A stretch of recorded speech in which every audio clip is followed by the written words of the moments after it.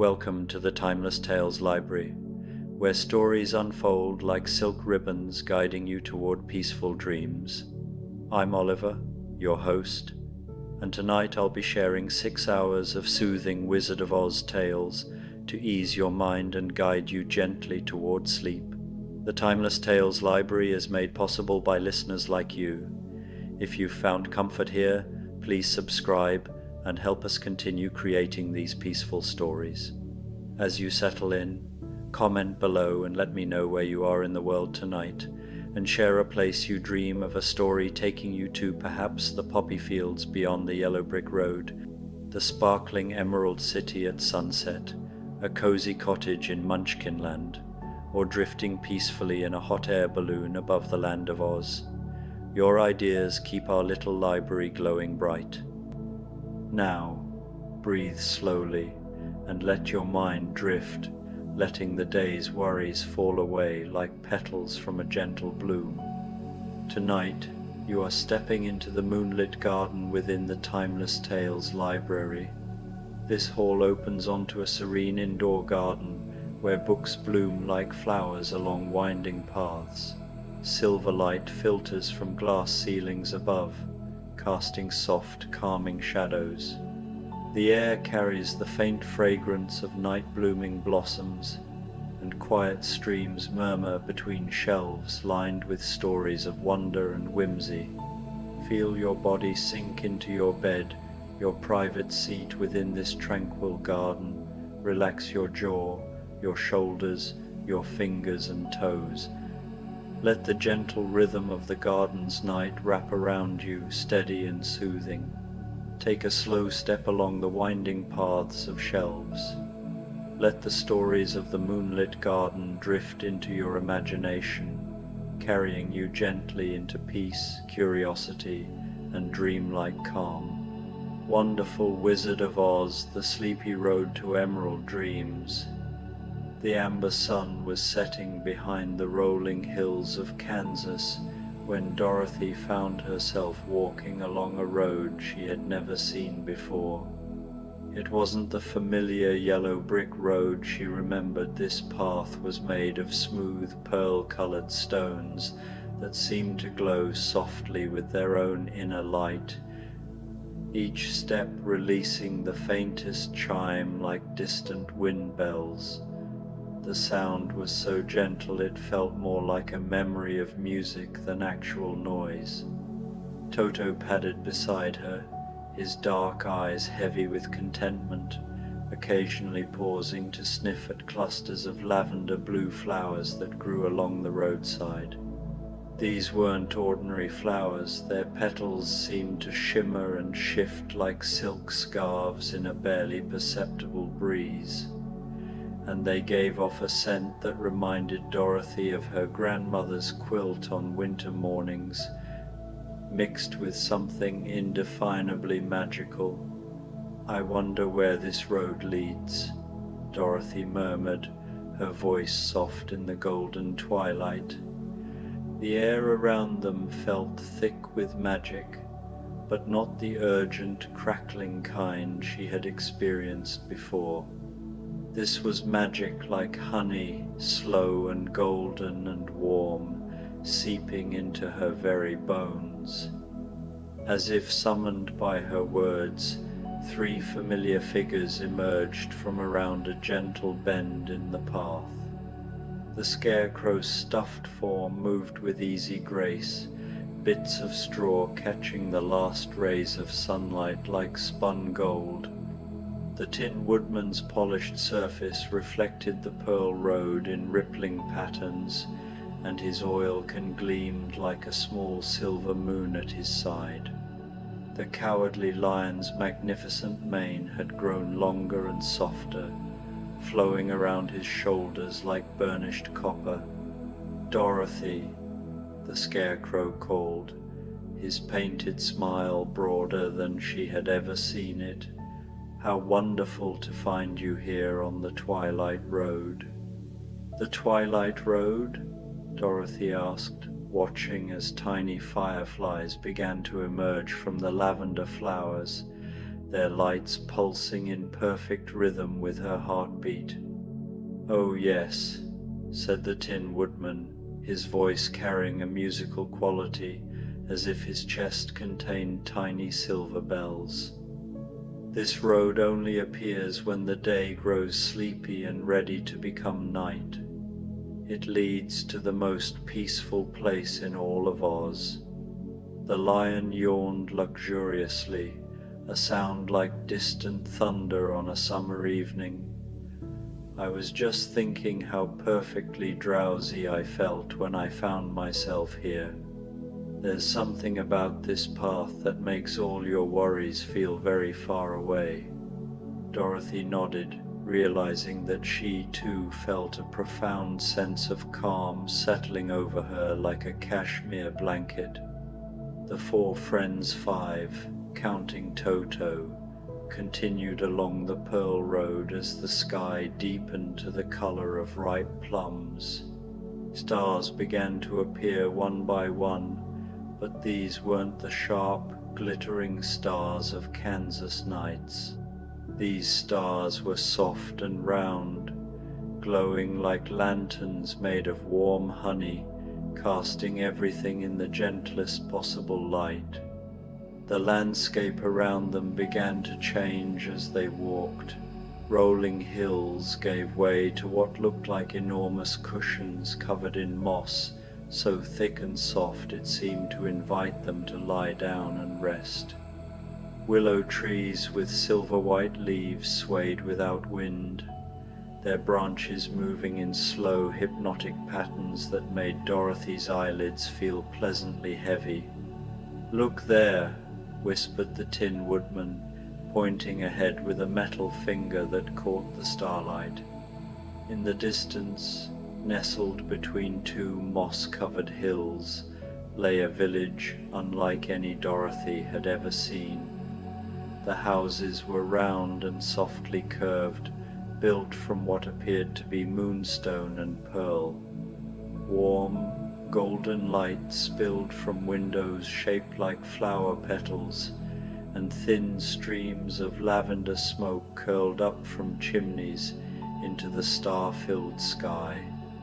"The village of gentle sleep," the lion said with reverence. "I've heard tales of this place, but never imagined I would see it."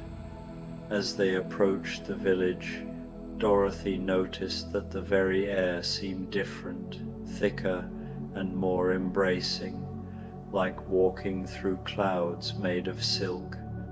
The Pearl Road widened into a circular plaza at the village's heart, where a fountain bubbled quietly. But instead of water, the fountain flowed with what looked like liquid starlight, each droplet catching the honey-colored light and casting tiny rainbows that danced briefly before fading. The villagers who greeted them were unlike any people Dorothy had met in Oz. They moved with the fluid grace of sleepwalkers, but their eyes were bright and aware. Their clothes seemed to be woven from twilight itself, flowing robes in shades of deep blue and soft purple that shifted and shimmered with each movement. Their voices, when they spoke, were like whispered lullabies. "Welcome, travelers," said a woman whose hair was the color of moonbeams and whose smile radiated the kind of peace Dorothy had only felt in the moments just before falling asleep. "I am Luna, the keeper of restful dreams. We have been expecting you." "Expecting us?" Dorothy asked, surprised but not alarmed. Everything in this place felt so safe and welcoming that even surprises seemed gentle. Luna nodded, her movements creating tiny sparkles in the air around her.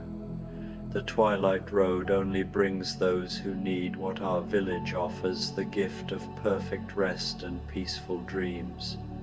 Come, let me show you the wonders of our little haven." She led them through streets paved with the same pearl stones as the road, but here they were arranged in swirling patterns that seemed to guide the eye in slow, peaceful spirals. Gardens bloomed on either side of the pathways, filled with flowers Dorothy had never imagined, blossoms that looked like sleeping faces, their petals gently closed, vines that grew in soft, spiraling patterns around trellises made of crystallized moonlight, and trees whose leaves whispered the softest lullabies when the evening breeze moved through them. "These are slumber poppies," Luna explained, gesturing to a patch of flowers that resembled enormous silk pillows in shades of cream and pale gold. "They bloom only in the deepest peace, and their fragrance carries away any lingering worries from the day." The lion lowered his great head to breathe in their scent, and immediately looked even more relaxed, his eyes half closed in blissful contentment.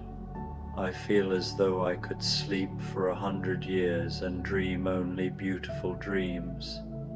"And here," Luna continued, leading them to what appeared to be a grove of trees, whose trunks were hollow and glowing softly from within, "are the lullaby trees. Listen closely."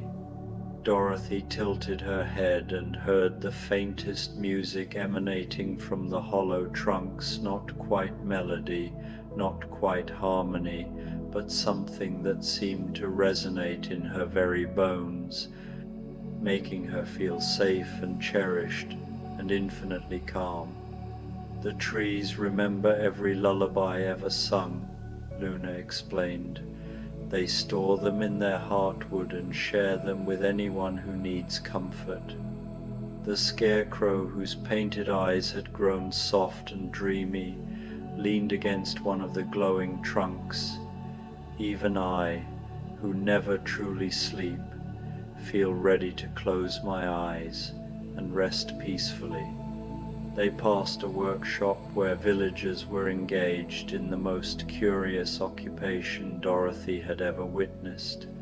They sat at looms that seemed to be made of crystallized spider webs, weaving with threads that looked like captured moonbeams and starlight.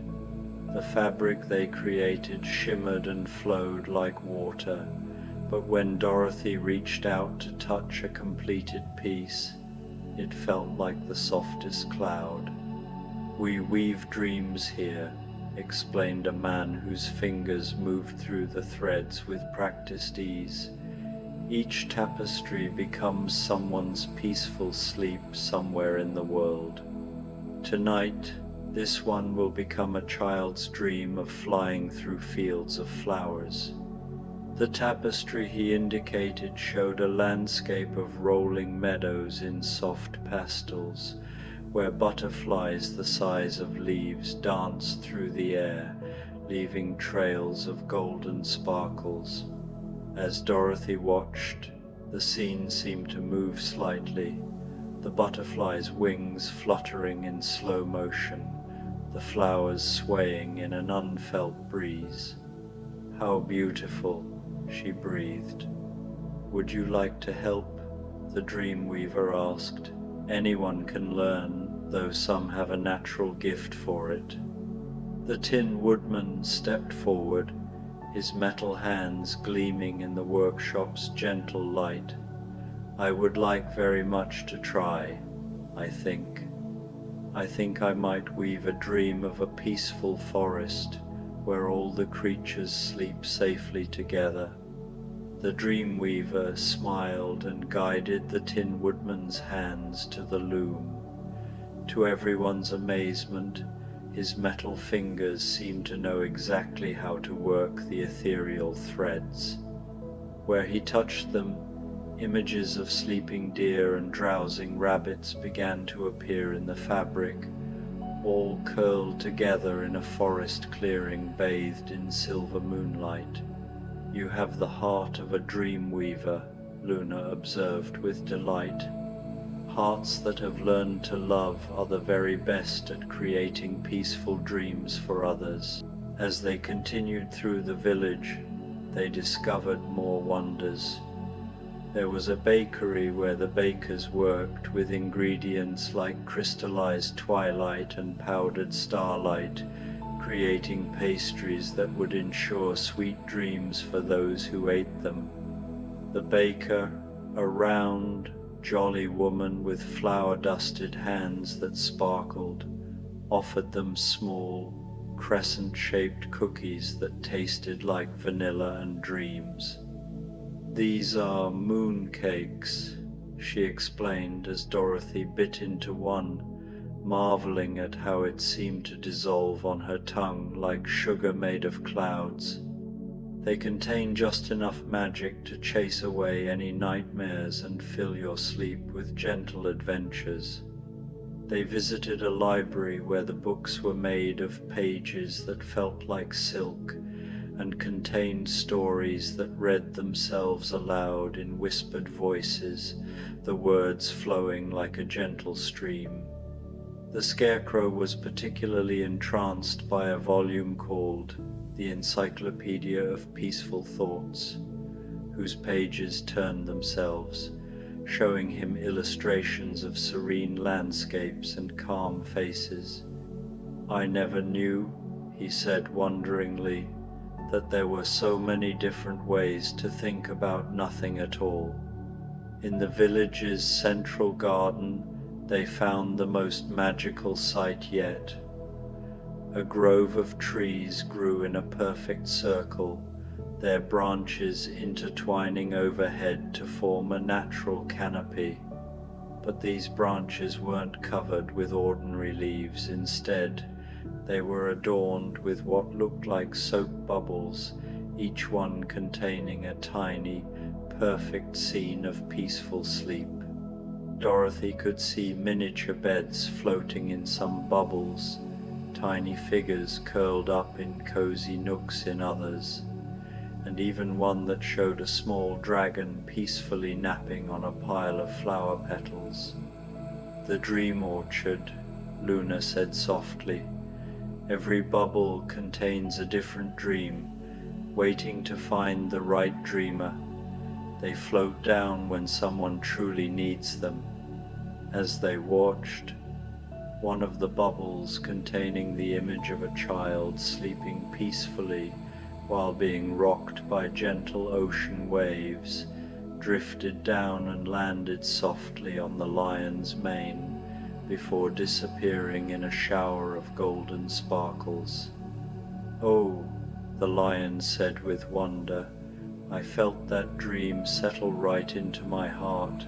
What a remarkable sensation." Luna smiled. "That dream chose you, dear lion. Tonight when you sleep, you'll dream of floating on calm, warm seas under starlit skies."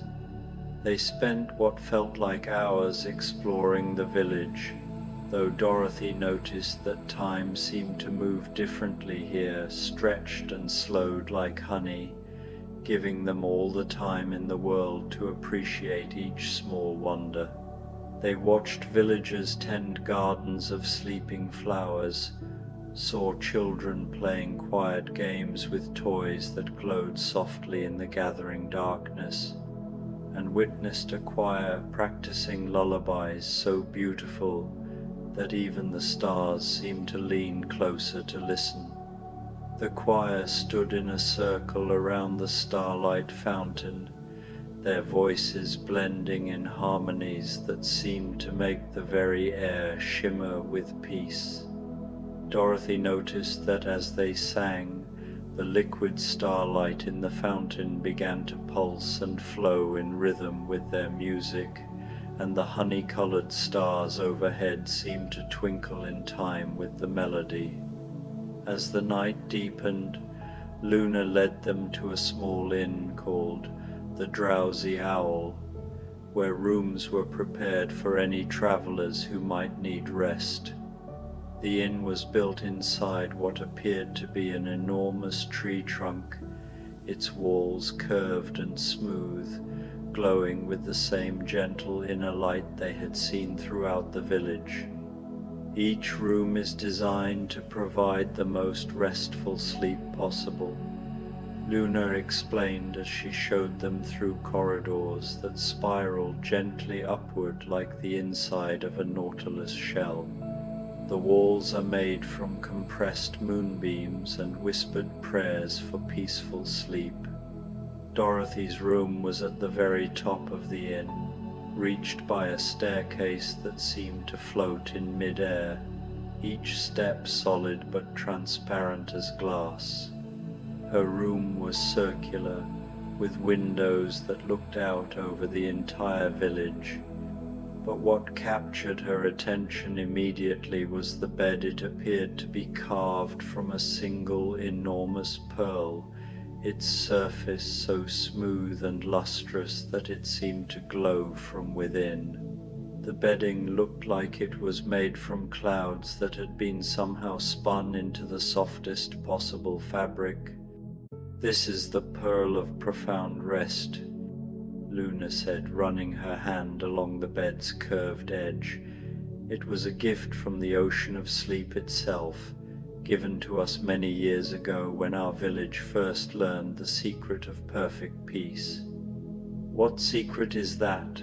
Dorothy asked, settling onto the edge of the pearl bed and marveling at how it seemed to embrace her, perfectly supporting her body as if it had been made specifically for her. Luna sat beside her, and her presence felt like being wrapped in the warmest, softest shawl. "The secret is very simple, though it took us many years to understand it fully. Perfect rest comes not from emptying the mind, but from filling it with the most beautiful, peaceful thoughts possible. When we dream, we don't try to escape from the world, we try to dream it into being even more wonderful than it already is." She gestured toward the window, where Dorothy could see the entire village spread out below them, glowing softly in the honey-colored starlight. "Every dream woven in our workshops, every lullaby sung in our streets, every moment of peace we create, it all flows out into the world, making sleep gentler and dreams sweeter for everyone, everywhere." Dorothy felt a profound sense of understanding wash over her. "So you're not just resting, you're making rest for others." "Exactly," Luna said with a smile that seemed to contain all the warmth of every bedtime story ever told. "And that, dear Dorothy, is why sleep here is so peaceful. When you know your rest is helping others find their own peace, your dreams become deeper and more restorative than you ever imagined possible." From the rooms below, Dorothy could hear her friends settling in for the night. The Scarecrow's voice drifted up, wondering aloud about the nature of dreams for someone made of straw and wishes. The Tin Woodman's gentle movements created tiny musical notes as he arranged himself comfortably. The lion's satisfied sighs suggested he was already halfway to the peaceful sea dreams that had chosen him. Luna rose gracefully. "Sleep well, Dorothy. Tomorrow, the Twilight Road will take you wherever you need to go next. But tonight, rest here in our village, and know that your dreams will add their own magic to the tapestry we weave." Before she left, Luna drew a small, crystalline vial from her robes, filled with what looked like liquid moonlight. "This is distilled tranquility," she said, offering the vial to Dorothy. "Just a single drop on your pillow will ensure that your sleep is filled with only the most beautiful dreams." After Luna left, Dorothy changed into night clothes that had been laid out for her, a gown that felt like wearing moonlight, so soft and light it was almost like being dressed in gentle air itself. She placed a single drop of the liquid tranquility on her pillow and watched as it spread in ripples of soft light across the fabric, filling the room with the scent of night-blooming jasmine and absolute safety. She slipped between sheets that seemed to have been woven from the concept of comfort itself, and rested her head on pillows that cradled her as if they were made of compressed sighs of contentment. The bed seemed to adjust itself continuously to her movements, ensuring that every part of her body was perfectly supported. Through her window, she could see the dream weavers still at work in their workshop, their fingers moving slowly through threads of starlight. The lullaby trees continued their soft singing, and the fountain sparkled with its flow of liquid starlight. But as Dorothy watched, she began to notice something wonderful happening. Tiny motes of light dreams, she realized, were beginning to rise from the village like the gentlest possible fireworks. They drifted up into the sky, each one carrying someone's peaceful sleep to someone else who needed it. Some dreams were the color of sunrise, others the deep blue of midnight, and still others shimmered with all the colors of a rainbow seen through morning mist. As she watched this nightly migration of dreams, Dorothy felt her own eyes growing heavy. But instead of fighting sleep, she welcomed it, understanding now that her own rest would become part of the village's gift to the world. She thought of all the people everywhere who might struggle to find peace at the end of their days, and she wished them all the gentle comfort she felt surrounding her now. Her last conscious thought was of the dream she wanted to send out into the world, a dream of a place where anyone could come to find rest, where every person could feel as safe and cherished as she felt right now.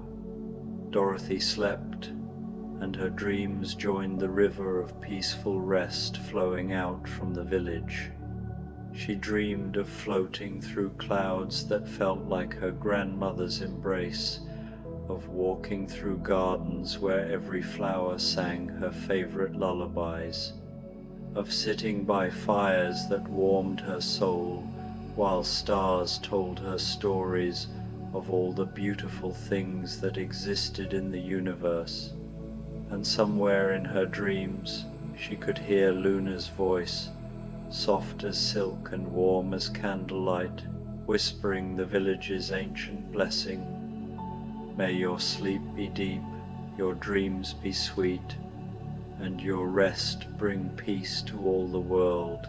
In the morning, though morning in the village of gentle sleep came slowly and softly, like watercolors bleeding across wet paper, Dorothy woke feeling more rested than she had ever felt in her life. The pearl bed had somehow memorized the exact shape of her sleeping form, and she felt as though she had been held all night in the most perfect embrace.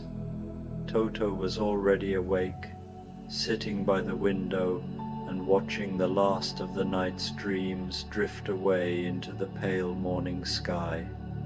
His tail wagged slowly, peacefully, as if he, too, had experienced the most wonderful sleep of his life.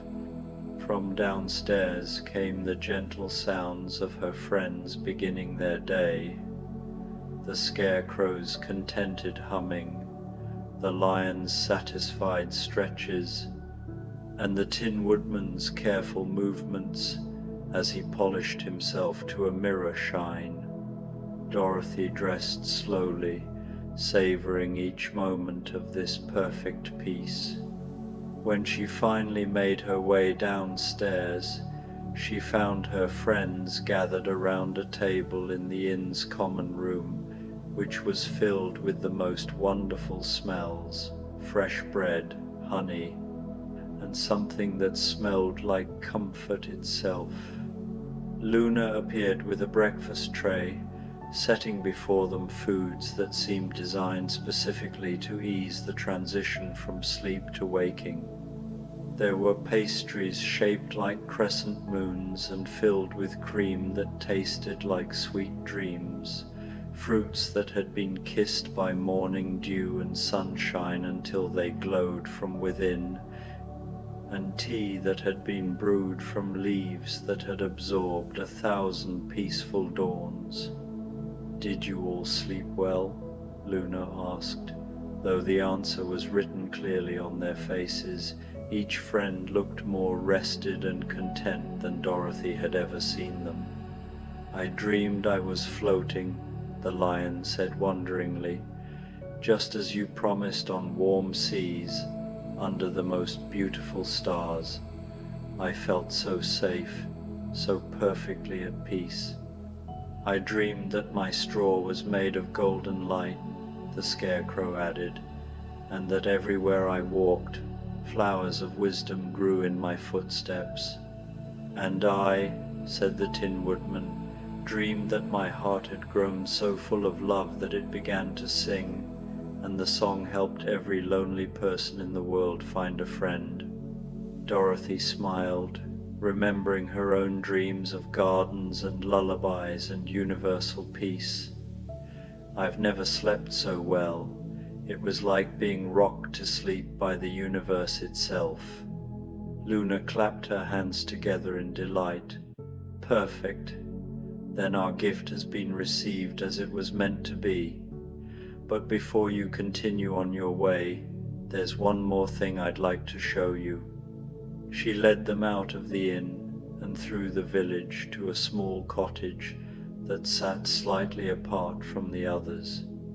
This building was different, older somehow, and simpler, built from ordinary wood and stone rather than moonstone and pearl, but it radiated a warmth and comfort that made all of them want to step closer. "This," Luna said, "is where our village's magic began. An old woman named Grandmother Willow lived here many years ago. She was the first person in Oz to understand that sleep was not just rest for the body, but nourishment for the soul." Wonderful Wizard of Oz, Dorothy's Night Train. The old brass pocket watch in Dorothy's palm had stopped ticking 3 days ago, its hands frozen at 23 minutes past 11. She had found it tucked behind a loose brick in her bedroom wall back in Kansas, wrapped in faded yellow silk that smelled of prairie grass and distant rain. Now, as she stood on the weathered platform of what the hand-painted sign proclaimed to be Twilight Junction, the watch began to hum with a gentle warmth that seemed to pulse in rhythm with her heartbeat. The platform stretched before her like something from a half-remembered dream, built from smooth river stones that caught the amber light of lanterns hanging from curved iron posts. Each lantern glowed with a soft, honey-colored flame that never flickered, casting dancing shadows that looked almost like tiny dancers pirouetting across the worn wooden benches. The air smelled of jasmine and old leather, with just a hint of the ozone that comes before a gentle summer storm. Dorothy adjusted her blue gingham dress, not the same one she'd worn on her first journey to Oz, but one that Aunt Em had sewn from the same pattern, as if understanding that some things needed to remain constant, even as the world shifted around them. Her hair fell in loose waves past her shoulders now, no longer confined to the practical braids of childhood, and her feet were bare save for the silver shoes that had appeared on her doorstep that very morning, gleaming as if freshly polished despite their obvious age. A low melodic whistle echoed across the misty landscape beyond the platform, growing closer with each note. The sound was unlike any train whistle Dorothy had ever heard. It seemed to contain layers of music, as if an entire orchestra were breathing through brass pipes hidden somewhere in the approaching darkness. She felt rather than heard the gentle rumble of wheels on tracks, a rhythm that seemed to match the now steady humming of the pocket watch in her hand. "Right on time," said a warm voice beside her. Dorothy turned to find the Scarecrow approaching across the platform, his familiar straw-stuffed form moving with an easy grace that belied his construction. He wore a conductor's uniform, now deep blue wool with brass buttons that gleamed like small suns, and a peaked cap that sat at a jaunty angle over his painted face. His smile was exactly as she remembered it, kind and slightly crooked, with button eyes that somehow managed to sparkle with genuine delight. "Scarecrow!" Dorothy exclaimed, though she kept her voice soft, as if speaking too loudly might disturb the peaceful atmosphere that seemed to wrap around the station like a comfortable blanket. "I wasn't sure you'd be here. The invitation was so unusual." The Scarecrow chuckled, a sound like wind rustling through autumn leaves. "The Twilight Express doesn't follow ordinary schedules, Dorothy.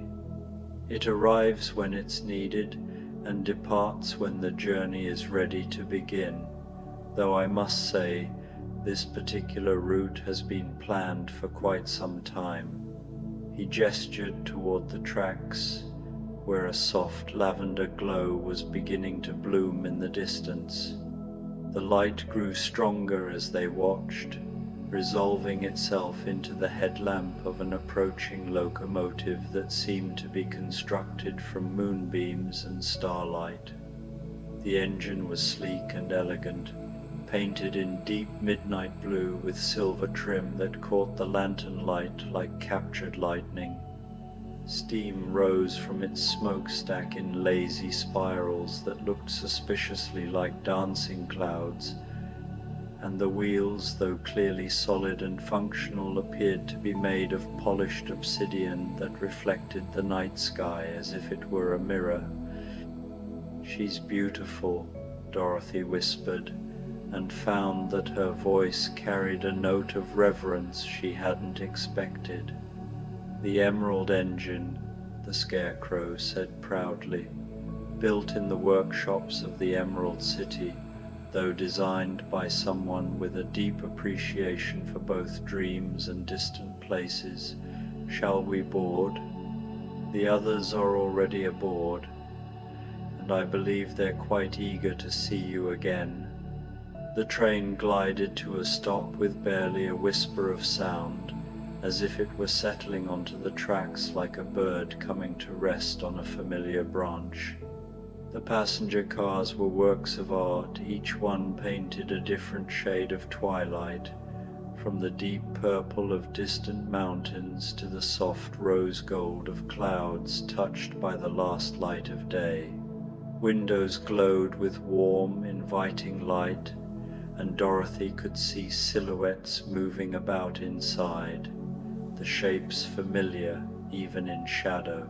The Scarecrow opened the door of the nearest car with a flourish, extending his straw-filled hand to help Dorothy aboard. The interior took her breath away.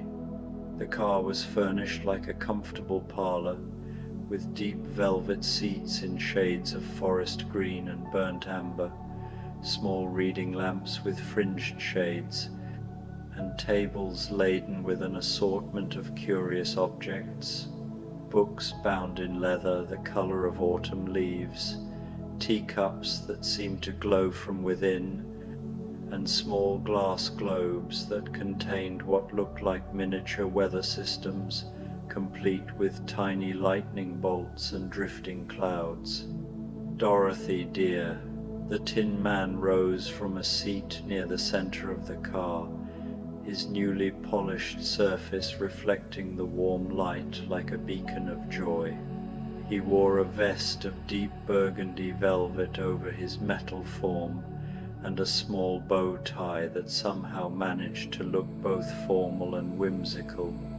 His axe, Dorothy noticed with a smile, had been replaced by a walking stick topped with a small silver heart that pulsed with gentle light.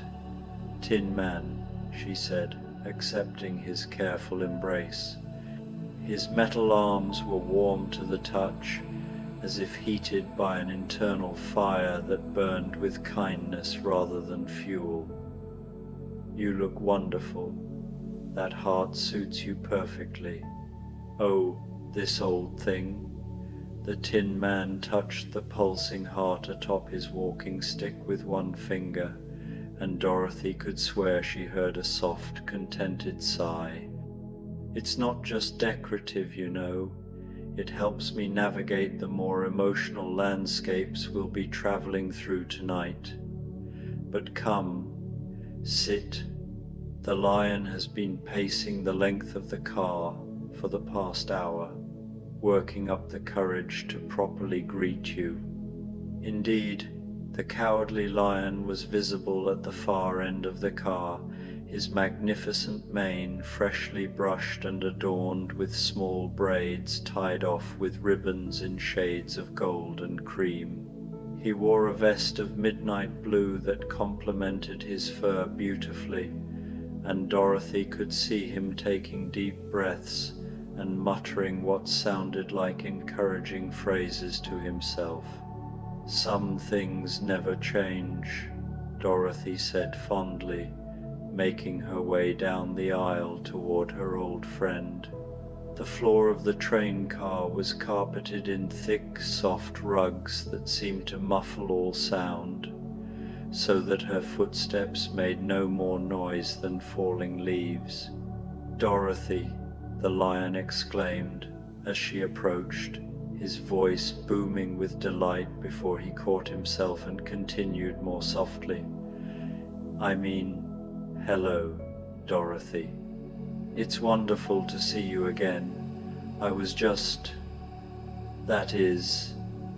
thinking about whether you'd remember us. It's been such a long time since Kansas." "I could never forget you," Dorothy assured him, reaching up to stroke his magnificent mane. "Any of you, though I admit I wasn't entirely sure this was real until I saw the Scarecrow on the platform. The invitation appeared under my pillow 3 nights ago, written in silver ink that seemed to shimmer and move when I wasn't looking directly at it. Magic has a way of finding the right people at the right time," said a new voice, and Dorothy turned to see a small, elderly man approaching from the front of the car. He was impeccably dressed in a grey suit with a subtle pinstripe pattern, and wore a tall silk hat that seemed to contain more space than its exterior dimensions should have allowed. His mustache was neatly waxed, and his eyes twinkled behind wire-rimmed spectacles that occasionally reflected scenes that didn't match their immediate surroundings. "Professor Marvel?" Dorothy asked, though even as she said it, she knew that wasn't quite right. This man had the same kind face and gentle manner, but there was something more polished about him, more intentionally mysterious. "The wonderful Wizard of Oz, at your service," he said with a slight bow, though Professor Marvel was indeed one of my more successful incarnations. I've found that people are more comfortable with explanations that sound almost reasonable, even when they're encountering the genuinely magical. He gestured toward a beautifully appointed table near the center of the car, where a silver tea service had been laid out on crisp white linens. The teapot was gently steaming, and Dorothy could smell hints of chamomile and lavender, with undertones of something that reminded her of the way the air smelled just before dawn in the Kansas wheat fields.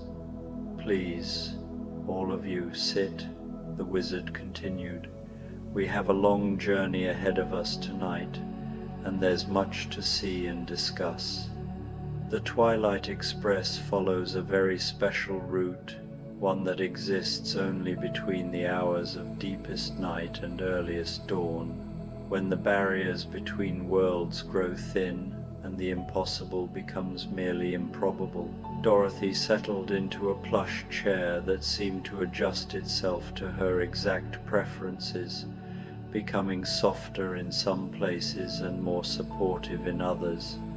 The Scarecrow took the seat beside her, followed by the Tin Man and the Lion, while the wizard busied himself with the tea service, pouring steaming liquid into delicate china cups that seemed to know exactly what each person needed to drink. "Where are we going?"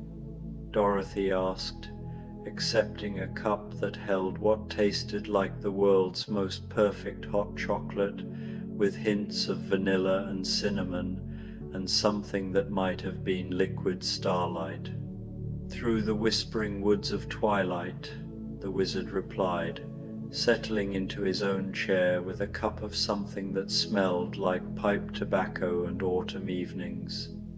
"Past the crystal caves of reflected dreams, across the bridge of sighs content, and finally to the garden of gentle endings, where all good journeys come to rest."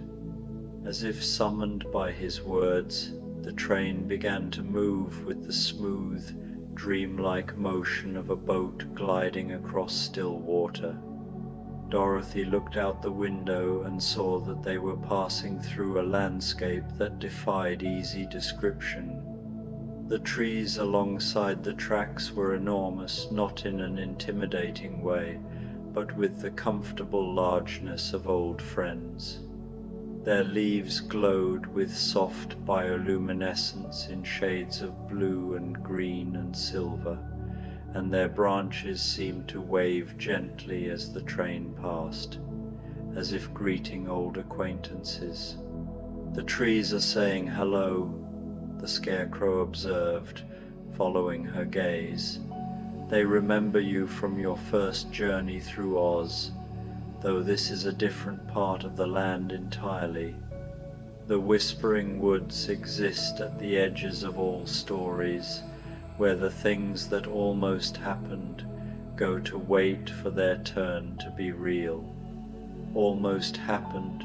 Dorothy asked. "The conversations you meant to have but never found the time for," the Tin Man explained, his voice gentle and reflective. "The letters you intended to write, the visits you planned but postponed, the quiet moments you promised yourself but let slip away in the rush of everyday life." As he spoke, Dorothy became aware of a soft murmuring sound from outside the train, not quite voices, but something that carried the cadence and emotion of conversation. It was oddly comforting, like overhearing the distant sound of people talking in another room, the words indistinct, but the tone warm and friendly. "Listen," the Lion said, tilting his magnificent head toward the window. "Do you hear them? They're sharing stories, all the stories that people meant to tell but never quite got around to. The woods collect them and keep them safe, in case someday the tellers find their way back to finish what they started." Dorothy pressed her face to the cool glass of the window, watching the luminescent forest flow past. Between the trees, she caught glimpses of small clearings, where groups of shadowy figures sat in circles, their forms indistinct but their postures suggesting animated conversation. Sometimes one of them would look up and wave at the passing train, and Dorothy found herself waving back, though she couldn't explain why it felt so natural to do so. "I think I understand," she said quietly. "There are so many things I've been meaning to tell all of you. Letters I started but never finished. Visits I planned but never made. Life gets so busy, and before you know it, years have passed. That's exactly why the Twilight Express exists," the wizard said kindly. "Some journeys can only be taken when the ordinary world is asleep, when the practical concerns of daylight hours can't interrupt the conversations that matter most." The train began to climb now, the gentle upward slope barely perceptible except for the way the landscape outside the windows gradually opened up. The whispering woods fell away below them, and Dorothy found herself looking out over a vast valley filled with what looked like a lake made of liquid moonlight. The surface rippled and shimmered, but instead of reflecting the night sky above, it showed scenes from what might have been memories, people and places and moments that flickered and changed like images in a dream. "The crystal caves of reflected dreams," the Scarecrow announced, though his voice carried a note of wonder, as if he were seeing them for the first time despite his role as conductor. "Every dream that's ever been dreamed leaves a reflection there. Not the strange, chaotic dreams that come from too much cheese before bedtime, but the deep dreams, the ones that show us who we really are and who we might become." Dorothy watched, mesmerized, as scenes played across the surface of the impossible lake. She saw herself as a child, spinning in the wheat field behind her Kansas home with her arms outstretched, laughing at the sheer joy of being alive. She saw Aunt Em teaching her to bake bread, the two of them covered in flour and giggling like conspirators. She saw Uncle Henry sitting on the porch at sunset, whittling a small wooden bird that would eventually find its way to Dorothy's bedroom windowsill. But there were other scenes too, ones that felt like dreams of possibility rather than memories. She saw herself older, walking through a library filled with books that seemed to write themselves, their pages turning without wind as new stories appeared on them.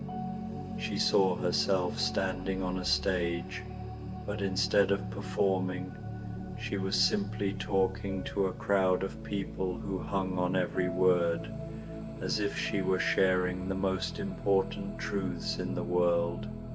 Are those things that could still happen?" she asked. "In one form or another," the wizard replied. "Dreams have a way of coming true, though rarely in the exact form we first imagine them. The important thing is to keep dreaming, to keep believing that there are still wonderful adventures waiting around the next bend." The train curved around a mountain peak, and suddenly they were traveling across what appeared to be a bridge made of crystallized music. Dorothy could hear the faint echo of melodies built into the very structure they were crossing, lullabies and love songs, work songs and celebration hymns, all woven together into something that supported their passage while filling the air with gentle harmony. "The Bridge of Sighs content," the lion said, his voice unusually confident. "It's built from all the moments of perfect satisfaction that people experience the sigh after a job well done. the contented breath at the end of a good meal, the peaceful exhalation that comes when you realize you're exactly where you're supposed to be. Dorothy found herself sighing as he spoke, a long, slow breath that seemed to add its own note to the bridge's symphony. She felt a deep sense of rightness settle over her, as if all the scattered pieces of her life were finally clicking into place. The rushed mornings and long work days, the missed connections and postponed plans, none of it seemed to matter here. There was only this moment, this train, these beloved friends, and the gentle forward motion that carried them toward whatever came next. "I'd forgotten," she said softly, "how it feels to not be hurrying towards something. In Kansas, there's always another chore, another deadline, another place to be, but here, there's only the journey itself." The Tin Man completed her thought. "No destination so urgent that it can't wait for us to enjoy the scenery along the way." As they spoke, the train began to descend again, following a winding track that curved through a landscape unlike anything Dorothy had seen before.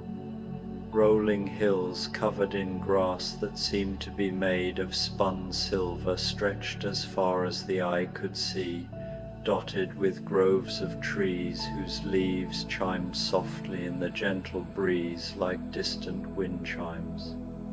Small streams meandered through the valleys, their water so clear it looked like liquid crystal, reflecting not the sky above but images of peaceful moments, children sleeping, cats purring in sunbeams, lovers walking hand in hand through gardens.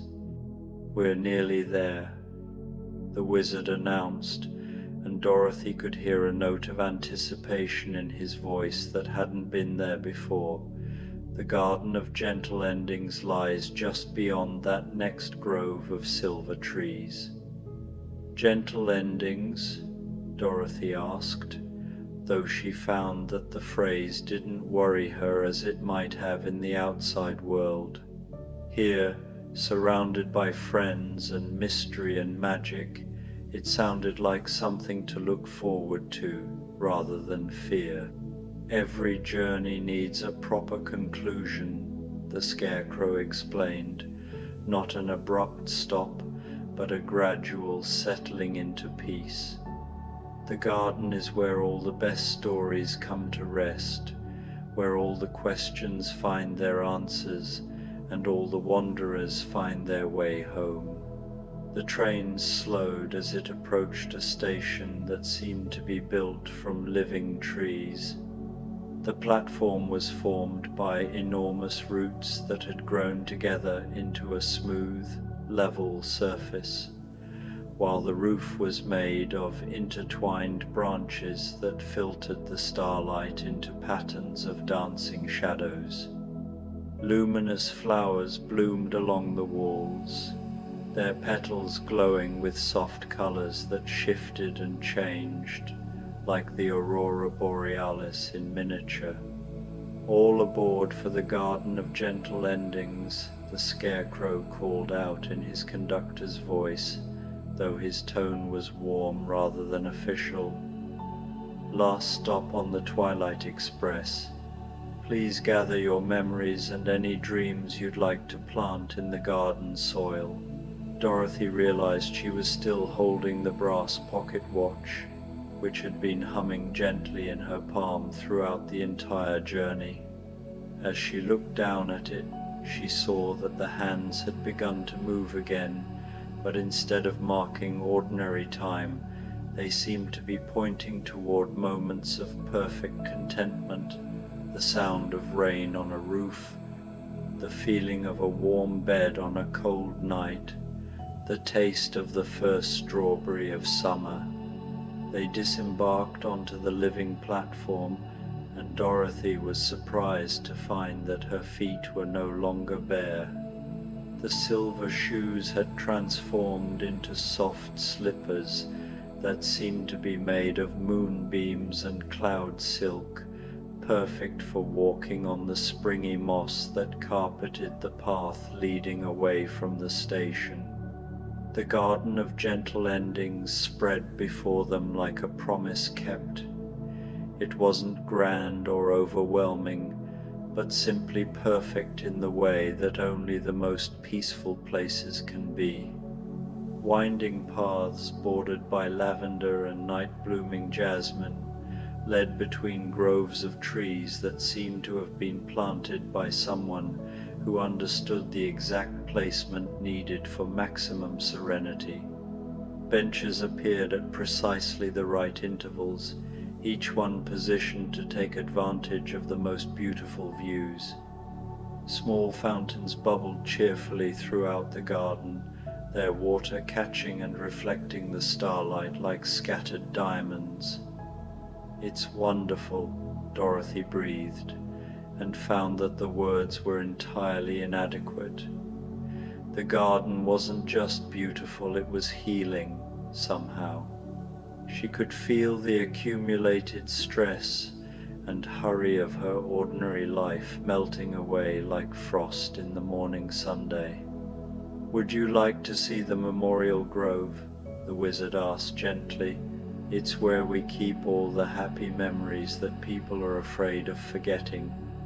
He led them down a path lined with trees that seemed familiar, though Dorothy couldn't quite place them at first. Then she realized each tree was grown from something precious that had been left behind. The oak with the tire swing was fed by the laughter of children who had played there for one golden summer. The apple tree, heavy with fruit, grew from the seeds of pies baked by grandmothers, whose recipes lived on in the hearts of their families. The climbing rose that wound around a white picket fence bloomed eternal from the love that had been planted there by people who had promised to tend it forever. "My grandmother's garden," Dorothy whispered, stopping before a patch of sunflowers that towered overhead, their faces turned not toward the sun but toward each other, as if sharing secrets. "She died when I was 12, and I was so afraid I'd forget the way she hummed while she worked, or how her hands always smelled like lavender soap. Nothing truly loved is ever truly lost," the Tin Man said, his voice gentle as a prayer. "Listen." Dorothy listened, and heard it, the faint, familiar melody of her grandmother's humming, carried on the breeze that stirred the sunflower leaves. It was exactly as she remembered it, cheerful and slightly off-key, the sound of someone who hummed not for an audience but for the pure joy of making music while she worked.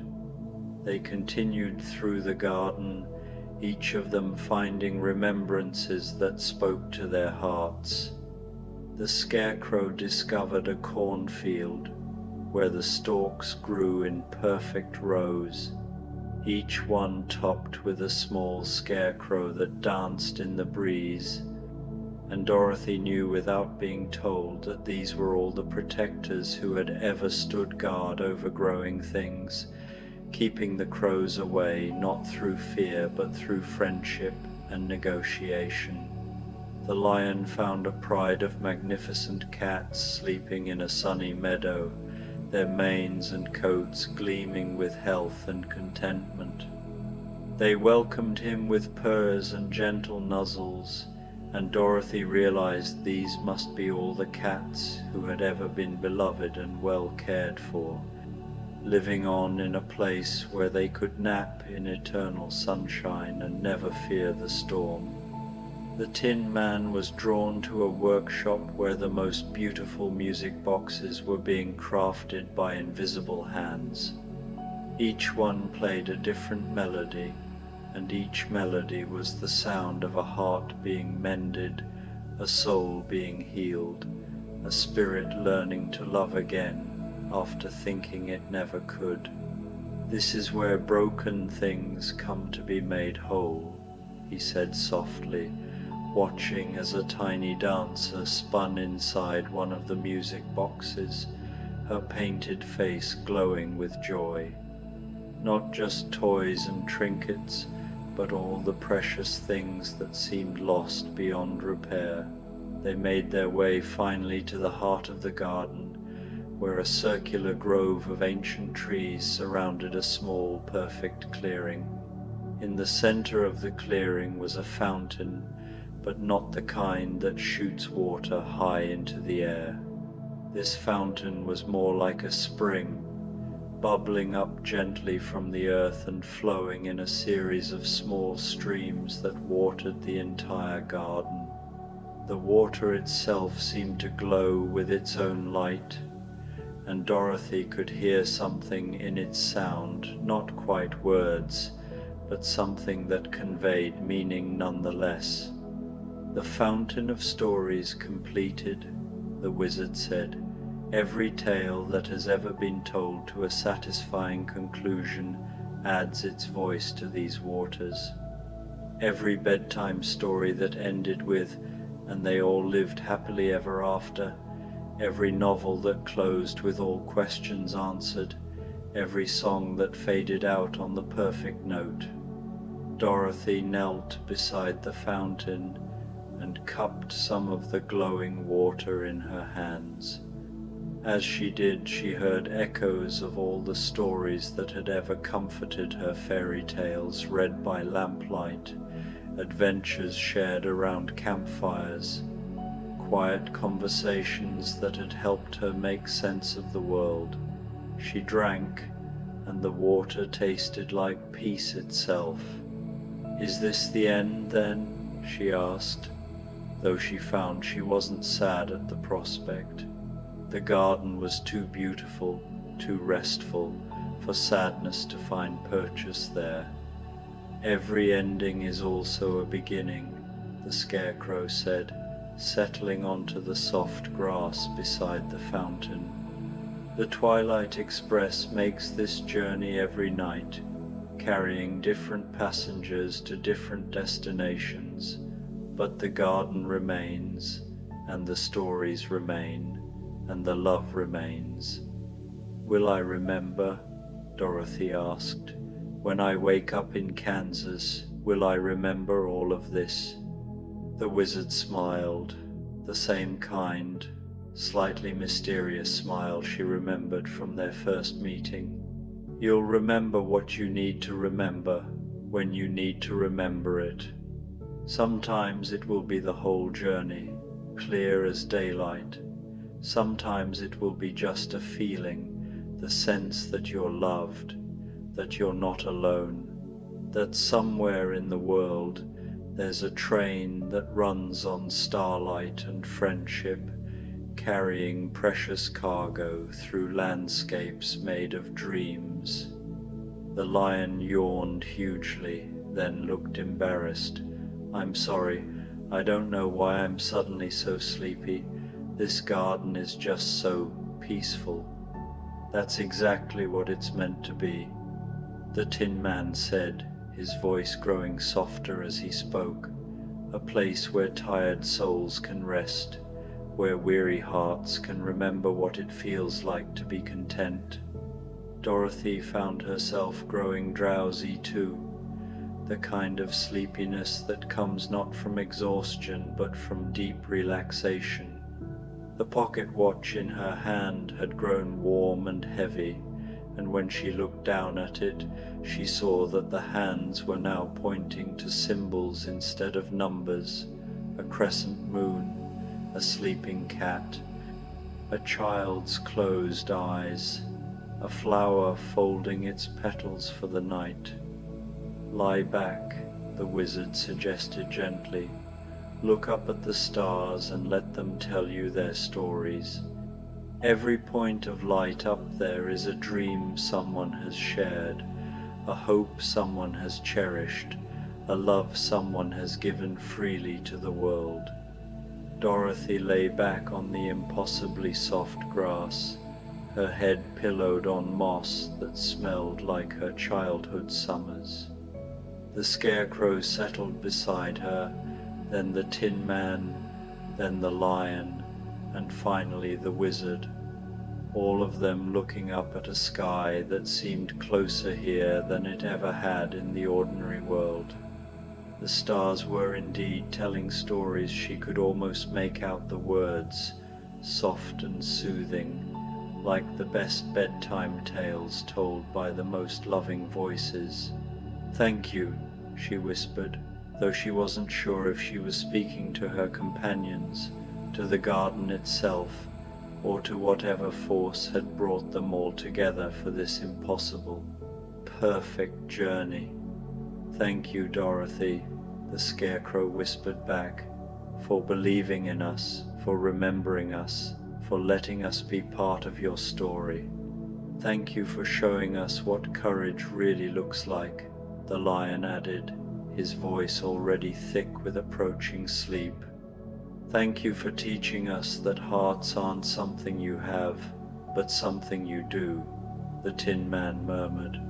"And thank you," the Wizard said so softly that Dorothy almost missed it, "for reminding an old magician that the best magic isn't about tricks or illusions, but about bringing people together and helping them find their way home."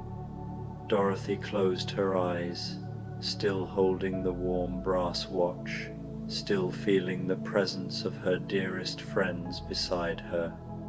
The fountain continued to bubble gently nearby, the stories it contained flowing endlessly through the garden, watering the flowers of memory and possibility. Somewhere in the distance, she could hear the Twilight Express whistling softly as it prepared for its next journey, carrying new passengers toward their own gardens of gentle endings. The last thing she was aware of, before sleep claimed her completely, was the sound of her grandmother humming somewhere among the sunflowers, and the certain knowledge that all the love she had ever given and received was here in this garden, growing into something beautiful and eternal, ready to bloom again whenever it was needed. The stars continued their storytelling long into the night, their tales weaving together into a tapestry of dreams that would carry Dorothy safely back to Kansas and forward into whatever adventures awaited her in the waking world.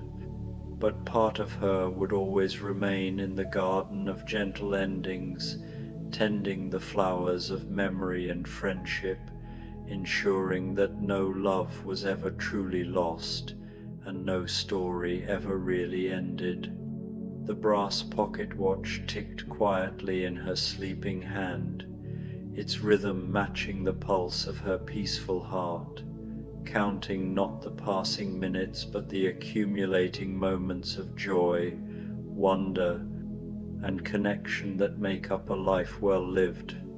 In the morning, she would find it on her nightstand in Kansas, still warm to the touch, its hands pointing to a time that existed only in dreams, the eternal now of perfect contentment, where every journey finds its peaceful conclusion and every wanderer finally comes home. The Wonderful Wizard of Oz Sleep Stories, The Wicked Witch of the West and the Rainy Day Respite. The autumn rain began just as the sun reached its highest point in the pewter sky above the western lands of Oz, though you could barely tell it was midday through the thick, comfortable blanket of clouds that stretched from horizon to horizon. Each droplet fell with perfect precision, creating a gentle percussion against the weathered stones of the Wicked Witch of the West's Tower Castle, a sound so rhythmic and soothing that even the most restless of hearts might find peace in its embrace. From her favorite window seat in the highest room of her tallest tower, the Wicked Witch of the West, though she preferred to think of herself simply as Elphaba when she was alone like this, watched the rain paint silver streaks down the diamond-paned glass. Her emerald skin seemed to glow softly in the muted light that filtered through the storm clouds, and for once her usually sharp features appeared gentle, contemplative, as peaceful as a still pond reflecting the evening sky. The witch had awakened that morning with an unusual feeling settling in her chest, not the familiar restlessness that usually drove her to tend to her various magical enterprises, nor the bitter satisfaction that came from successfully executing one of her cleverly designed schemes. Instead, she felt something she had nearly forgotten existed: contentment. Pure, simple contentment, like warm honey spreading slowly through her limbs. Perhaps it was the way the morning mist had clung to the purple hills that surrounded her domain, or how the crows had called to each other with voices that sounded almost musical in the crisp air. Perhaps it was simply that autumn had always been her favorite season, when the land transformed itself into shades of amber and rust and deep forest green that complemented her own unusual coloring so beautifully. Whatever the reason, when the rain began to fall in earnest, drumming its gentle song against her windows and filling the air with the sweet, clean scent of wet earth and growing things, the Wicked Witch of the West made a decision that would have surprised anyone who thought they knew her. She decided to spend the day doing absolutely nothing magical, nothing scheming, nothing wicked at all. Today, she would simply be. She had dismissed her winged monkeys earlier that morning, sending them off to their own pursuits, with an unusual gentleness in her voice. Go, she had told them, waving one long-fingered hand toward the open windows of the great hall. Enjoy yourselves, play in the wind, rest in the trees. Today is for peaceful things. The monkeys had looked at her with surprise, their intelligent eyes reflecting their confusion at this unexpected kindness, but they had obeyed, disappearing into the misty morning air with grateful chatters and calls. Now, as the rain continued its steady, hypnotic rhythm, the witch found herself completely alone in her tower for the first time in longer than she could remember. The silence was not empty or lonely, it was full, rich with possibility and weighted with the particular peace that comes only when one is truly, completely by oneself.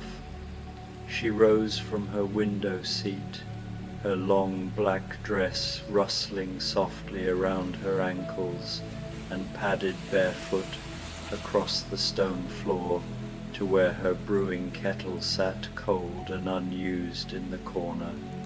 But instead of lighting a fire beneath it to begin some new potion or spell, she simply trailed her fingers along its smooth iron surface, remembering all the magic it had helped her create over the years.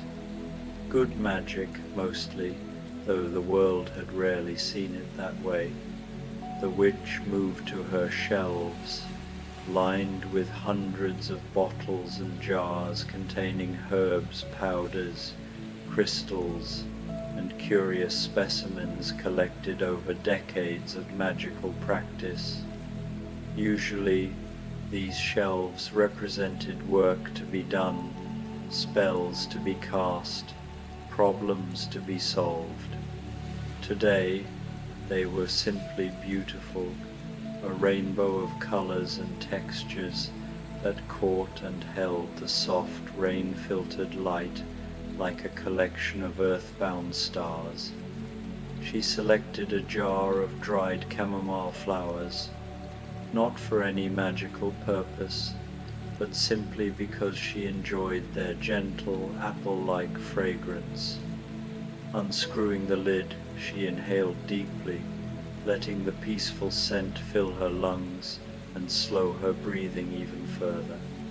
The simple pleasure of it surprised her. When had she last taken time to enjoy something purely for its own sake, without any ulterior motive or magical application? The rain continued to fall, harder now, creating rivulets that raced each other down the window glass like silver tears of joy. The witch returned to her window seat, tucking her legs beneath her and wrapping herself in a soft woolen shawl that had been a gift from a village woman whose child the witch had once healed in secret. The wool was the color of deep forest moss and felt like a gentle embrace against her skin.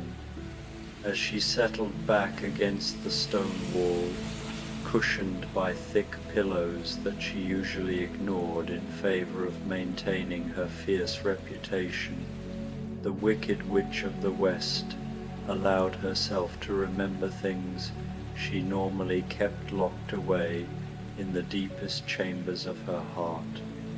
She remembered being young, before the world had decided she was wicked simply because of the color of her skin. She remembered her sister, before their paths had diverged so drastically. She remembered the first time she had discovered she could work magic, the wonder and joy of it, before it had become tangled up with politics and fear and the complex web of expectations that others had woven around her. The rain drummed against the windows with increasing intensity, and the witch found the sound deeply comforting. It reminded her of the first cottage she had ever lived in, far from the castle and the responsibilities that came with it. That cottage had had a tin roof, and during storms like this, the rain would create a symphony of sound that made her feel safe and protected, as if the whole world had wrapped itself around her like a blanket. She closed her eyes and let herself drift back to those memories. The cottage had been small and simple, with a garden where she grew herbs for healing rather than for spells of binding or transformation. She had lived quietly there, helping the nearby villagers when they would allow it, learning to read the language of growing things and the subtle magic that existed in the space between sunrise and sunset. Those had been peaceful days, before the world had demanded that she choose sides, before power and politics had complicated everything she touched. In that cottage, surrounded by her garden and visited only by the occasional rabbit or curious bird, she had been simply herself, not wicked, not good, just a woman who happened to have green skin and a gift for understanding the deeper currents of magic that flowed through all living things. The memory was so vivid that she could almost smell the lavender that had grown beside her front door, could almost feel the warm dirt beneath her fingernails from tending her vegetable garden in the early morning light. She had been happy then, truly happy, in a way that had nothing to do with success or power or the fear she could inspire in others. A particularly loud rumble of thunder rolled across the sky, but instead of being startling, it sounded like the contented purring of some enormous, cosmic cat. The witch smiled, actually smiled, not the sharp, calculating expression she usually wore, but a soft, genuine smile that made her whole face transform. She had almost forgotten she could smile like that. As if summoned by her moment of pure contentment, a small field mouse appeared at the edge of her window seat. The mouse was soaking wet from the rain, its tiny whiskers twitching as it regarded the witch with bright, curious eyes. In any other circumstances, the mouse might have fled in terror from the infamous Wicked Witch of the West.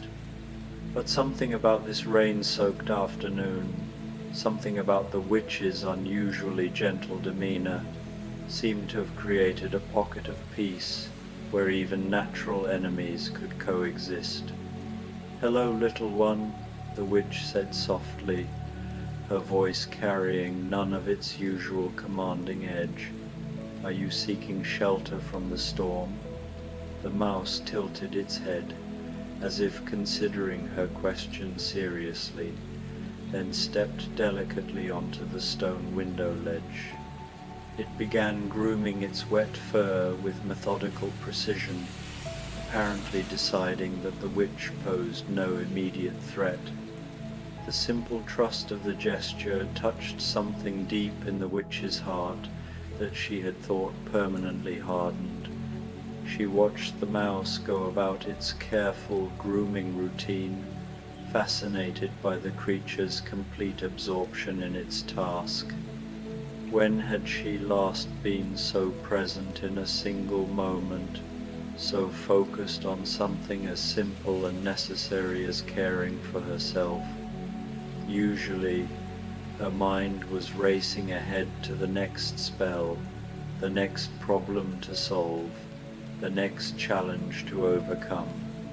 But here, now, watching this tiny creature tend to itself with such dedication, she felt her thoughts slow and settle like sediment in still water. The rain continued its steady percussion against the windows, sometimes soft as whispered secrets, sometimes stronger as the wind shifted and changed direction. The witch found herself breathing in rhythm with the storm, her chest rising and falling in time with the natural rhythm of the weather. It was a meditation she had never tried before, this conscious synchronization with the world outside her walls. The mouse finished its grooming and settled into a small, warm-looking ball of fur on the window ledge.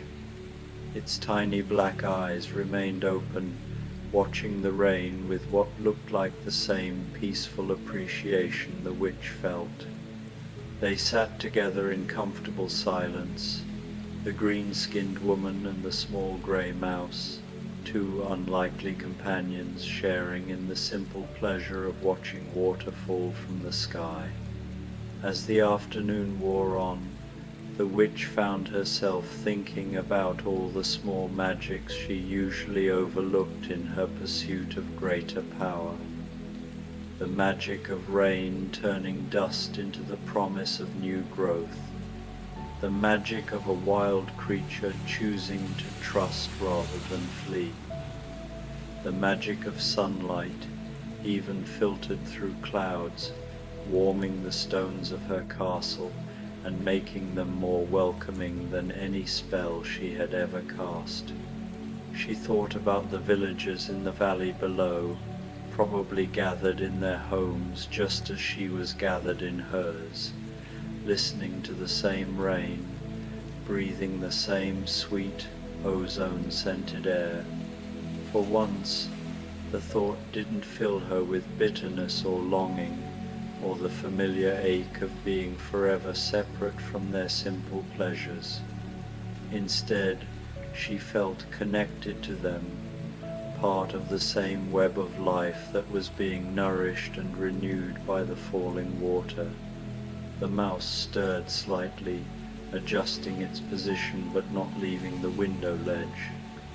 The witch noticed that its fur had dried to a soft, silver grey that caught the fading afternoon light beautifully.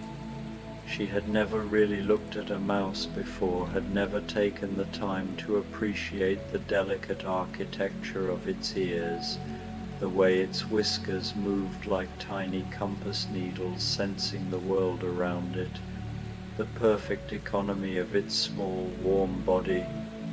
"You're quite beautiful," she told the mouse, surprised by the realization. "I've never noticed before."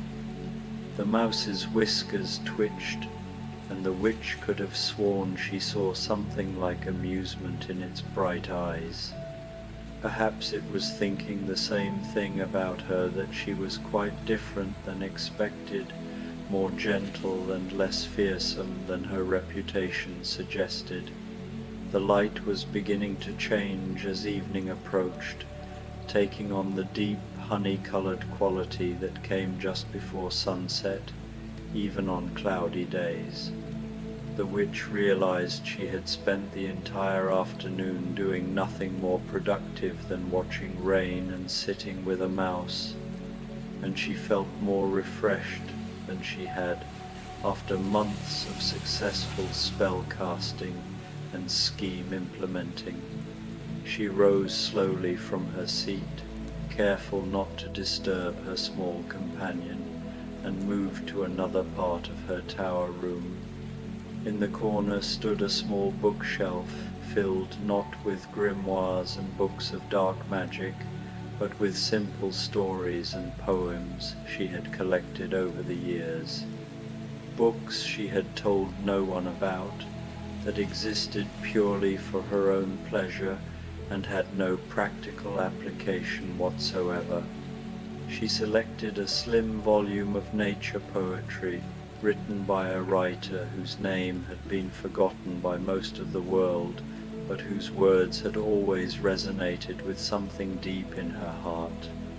She returned to her window seat, settling back into her nest of cushions and soft wool. The mouse was still there, now apparently fast asleep, its sides rising and falling with the tiny rhythm of its breathing. The witch opened the book to a poem she had read many times before, one that spoke of rain and solitude and the peaceful magic that could be found in simply being alive on a day when the earth was being gently renewed.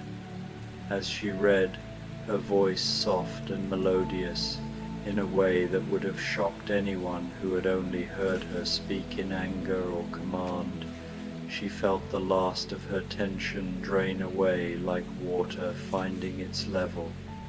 The words of the poem seemed to dance with the sound of the rain against her windows, creating a harmony that filled the tower room with something that could only be described as blessing.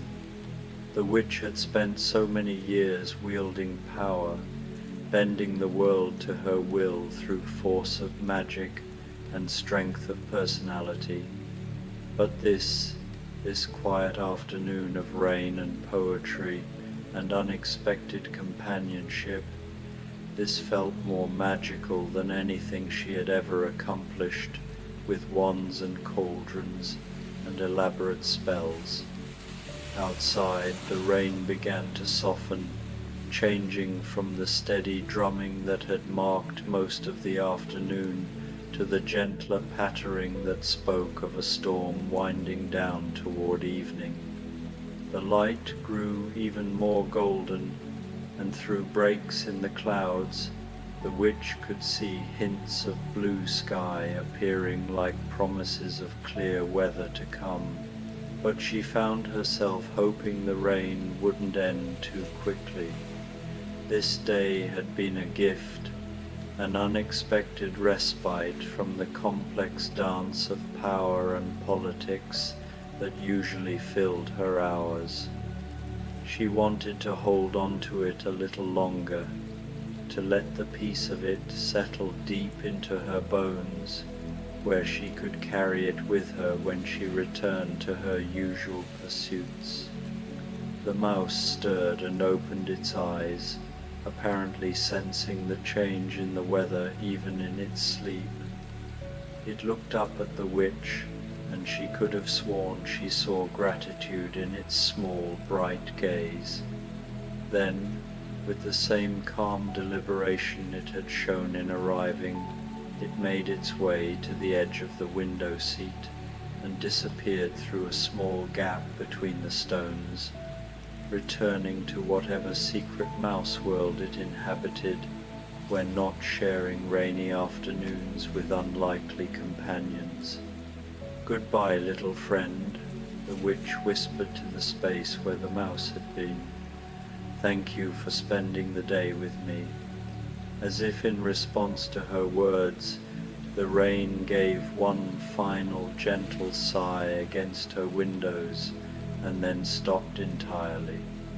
The silence that followed was not empty but full, pregnant with the promise of new growth and fresh beginnings that always followed a good, soaking rain. The witch closed her book and set it aside, then rose and moved to her window.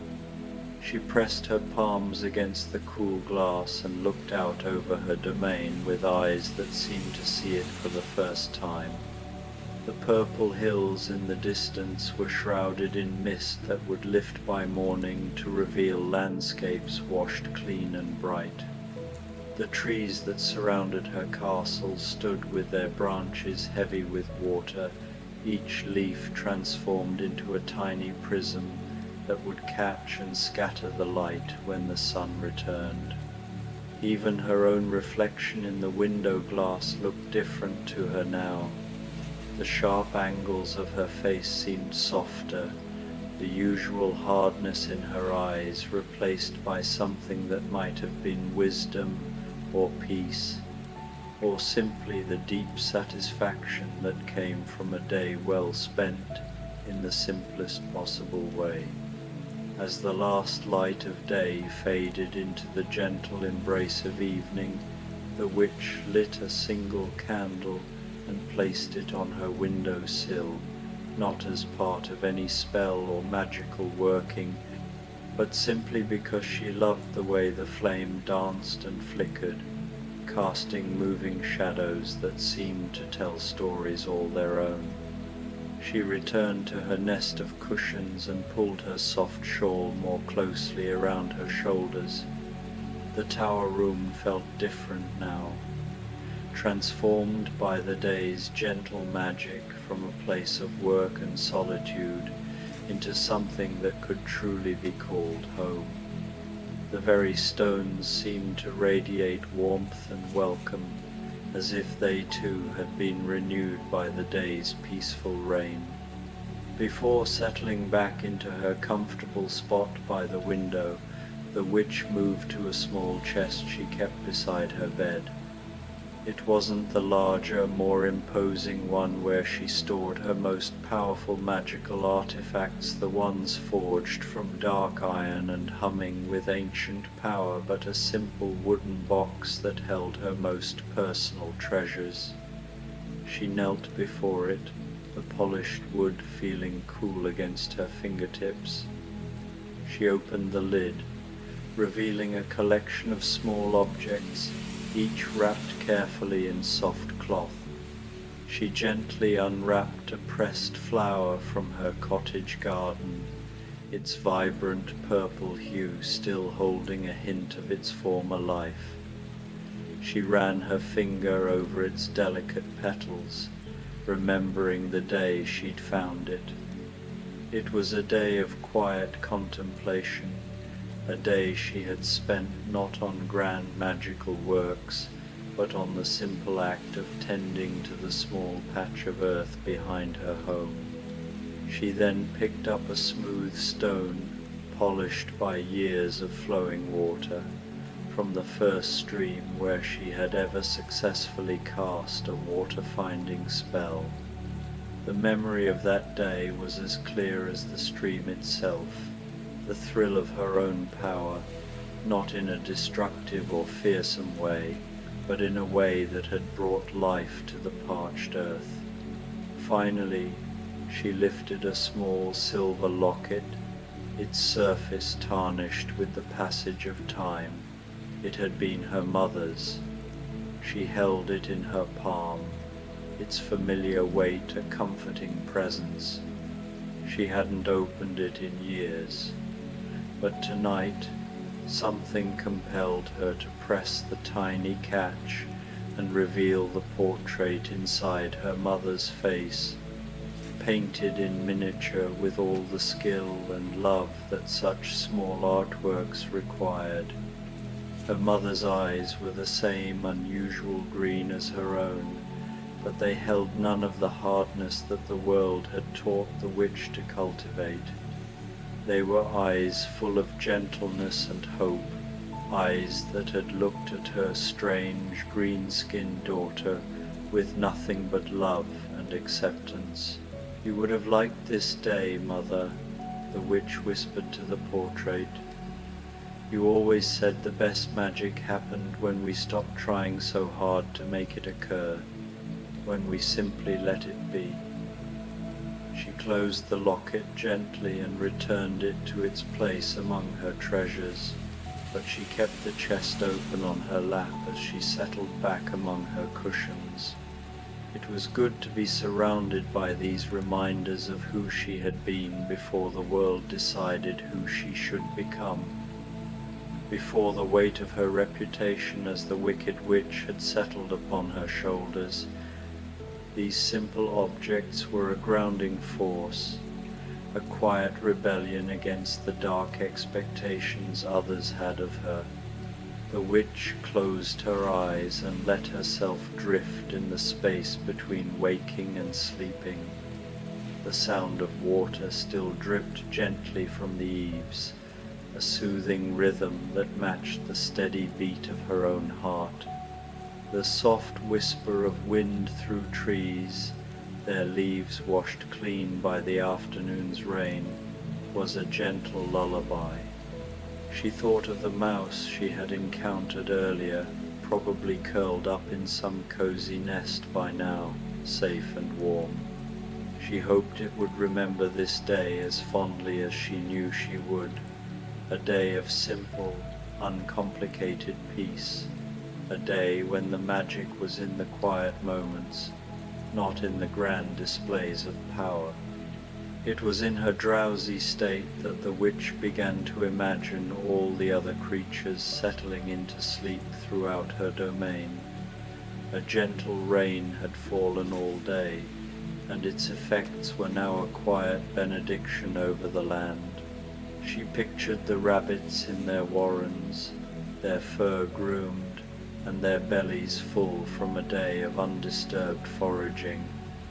The soft soil of their burrows, made even softer by the persistent moisture, was a perfect cushion for their tired bodies.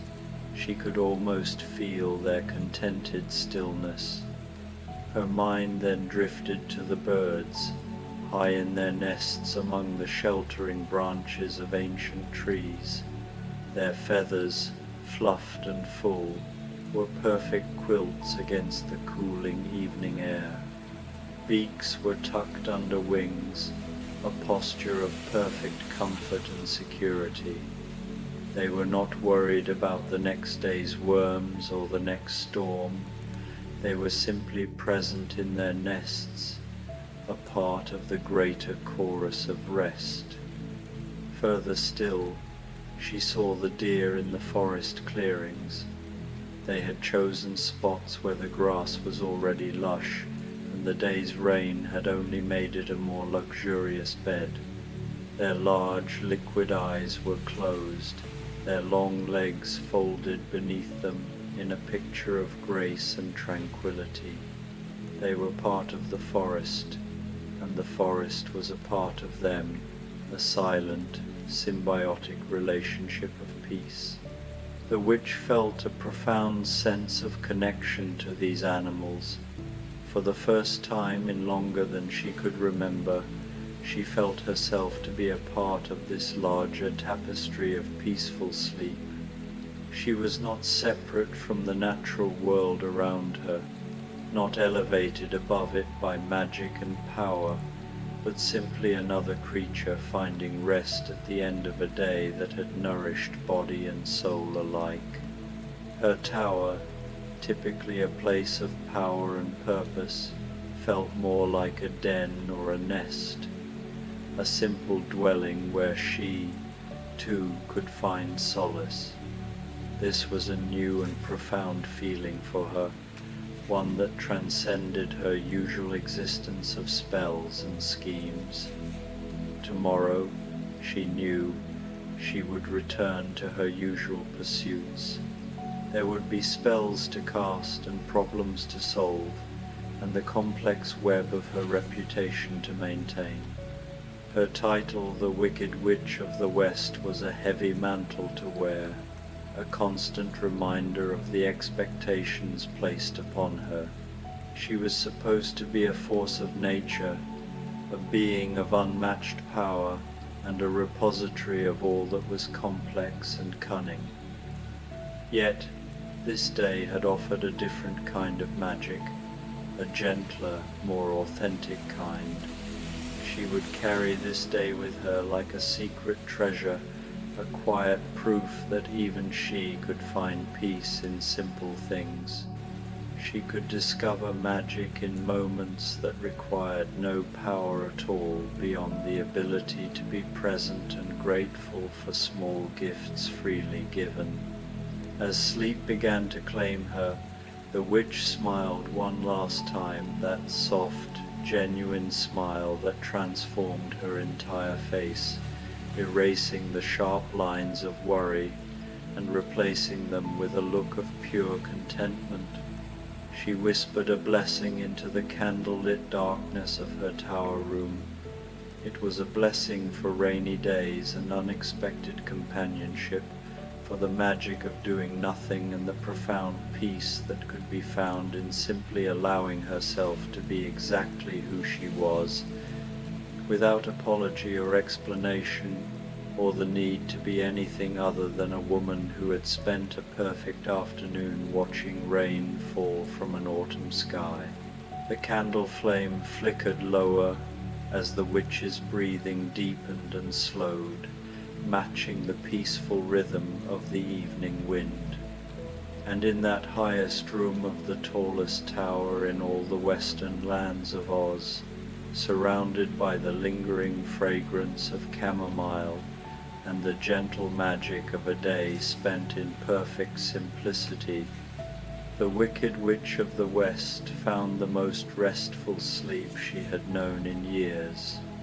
She was cradled by the memory of rain and the promise of more peaceful days to come, knowing that a part of her was now forever connected to the quiet, natural world she had so often ruled, but never before truly belonged to. The Wonderful Wizard of Oz's Oscar digs in the wizard's gentle rain.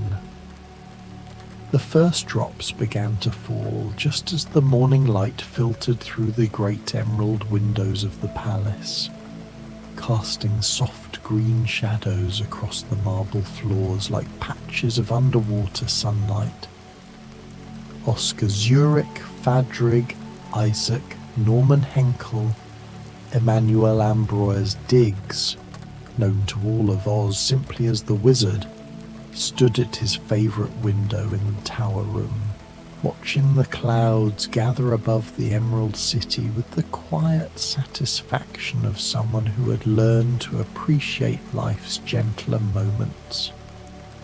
The rain started as the finest of mists, barely visible against the gleaming green spires and crystal pathways below. But the wizard could sense its promise in the way the air had grown soft and sweet, carrying the scent of approaching moisture across the emerald fields that stretched beyond the city walls. He drew his silk morning robe closer around his shoulders, a comfortable garment of deep forest green with golden threads that caught the dancing light, and settled into the cushioned window seat that had become his sanctuary during these peaceful years since his return to Oz. How different this homecoming had been from his first arrival all those years ago, when his hot air balloon had carried him, terrified and disoriented, into this magical land. Then he had been Professor Marvel, a travelling showman with a wagon full of tricks and a heart full of dreams that seemed perpetually out of reach. The people of Oz, in their innocence and hope, had mistaken his arrival for something miraculous, and in his fear and loneliness, he had allowed that mistake to grow into an elaborate deception that lasted for decades. But those days of hiding behind curtains and maintaining impossible illusions were long past. The truth of his humanity, his beautiful, ordinary humanity, had been revealed, and to his endless amazement, the people of Oz had not turned away in disappointment. Instead, they had embraced him more fully, seeing in his flaws and fears a reflection of their own struggles, and in his eventual courage to face the truth, a wisdom that no amount of magical power could have provided. Now, as the rain began to fall more steadily, drumming a gentle rhythm against the emerald glass, the wizard found himself filled with the kind of deep contentment that comes only to those who have learned to be at peace with themselves. The sound was hypnotic and soothing, like a lullaby composed by the sky itself, and he felt his breathing slow and deepen as he watched the droplets trace silver paths down the window. The tower room around him reflected his transformed life, no longer the shadowy chamber of illusions and machinery that had once hidden his deceptions, but a warm, inviting space filled with the things that brought him genuine joy. Bookshelves lined the walls, filled with volumes of poetry and philosophy, adventure stories and scientific treatises, all collected during his years of travel before coming to Oz, and the many gifts that had been brought to him since. A comfortable armchair sat beside the window, its green velvet cushions worn soft from countless hours of reading. Nearby, a small table held his morning tea service, delicate porcelain painted with tiny emerald flowers, and a pot that stayed perfectly warm through some gentle magic of the palace that he had never questioned, grateful simply for its convenience.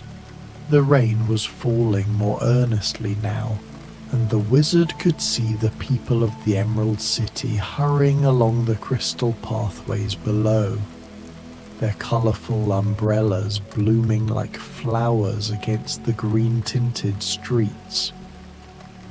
But their hurry seemed unhurried, if such a thing were possible. The particular unhaste of people who knew they were safe and warm and had comfortable destinations waiting. Children splashed deliberately through puddles that reflected the emerald light like scattered gems, their laughter rising faintly through the rain to reach even his high window. The wizard smiled, remembering his own childhood in Kansas, when rain had been a gift during the hot, dry summers. He remembered pressing his face against his bedroom window, watching the precious water transform the dusty streets of his small town into rivers of possibility. Even then, he had been a dreamer, imagining that the rain was carrying messages from distant places, washing the world clean for new adventures. That same sense of renewal filled him now as he rose from his window seat and moved to prepare his morning tea. The ritual had become one of his greatest pleasures. The precise measuring of leaves, the waiting for the water to reach just the right temperature, the gentle stirring and the first fragrant sip. These small, ordinary acts had taken on an almost ceremonial importance since his return to authenticity. Each moment of genuine experience felt precious to someone who had spent so many years living behind masks and mirrors. As he waited for the tea to steep, the wizard wandered to his desk where yesterday's correspondence lay neatly arranged. Letters from friends across Oz, reports from his advisors about the peaceful affairs of the kingdom, invitations to festivals and celebrations in distant provinces. His role now was so different from the terrible isolation of his deceptive years. Then he had been the unreachable, unknowable wizard, speaking only through booming voices and terrifying apparitions. Now he was simply Oscar to his friends, a wise counselor and trusted leader who governed through cooperation rather than fear. The rain grew heavier, creating a silver curtain beyond the windows that softened the edges of the world outside. The sound deepened too, becoming a steady whisper that seemed to encourage quiet contemplation. The wizard returned to his chair with his steaming cup, settling back into the cushions with a soft sigh of satisfaction. The tea was perfect, a blend of herbs that grew wild in the fields around the Emerald City, with just a hint of honey from the crystal bees that lived in the palace gardens. He opened the book he had been reading the night before, a collection of poetry by a writer from the Gillikin country, whose verses captured the changing moods of the Ozian landscape with startling beauty. But as he began to read, the combination of the warm tea, the comfortable chair, and the rhythmic patter of rain made the words blur gently on the page. His eyelids grew heavy, not with the exhaustion of troubled sleep that had plagued his years of deception, but with the sweet drowsiness that comes to those whose consciences are clear and whose hearts are at peace. The sound of the rain seemed to grow more musical as he dozed, weaving itself into the fabric of his dreams. He found himself walking through the palace gardens on a warm spring morning, the flowers nodding in a gentle breeze, their petals catching the sunlight like tiny mirrors. But even in sleep, he could hear the rain continuing its patient rhythm, a counterpoint to the dream that assured him of the cozy reality waiting just beyond the borders of sleep. When he woke, perhaps an hour later, the rain had settled into a steady, comfortable pattern that seemed likely to continue for the rest of the day.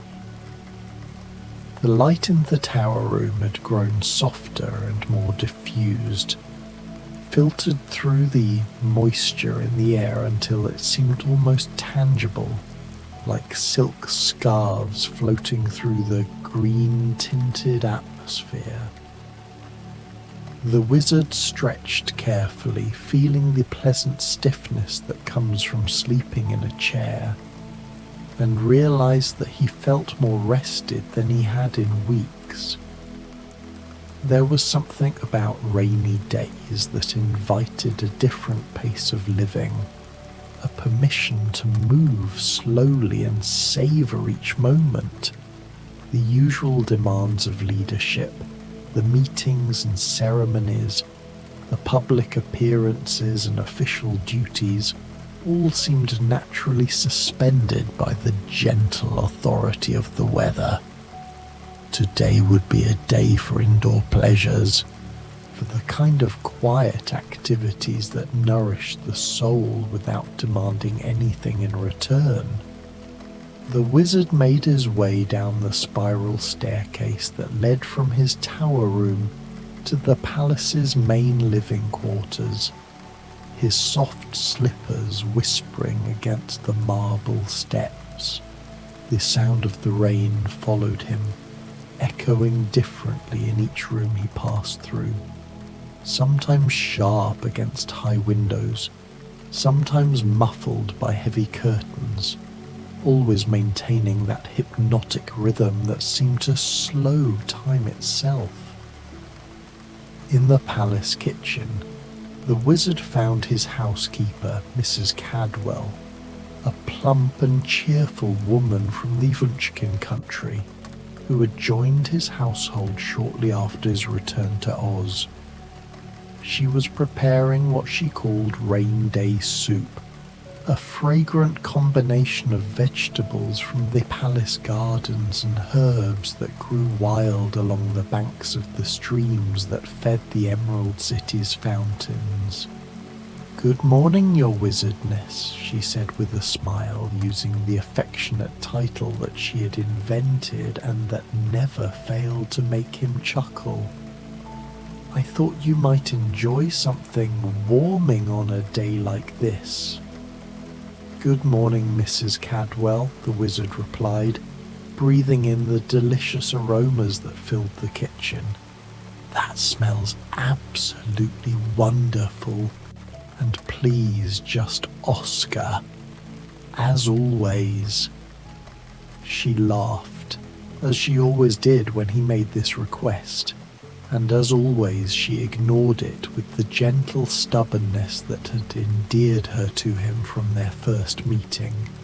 The kitchen was one of his favourite rooms as a palace, with its copper pots gleaming in the soft light and its windows that looked out onto the herb garden, where the rain was creating tiny rivers between the raised beds and filling the air with the concentrated essence of growing things. "I was thinking," the wizard said, settling onto a stool at the large wooden table where Mrs. Cadwell did her food preparation, "that this might be a perfect day for some of those projects I've been meaning to get to, the ones that never seem urgent when the sun is shining." Mrs. Cadwell nodded approvingly as she stirred her soup. "Rain days are gift days," she said, a phrase he had heard from several of the Ozian people and had come to appreciate deeply. Time to catch up with the quiet parts of life. The wizard spent the next hour in the kitchen, not because he was needed there, but because the warmth and activity created a sense of comfortable companionship that he had missed during his long years of isolation. Mrs. Cadwell worked with the efficient grace of someone who truly loved her craft, and her gentle commentary on the soup's progress, the behaviour of the kitchen garden during the rain, and the various small happenings in the servants' quarters of the palace created a backdrop of peaceful human connection that felt more precious than gold. When the soup was finally ready, the wizard carried a bowl to what he had come to think of as his project room, a sunny space on the palace's second floor that he had converted into a combination workshop and studio. Here, surrounded by the tools and materials for various hobbies and interests that he had accumulated over the years, he felt most like the person he had always wanted to be. Curious, creative, and completely authentic. The room reflected his eclectic interest, a half-finished model of a hot air balloon, built not from necessity this time, but from the simple joy of understanding how things worked.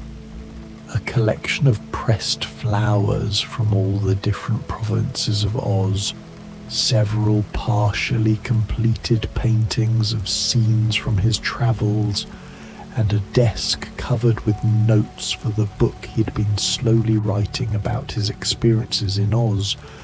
Not the dramatic, mythologized version that some historians had tried to create, but the real story, full of mistakes and fears and small moments of unexpected grace. The rain provided the perfect accompaniment for this kind of gentle, methodical work. The wizard settled at his writing desk, pulled out the fountain pen that had been a gift from Glinda the Good, and opened his manuscript to the chapter he had been working on. A description of his first meeting with Dorothy and her friends, and how their simple request for help had begun the process of dismantling the elaborate deception that had defined his life in Oz. Writing had become a form of meditation for him, a way of processing and understanding his experiences that felt both healing and purposeful.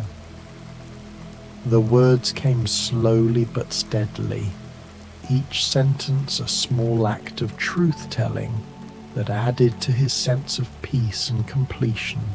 Outside his window, the rain continued its patient work, washing the world clean and creating the kind of soft grey atmosphere that seemed to encourage honesty and reflection. The afternoon passed in this gentle rhythm of writing and pausing, sipping tea and watching the rain, occasionally rising to stretch or to examine one of his other projects. At one point he spent nearly an hour working on his balloon model, carefully gluing tiny pieces of silk to the miniature basket and thinking about the strange circular journey that had brought him from Kansas to Oz and back to Kansas and finally back to Oz again. Each return bringing him closer to understanding who he really was. As the day progressed, the rains settled into an even steadier pattern, the kind of sustained precipitation that seemed likely to continue well into the evening. The light in the project room grew softer and more golden as the hidden sun moved toward the western horizon, and the wizard found himself feeling increasingly peaceful and content. There was something deeply satisfying about spending a day in this way, productive but unhurried, solitary but not lonely, surrounded by the gentle sounds and sensations of a world at peace. When evening began to approach, the wizard made his way to what had become his favourite room in the entire palace, a small library on the third floor that he had designed specifically for comfort rather than grandeur.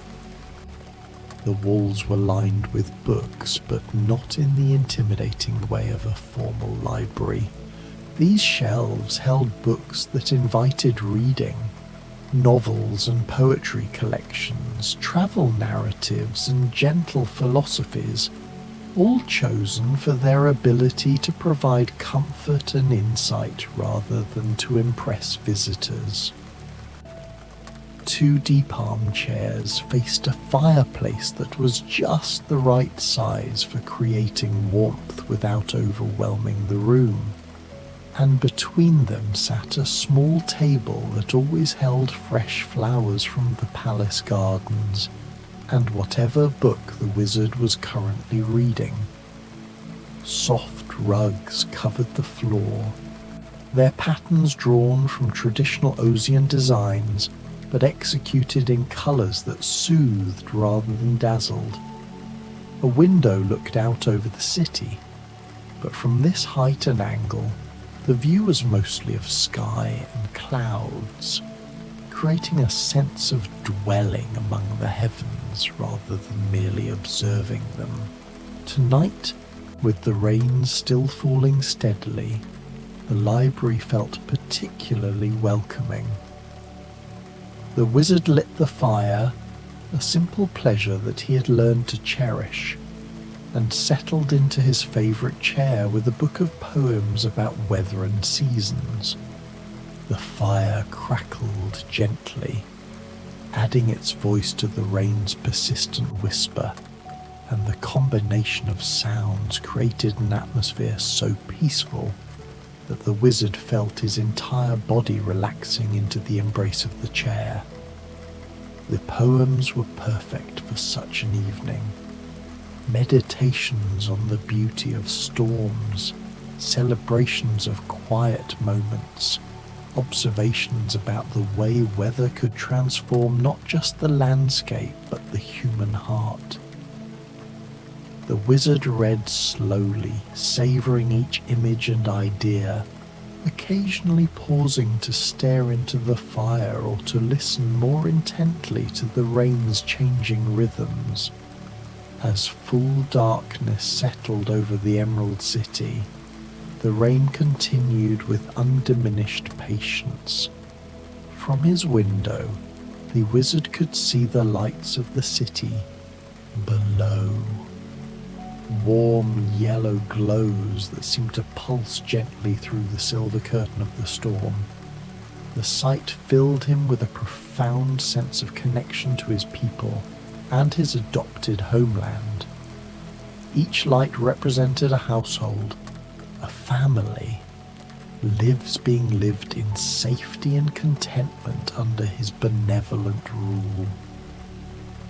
The irony was not lost on him that his greatest success as the Wizard of Oz had come only after he had stopped trying to be a wizard at all. The fear and isolation that had marked his years of deception had been replaced by genuine relationships and authentic leadership. The people of Oz respected him not because they believed he possessed magical powers, but because they had seen him struggle with difficult truths and choose honesty over comfort, service over self-protection. Mrs. Cadwell appeared in the library doorway as the clock on the mantelpiece chimed 8 o'clock, carrying a tray with his dinner and the evening's tea service. She had, with her characteristic thoughtfulness, prepared foods that complemented the rainy evening: warm bread with honey butter, a selection of cheeses from the dairy farms of the Quadling country, fresh fruit that had been stored carefully through the winter, and a slice of the apple cake that had become his particular weakness. "Will you be needing anything else this evening, your wizardness?" she asked as she arranged the dishes on the small table beside his chair. "This looks perfect, Mrs. Cadwell. Thank you for taking such good care of me," the wizard replied, and he meant it completely. Her presence in his household had been one of the unexpected gifts of his authentic life.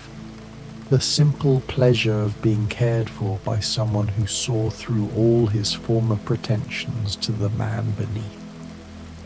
After she left, the wizard ate slowly, savouring each bite and continuing to read between forkfuls of cake and sips of tea.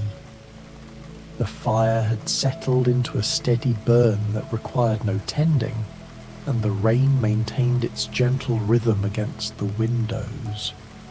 Everything in his small world felt perfectly balanced, harmonious in a way that no amount of magical illusion could have achieved. As the evening deepened, the wizard found his reading pace slowing even further. The combination of the warm fire, the comfortable chair, the steady rain, and the quiet satisfaction of a day well spent was creating the kind of drowsiness that felt like a gift rather than a surrender. His eyelids grew heavy, but instead of fighting the sensation, he welcomed it as the natural conclusion to a perfect day. The book slipped gently from his fingers as he dozed, a well-worn volume on a history of botany in the Munchkin country, a subject he now found far more compelling than any book on sleight of hand or optical illusions. The fire burned down to glowing embers, its last, soft crackles fading into the patient rhythm of the rain against the windows, the air rich with the scent of damp earth and wood smoke wrapped around him like a comforting blanket. He was no longer the great and powerful Oz, but simply Oscar Diggs, a man at peace with the quiet, unvarnished truth of his existence. He had shed the robes of grandeur for the simple cloak of humility, and in doing so, had finally found his home. In his dreams, the wizard found himself walking through the Emerald City on a morning after rain. The sun, a warm and gentle presence behind a soft veil of clouds, cast a pearly light over everything. The city, so often a kaleidoscope of vibrant green, now gleamed with 100 shades of renewal. The polished emerald tiles of the yellow brick road reflected the sky, creating a mosaic of silver and jade. Each leaf on the towering trees of the royal gardens held a perfect trembling bead of water, and the air smelled like ozone and new beginnings. He passed the baker, a plump woman with flour on her apron, who looked up from her kneading and greeted him with a wide, genuine smile. "Morning, Oscar. A fine day for bread, isn't it?" she called out. Further on, a group of children splashing in a puddle stopped their game to wave, shouting his name with the easy familiarity of friends. He saw the genuine affection in their eyes, the trust that had replaced the fear and awe he had so carefully cultivated for years. They knew him as he truly was, and their acceptance felt like the greatest magic of all. The sound of the rain, a constant and gentle presence in his waking life, wove through his dreams like a river of silver thread, connecting each peaceful image to the next. He dreamed of conversations with his dearest friends, the Scarecrow, the Tin Woodman, and the Cowardly Lion. The Scarecrow, no longer searching for brains, spoke of the quiet wisdom he had found in the silence of the fields, a wisdom Oscar had come to understand was in the simple act of listening. The Tin Woodman, no longer needing a heart, sat with him by a fire, the metal of his chest gleaming in the light as he shared a tale of a tiny bird he had found tangled in a thorny bush, an act of compassion that required no grand magic. And the Cowardly Lion, having long since claimed his courage, spoke not of mighty deeds, but of the strength found in admitting fear, in showing vulnerability. In his dream, Oscar understood that this was what happiness looked like. Not the dramatic fulfillment of impossible desires, but the gentle accumulation of authentic moments, each one treasured for its simple reality. The grandeur of his past life seemed like a flimsy stage curtain compared to the solid, satisfying substance of these friendships and simple joys. When he woke briefly in the deep hours of the night, the fire had burned down to ash, but the room was still warm from the lingering heat. The rain had softened to the finest mist, barely audible but somehow still present, like a lullaby that continued even after the singer had stopped a conscious performance. The silence was not an empty void, but a profound peace, filled with the echoes of his dreams and the soft presence of the world outside his walls. He lay there for a moment, listening, his heart full of a feeling he had never known in his days of being great and powerful, a complete and utter contentment. He smiled in the darkness, feeling completely at peace with himself and his world, a world he had once seen as a grand stage and now saw as a sacred home. He made his way slowly upstairs to his bedroom, moving carefully through the sleeping palace. The marble floors were cool under his feet, but not uncomfortably so.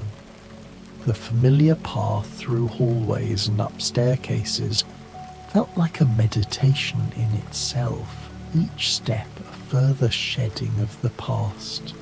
He passed the colossal throne room, its massive doors now permanently closed, and felt a wave of quiet relief wash over him.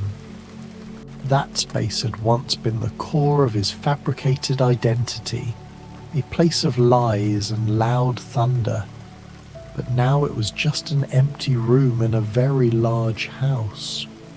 His bedroom, like all his private spaces, had been designed for comfort rather than grandeur.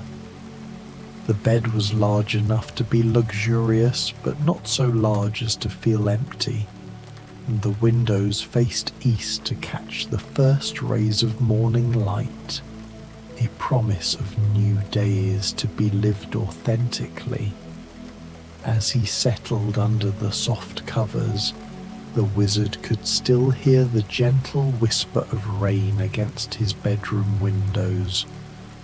This sound had become this soundtrack to one of the most perfectly peaceful days he could remember, and he knew it would carry him into sleep as gently as a boat being carried downstream by a quiet river. His last conscious thought was of gratitude for the rain that has given him permission to slow down and savor life's quiet pleasures, a grace he had never before allowed himself. He was grateful for the palace that sheltered him so completely, no longer a gilded cage but a sanctuary. He was grateful for the people who had accepted his humanity and allowed him to serve them authentically, seeing not the spectacle, but the man. And most of all, he was grateful for the strange, wonderful journey that had brought him to this moment of perfect contentment, a journey that had led him not to a distant land, but to himself. The rain continued through the night, patient and gentle, washing the Emerald City clean and preparing it for tomorrow's sunshine, while the Wizard of Oz slept the dreamless sleep of those who have found their true home at us. The silence was profound, the peace complete, and the man who was once a myth was finally just a man, safe and sound in a world he no longer needed to pretend to create. Bedtime story for adults. The Wonderful Wizard of Oz, The Cowardly Lion, A Rainy Day's Courage. The first drops of rain began to fall just as the Cowardly Lion was making his way through the emerald meadows that stretched beyond the yellow brick road. Each droplet caught the late afternoon light like tiny diamonds, creating a shimmering curtain that danced across the rolling hills of Oz. The lion paused, his great golden mane stirring gently in the soft breeze that carried the sweet scent of approaching rain. "Oh my," he murmured to himself, his voice a low, rumbling whisper that seemed to harmonize with the distant thunder. "Perhaps I should find shelter before this becomes a proper storm." Despite his massive frame and fierce appearance, the Cowardly Lion's amber eyes held the gentle uncertainty that had followed him since his earliest days in the forest. Even now, after his adventures with Dorothy and his friends, after receiving his Medal of Courage from the wizard himself, he still found himself approaching each new situation with careful, cautious steps. The rain began to fall more steadily, creating a gentle percussion against the emerald grass and the broad leaves of the silver trees that dotted the landscape. The lion's golden fur sparkled with moisture, and he shook his magnificent mane, sending droplets spiraling through the air like scattered stars. He looked around with these thoughtful amber eyes, seeking not just shelter, but perhaps something more, a place where he might wait out the storm in comfort and peace. Through the soft grey veil of rain, he spotted something that made his heart lift with quiet joy. Nestled between two ancient oak trees whose branches formed a natural canopy, stood a small cottage that seemed to have grown from the earth itself. Its walls were made of smooth river stones in shades of cream and gold, and its roof was covered with thick emerald moss that glistened with raindrops. Smoke curled gently from a chimney that looked as if it had been carved from a single piece of amber, and warm honey-coloured light spilled from windows framed with climbing roses that bloomed in impossible shades of blue and silver. The Cowardly Lion approached slowly, his great paws making soft impressions in the rain-dampened earth. Each step was careful and considered, for despite his size and strength, he had learned long ago to move through the world with gentleness. The cottage seemed to welcome him, its very presence radiating the kind of warmth that speaks of safety and acceptance. As he drew nearer, the front door, painted in the deep green of summer forests and adorned with a wreath of dried lavender and sage, opened with a soft creak. From within emerged a figure that made the lion's breath catch with wonder. It was an elderly woman, but not quite like any he had seen before. Her hair was silver white and seemed to flow like water around her shoulders, and her dress appeared to be woven from moonbeams and morning mist. Her eyes, pale blue as a winter sky, held depths of kindness that immediately put the nervous lion at ease. "Come in, dear one," she said, her voice like the sound of wind chimes in a gentle breeze. "The rain has brought you to my door, and I have been expecting someone just like you." She stepped aside, gesturing with a graceful hand toward the warm interior of her cottage. The Cowardly Lion hesitated, as was his nature. I don't wish to impose," he said softly, water dripping from his whiskers.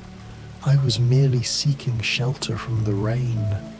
I am the Cowardly Lion, and I fear I might be too large or too frightening for your lovely home."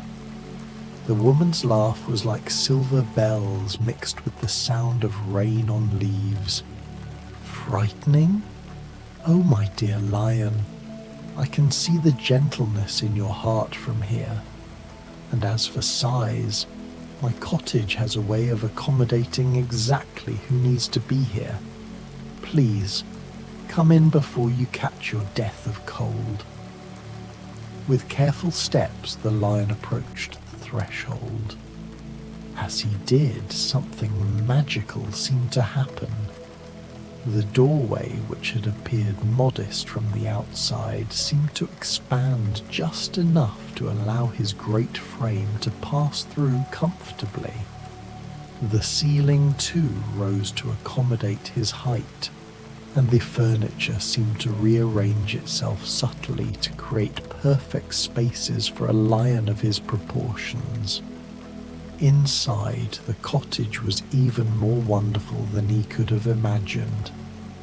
A fire crackled warmly in a stone hearth, casting dancing shadows on walls lined with shelves of books whose titles seemed to shimmer and change when he wasn't looking directly at them. Comfortable chairs were arranged around the fireplace, and a thick rug in shades of gold and amber covered much of the polished wooden floor. The air smelled of chamomile tea, baking bread, and something indefinably peaceful that made the lion's muscles relax for the first time in days. "My name is Serena," the woman said, moving gracefully to a cabinet from which she withdrew a towel that seemed impossibly fluffy and warm. "I'm what some might call a keeper of comfort, a guardian of gentle moments. Please dry yourself and sit by the fire. I'll prepare some tea."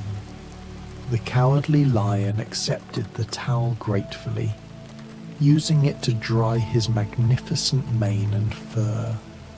The fabric seemed to absorb not just the moisture, but also some of the tension he carried in his powerful shoulders. As he settled himself carefully on the rug before the fire, he marveled at how perfectly the space seemed designed for his comfort. The warmth from the flames penetrated his thick fur, and the soft crackling of the burning wood created a rhythm that seemed to synchronize with his heartbeat. Serena moved about her kitchen with fluid grace, and soon the cottage was filled with the aroma of brewing tea. Not just any tea, but something that smelled of courage and calm, of sunny meadows and peaceful evenings. She returned with a tray bearing a teapot decorated with painted stars, 2 cups that seemed to be made of crystallized sunlight, and a plate of cookies that steamed gently and smelled of honey and hope. "Tell me," Serena said as she poured the tea, each stream of liquid catching the firelight like liquid gold, "what brings you wandering alone on such an afternoon? Surely a lion of your evident wisdom and strength has companions to share the day with." The Cowardly Lion accepted his cup, which had grown to the perfect size for his great paws, and inhaled the steam that rose from it. The tea smelled like all the courage he had ever wished for, mixed with the comfort of acceptance. "I have wonderful friends," he said, his voice soft and thoughtful.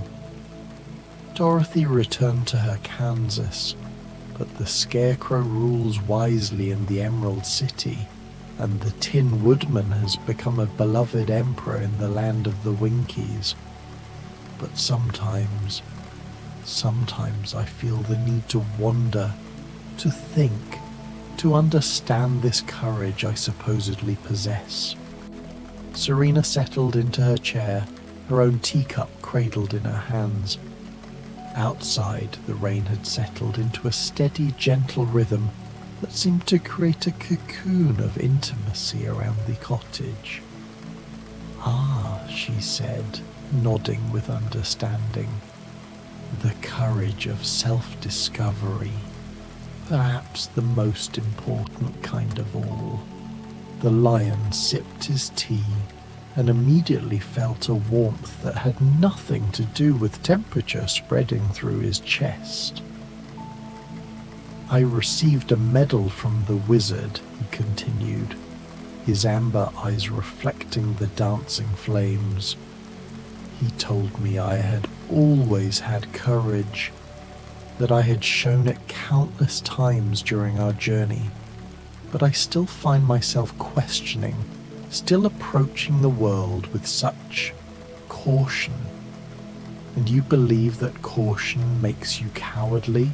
Serena asked gently, taking a delicate sip of her own tea. The great lion was quiet for a long moment, listening to the rain drumming softly on the cottage roof. "I see other creatures, smaller ones who rush headlong into situations that would give me pause. I wonder if my hesitation, my need to think and consider, makes me less brave than I should be." Serena smiled, and her expression held such warmth that the lion felt something tight in his chest begin to loosen. "Would you like to hear a story?" she asked. "Something I witnessed not so very long ago, involving a certain lion who thought himself cowardly." The cowardly lion settled more comfortably on the rug, his great head resting on his paws. The fire painted golden highlights on his fur, and the steady rhythm of the rain created the perfect backdrop for storytelling. "I would like that very much," he said. "There was once a lion," Serena began, her voice taking on the cadence of ancient tales, "who joined a young girl on a journey to see a wizard. This lion believed himself to be without courage, and he hoped the wizard might grant him the bravery he thought he lacked." The cowardly lion's ears perked forward slightly. This sounded familiar, yet somehow different from how he remembered his own story. "Along their journey," Serena continued, "they encountered many dangers. When savage beasts threatened the girl, did the lion run? When deadly poppies sought to steal their breath, did he abandon his friends? When the wicked witch sent her creatures to capture them, did he hide?" The lion shifted slightly, remembering those frightening moments. "No," he said quietly. "I stayed. I fought.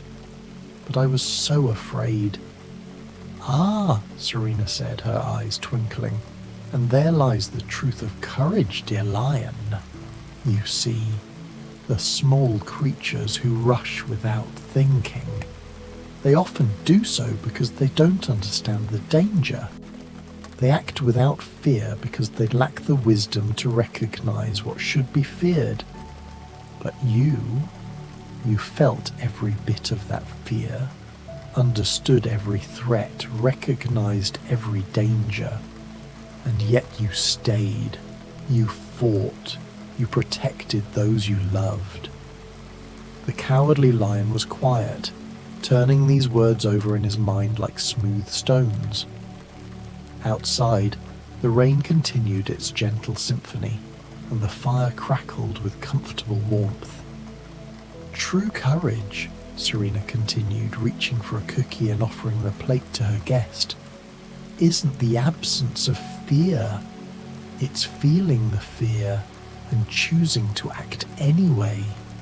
It's understanding the risks and deciding that something else, love, friendship, duty, compassion, matters more than your own safety. The lion accepted a cookie which crumbled sweetly on his tongue and tasted somehow like validation. But I question myself so much, he admitted. I think and worry and hesitate. And in doing so, you make better decisions than those who act without thought, Serena replied. Your caution isn't cowardice, it's wisdom. Your hesitation isn't weakness, it's thoughtfulness. You don't rush into situations because you understand their complexity. That's not the behavior of a coward, that's the behavior of a leader. As if summoned by their conversation, a gentle knock came at the cottage door. Both Serena and the lion looked toward it, and through the rain-streaked windows they could see small shapes huddled under what appeared to be a large leaf. More travellers seeking shelter from the rain, Serena observed, rising gracefully to answer the door. The cowardly lion felt his old nervousness stir. New creatures, unknown intentions. His instinct was to step back, to assess, to be cautious. But as Serena opened the door, he saw what had taken refuge on her doorstep. A family of field mice, their fur matted with rain, their tiny bodies shivering with cold. "Oh my," squeaked the largest mouse, clearly the mother. "We're so sorry to bother you, but the rain caught us far from our burrow and our little ones." She gestured with a tiny paw toward two mouse children who couldn't have been more than a few weeks old. The cowardly lion's heart immediately went out to the small family. Without hesitation, and this surprised him, he rose from his comfortable spot by the fire. "Please," he said, his deep voice gentle and warm, "come in. The fire is lovely and warm, and there's plenty of tea." The mice looked up at the great lion with initial alarm, but something in his amber eyes, something in the gentleness of his posture reassured them immediately. As they scurried inside, shaking droplets from their tiny whiskers, the lion instinctively moved to one side of the hearth, making room for the small family near the warmest part of the fire. "You're so kind," the mother mouse said, settling her children close to the flames where they immediately began to warm and dry. "We were so frightened by the storm." "Storms can be scary," the lion agreed, lowering himself carefully back to the rug. "But sometimes they bring us to exactly where we need to be." Serena returned with smaller cups, mouse-sized now, and poured tea for their new guests. She also produced a plate of cookies that had somehow become perfectly proportioned for tiny paws. As she served their unexpected visitors, she caught the lion's eye and smiled knowingly. "Tell me," she said to the mouse family as they gratefully accepted the refreshments, "how did you come to be so far from home in such weather?" The father mouse, who had been quiet until now, spoke up with obvious distress. "Our youngest, little Pip here, loves to explore. This morning he discovered a path that led to a beautiful meadow full of flowers we'd never seen before. We followed him to make sure he was safe, and we became so enchanted by the place that we didn't notice the clouds gathering. Little Pip The smallest of the mouse children looked up with bright eyes. "The flowers were singing," he squeaked. "I'd never heard flowers sing before." The Cowardly Lion's interest was immediately captured. Singing flowers? How wonderful! What did they sound like? Pip's eyes grew wide with memory. "Like wind chimes made of starlight," he said in his tiny voice. "Like lullabies that taste like honey." "The whispering blooms," Serena said softly, recognition in her voice. "They only sing for those with pure hearts and gentle spirits. You must be very special indeed, little Pip, for them to share their music with you." The mouse family exchanged glances of wonder and pride, but the mother's expression remained worried. "The problem is, we're not sure how to get home," she admitted. "The rain has washed away our scent trail, and everything looks so different in this weather." The Cowardly Lion felt something stir in his chest. Not fear this time, but purpose. "Where is your home?" he asked gently. "Beyond the talking oak grove," the father mouse replied, "near the stream that runs silver in the moonlight. It's quite far, and with the little ones—" "I know that place," the lion said, rising to his full height. His amber eyes held a new light, not the uncertainty that usually clouded them, but something clearer and more confident. "I could take you there safely." The mice looked up at him with gratitude and amazement, but Serena tilted her head thoughtfully. "The rain is still quite heavy," she observed, "and it will be dark soon. Perhaps it would be wiser to wait until morning." The Cowardly Lion paused, and for a moment his old pattern of doubt began to surface. The rain was heavy. It would be dark soon. The journey would be challenging, even dangerous. The sensible thing would be to wait. But then he looked down at the mouse family, at the parents trying to hide their worry, at the little ones who were brave but clearly tired and homesick. He thought about what Serena had told him about courage, about making decisions based on what mattered most. "The rain doesn't worry me," he said, and as he spoke the words he realized they were true. "And I can see quite well in the dark. If you're willing to trust me, I can have you home safe and sound before bedtime." Little Pip looked up at the great lion with shining eyes. "You would really do that for us, even though we're so small?" The Cowardly Lion lowered his great head so that he was at eye level with the tiny mouse. "Size has nothing to do with importance," he said softly. "You're a family, and you belong together in your own home. That matters more than a little rain." Serena watched this exchange with a smile that seemed to hold all the warmth of summer sunshine. "Perhaps," she suggested, "you could use this." From somewhere in her cottage, though the lion was certain it hadn't been there before, she produced a cloak that seemed to be woven from clouds and starlight. It was large enough to cover the lion's broad back, and long enough to provide shelter for several small passengers.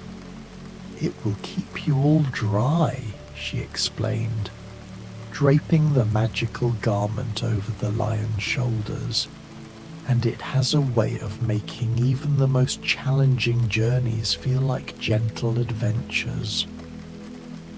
The mouse family gathered their few belongings, mostly flower petals and interesting stones that little Pip had collected.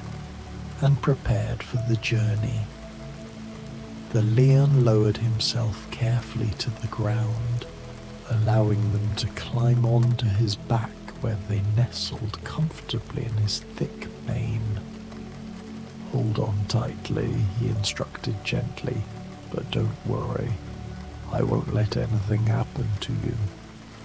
Serena opened the cottage door, and the lion was surprised to see that while the rain was still falling, it no longer seemed like the daunting storm it had appeared earlier. Instead, it fell in gentle sheets that sparkled with their own inner light, turning the landscape into something magical and dreamlike. "Thank you," the lion said to Serena as he prepared to leave, "for the shelter, the tea, the story, and for helping me remember something important about myself." "You remembered it on your own," she replied, her pale blue eyes twinkling. "I merely provided the proper atmosphere for remembrance. Go safely, brave lion. Your courage shines brighter than you know." And so the cowardly lion stepped out into the rain-washed world of Oz, his passengers secure on his back, the magical cloak protecting them all from the weather. As they travelled, something remarkable happened.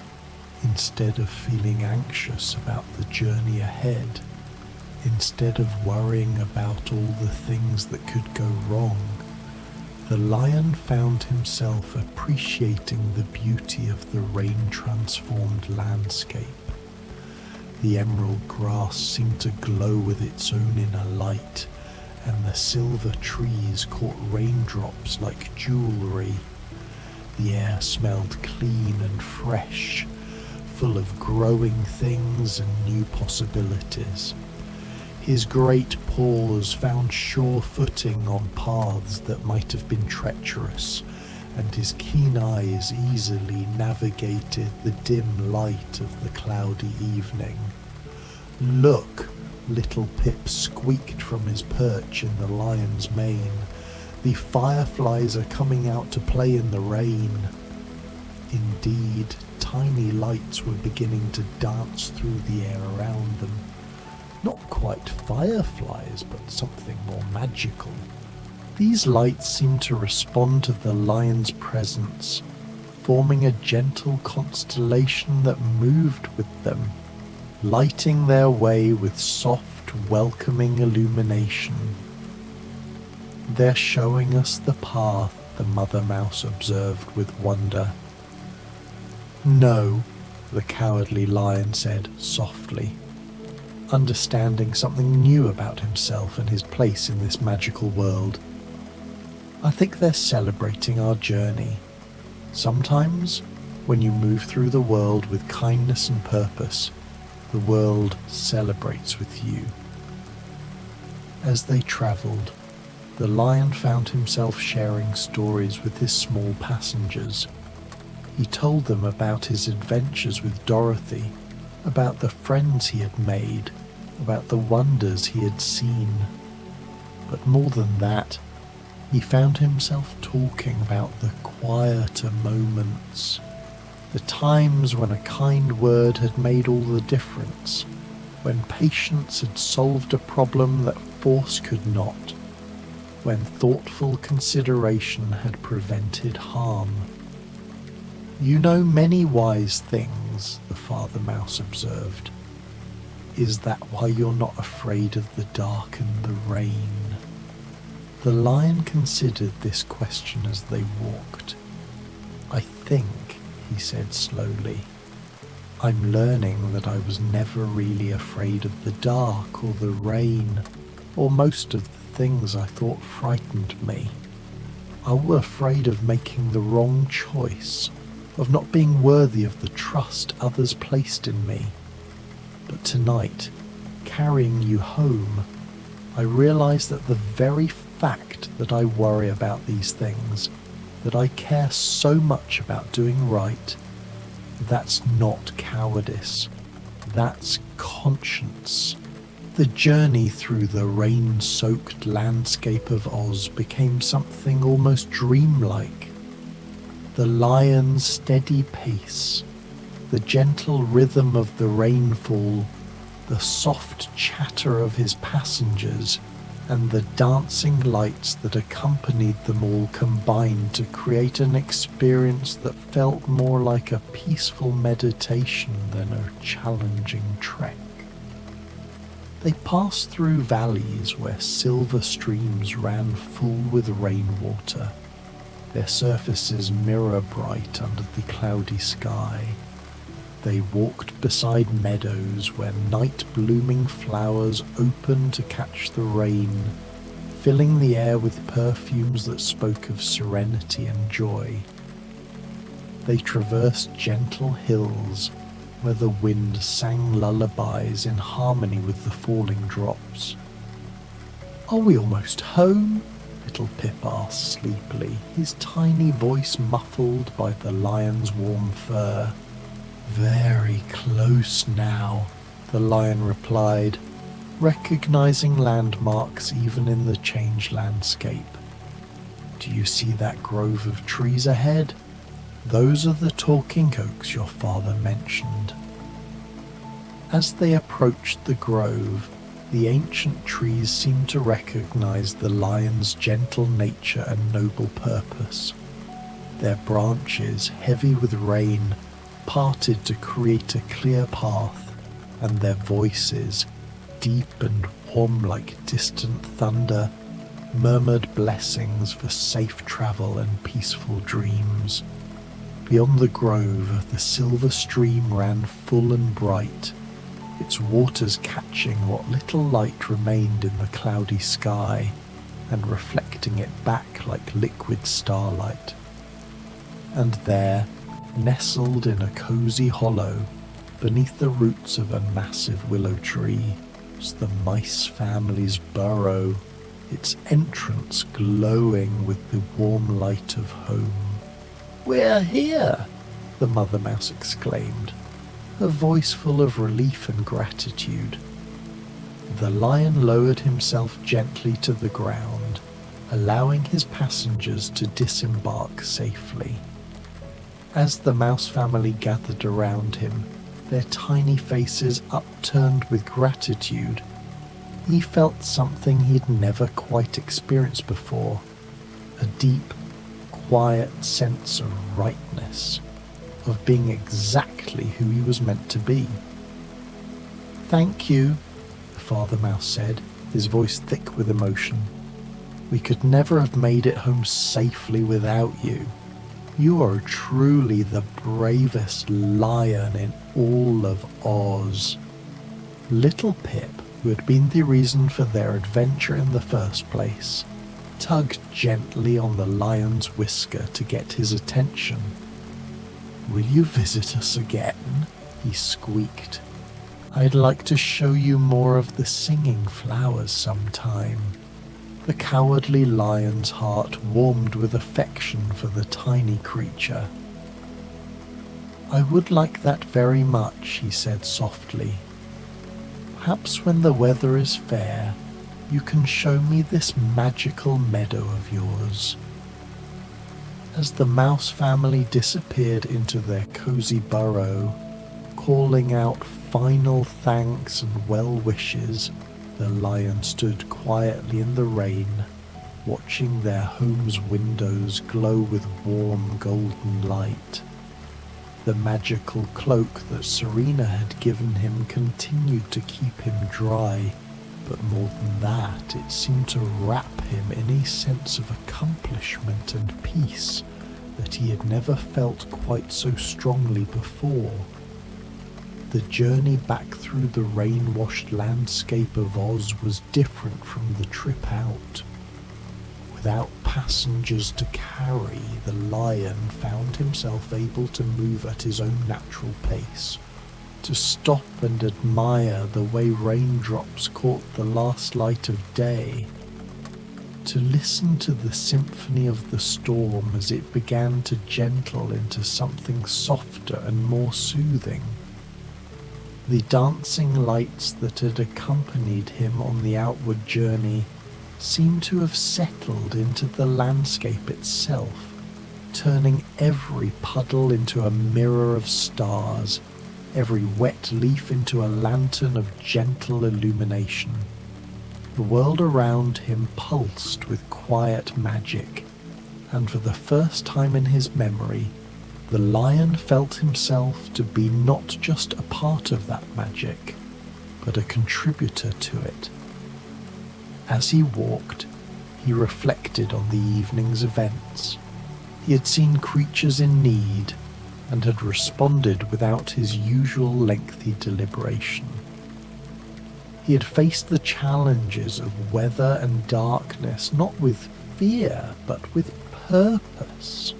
He had made decisions based not on what was safest for him, but on what was right for those who needed his help. Perhaps, he murmured to himself, his deep voice harmonizing with the gentle patter of rain. Courage isn't something you either have or don't have. Perhaps it's something you choose, moment by moment, decision by decision. The thought settled over him like the warm cloak on his shoulders, comfortable and right. He began to understand that his tendency to think before acting, to consider consequences and alternatives, wasn't a flaw to be overcome, but a strength to be valued. His caution allowed him to make better choices, to help more effectively, to be the kind of leader others could trust. When he finally arrived back at Serena's cottage, he found her waiting in the doorway, a cup of tea steaming gently in her hands. The rain had softened to barely more than a mist, and the cottage glowed with welcoming warmth. "How did your journey go, brave lion?" she asked, though her knowing smile suggested she already understood the answer. It was. The lion paused, searching for the right words. It was perfect. Not because it was easy, but because it felt right. Because I stopped worrying about whether I was brave enough and simply did what needed to be done. Serena nodded with deep satisfaction. "And how do you feel now?" The cowardly lion considered this question as he approached the cottage, the magical cloak still wrapped around his shoulders like a mantle of starlight. "Peaceful," he said finally. "Content. Like I finally understand something important about myself." "Come inside," Serena invited. "The rain has nearly stopped, but you look like you could use one more cup of tea before you continue on your way." Inside the cottage, the fire had burned down to glowing embers, casting the room in soft, warm light. The lion settled onto the rug with a deep sigh of contentment, feeling muscles he hadn't realized were tense finally relax completely. Serena prepared fresh tea, and as they sat together in comfortable silence, the last of the rain tapped gently against the windows like a lullaby. "I have something for you," Serena said eventually, rising from her chair and disappearing into another room of the cottage. She returned carrying a small mirror, its frame carved from what appeared to be crystallized moonlight. "This is a true mirror," she explained, offering it to the lion. "It shows not just how you look, but who you are. I think you're ready to see yourself clearly now." The cowardly lion accepted the mirror with curious reverence. As he gazed into its surface, he expected to see his familiar reflection: golden fur, amber eyes, the magnificent mane that marked him as the king of beasts. And he did see these things, but he saw something more as well. In the mirror, his amber eyes held not uncertainty and self-doubt, but wisdom and compassion. His posture spoke not of timidity, but of thoughtful strength. Around his form, like an aura of light, he could see the truth of his own character, the countless moments of courage he had displayed, the lives he had protected, the comfort he had provided, the leadership he had shown. "I see," he whispered, his voice full of wonder. "I finally see." "What do you see?" Serena asked gently. The cowardly lion looked into the true mirror, his amber eyes no longer filled with doubt, but with recognition.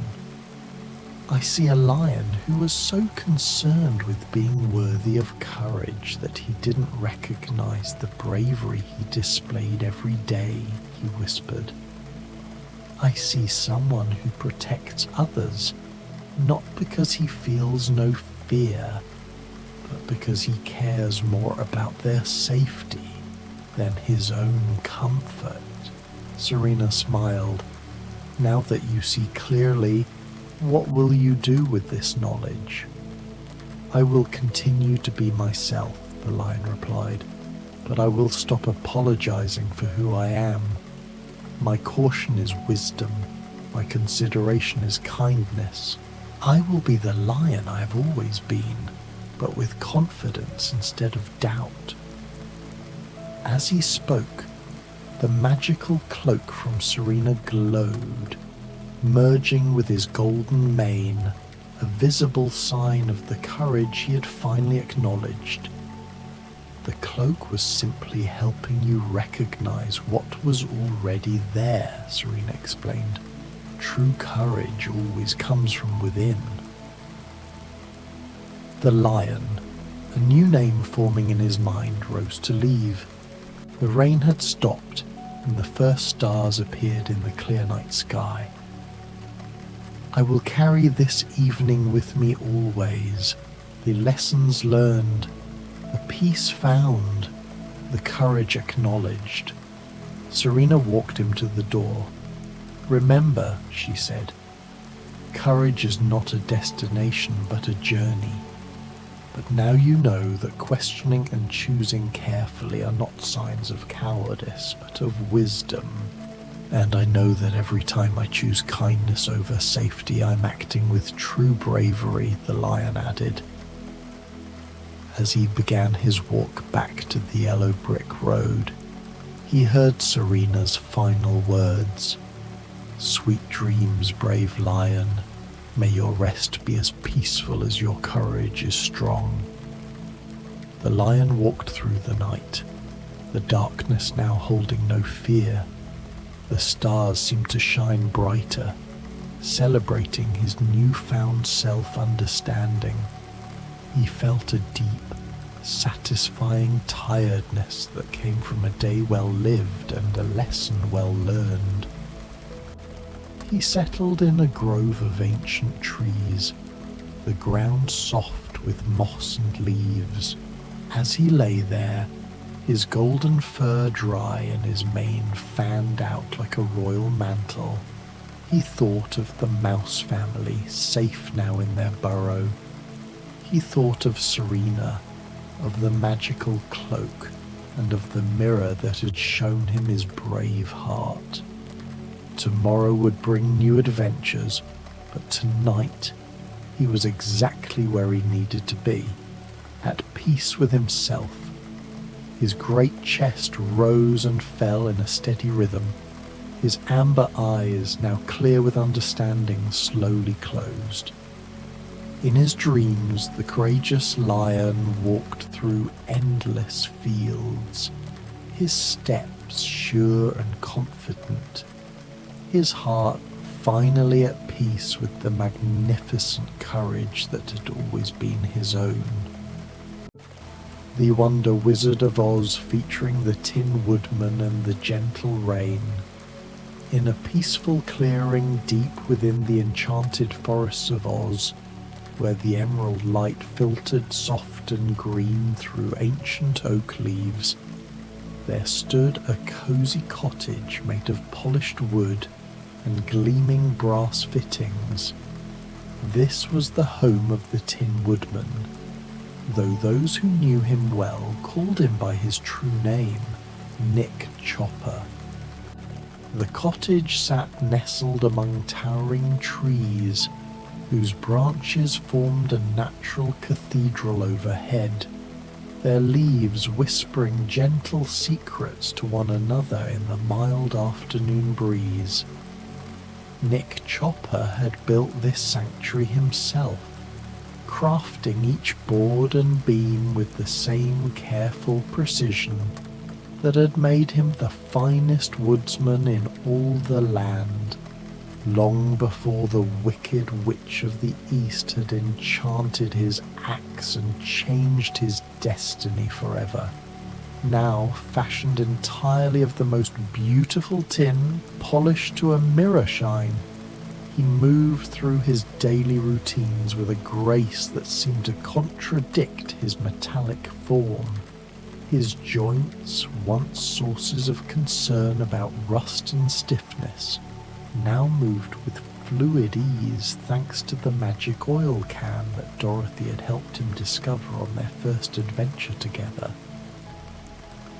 On this particular afternoon, the sky above Oz had grown soft and grey, pregnant with the promise of rain.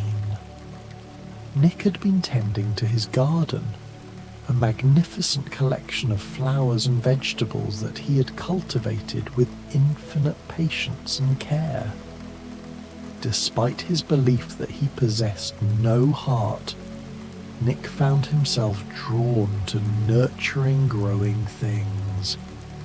He would often spend hours watching seedlings push their way through the rich, dark soil, marveling at their determination and quiet strength. As the first gentle drops began to fall, Nick straightened from where he had been carefully staking a climbing rose bush. The droplets struck his polished surface with tiny musical notes, ping, ping, ping, like a delicate percussion symphony written just for him. He smiled, an expression that transformed his tin features into something wonderfully warm despite the metal of which they were made. How curious, he murmured to himself, his voice carrying the soft resonance that tin gave to all his words. I never grow tired of the sound of rain upon my surface. If I truly had no heart, would such simple music bring me such contentment? But he dismissed the thought, as he had learned to do over the years. The great Wizard of Oz had given him his heart-shaped clock that ticked steadily within his chest. But Nick still struggled to believe in his own capacity for feeling. It was easier somehow to think of himself as a machine that simply functioned well, rather than to hope for something as precious and fragile as true emotion. The rain began to fall more steadily now, each drop creating expanding circles in the puddles that formed along the garden paths. Nick stood perfectly still for a long moment, letting the water cascade down his polished form.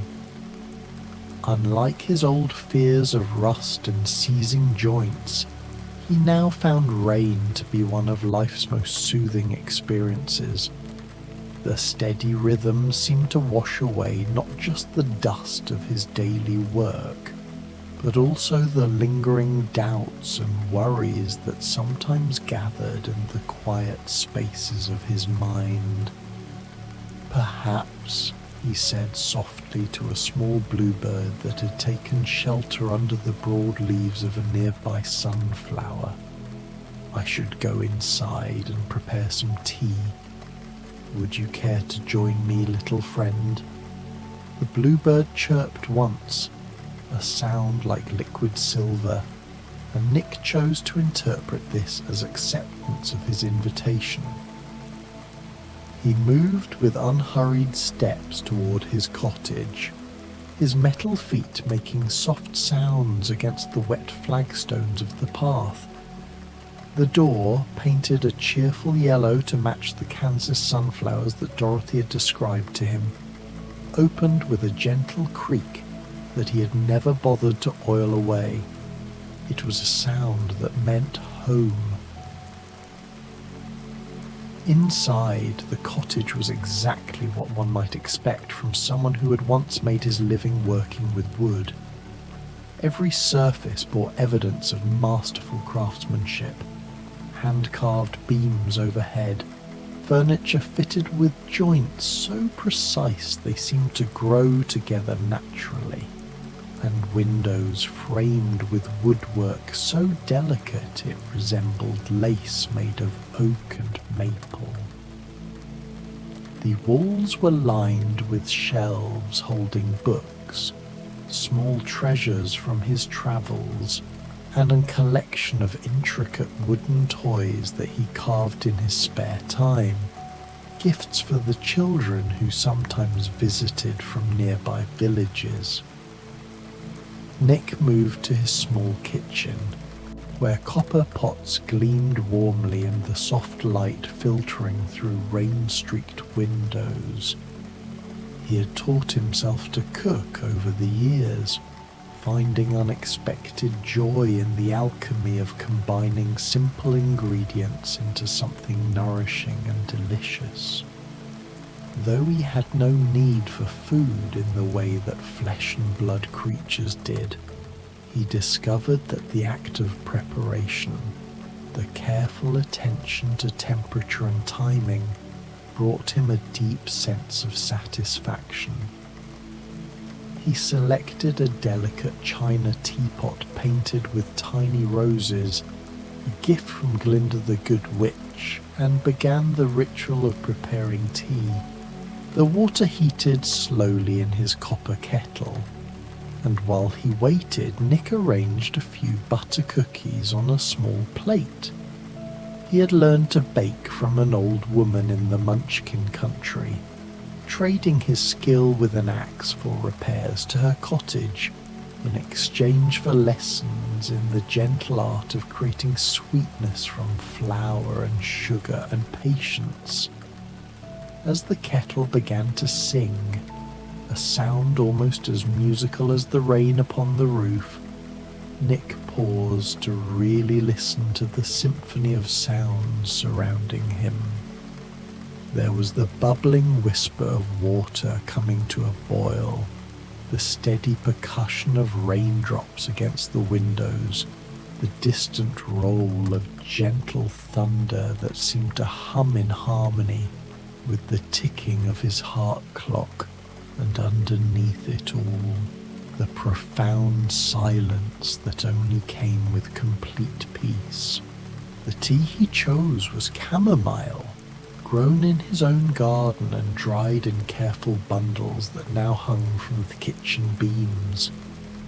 As the hot water poured over the golden flowers, their sweet, apple-like fragrance filled the air, mixing with the clean smell of rain and the faint scent of beeswax polish that kept his wooden furniture glowing warmly.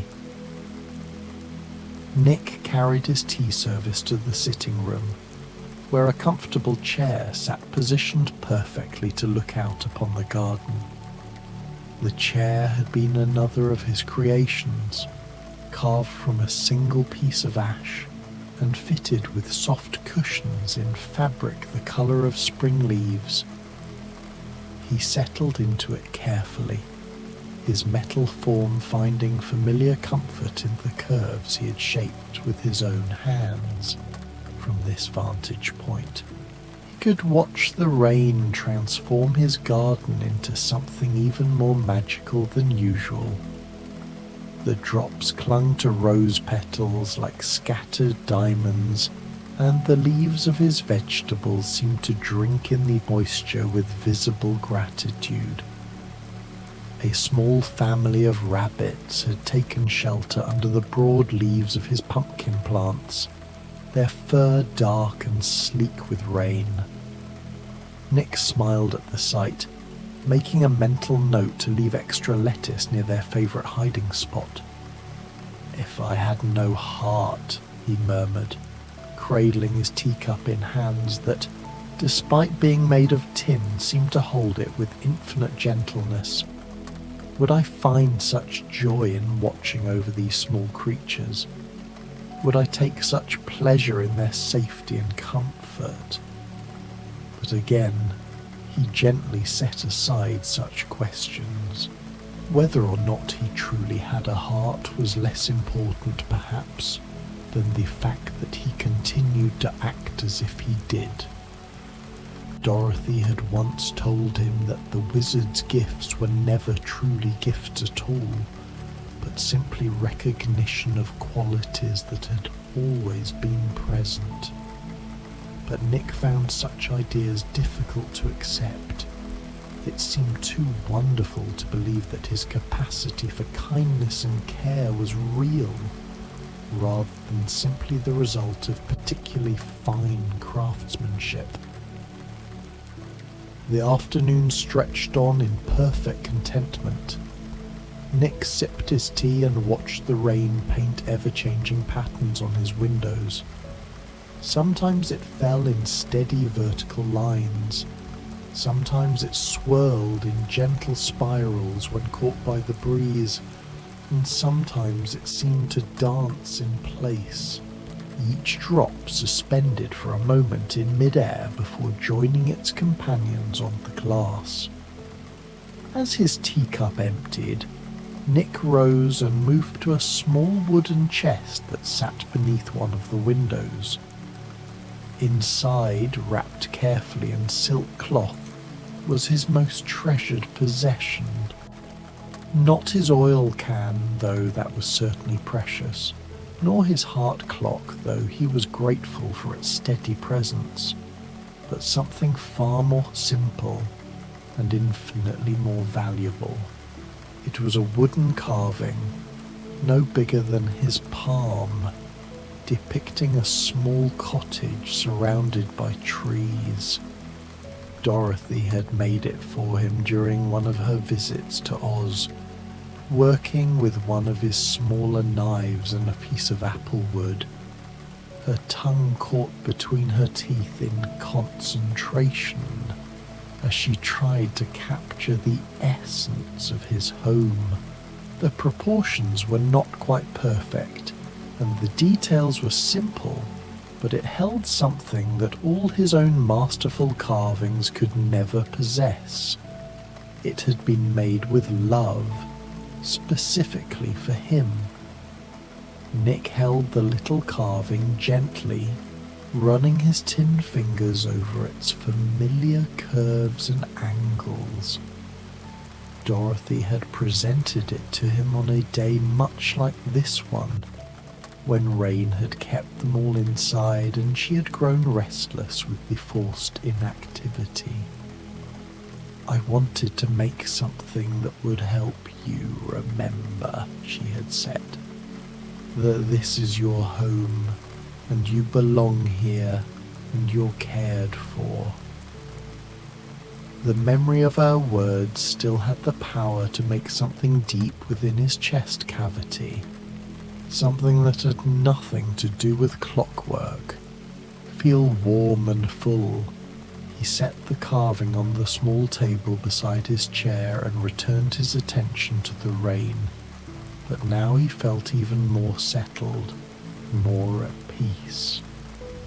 The storm, if it could even be called that, was one of the gentlest Nick had ever experienced. There were no harsh winds, no dramatic lightning displays, just the steady, nurturing presence of water falling exactly where it was needed most. His flowers seemed to straighten under its touch, and the leaves of his trees took on an even deeper, richer green. Even the air itself seemed cleaner, carrying the sweet scent of wet earth and growing things. Nick found himself growing drowsy, something that still surprised him, as he had not realized that tin men could experience such human sensations. But the combination of the warm tea, the rhythmic sound of rain, and the deep contentment that filled his shining form was having an undeniably soporific effect. His eyelids, crafted by the tinsmith with the same care as all his other features, began to feel heavy. He allowed them to close just for a moment, and immediately found himself in a state that was not quite sleep, but something wonderfully close to it. In this peaceful twilight state, he could still hear the rain, but it seemed to be calling to him in a language he almost understood. It spoke of cycles and seasons, of the way water travelled from sky to earth, to root to leaf, and back to sky again. It spoke of patience and persistence, of the way small, gentle actions could create profound change over time. In his drowsing mind, Nick seemed to see his garden as it would appear in the coming seasons. He saw the roses climbing higher on their trellises, their blooms growing fuller and more fragrant. He saw vegetables swelling with health and sweetness, ready to be shared with friends and neighbours. He saw new seedlings pushing through the soil, and young trees growing taller and stronger, their branches reaching toward the light.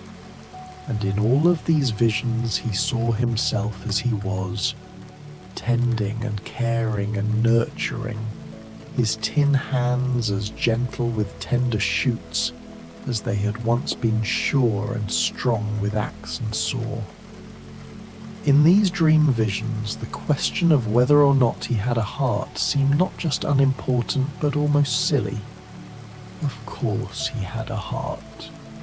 How else could he love his garden?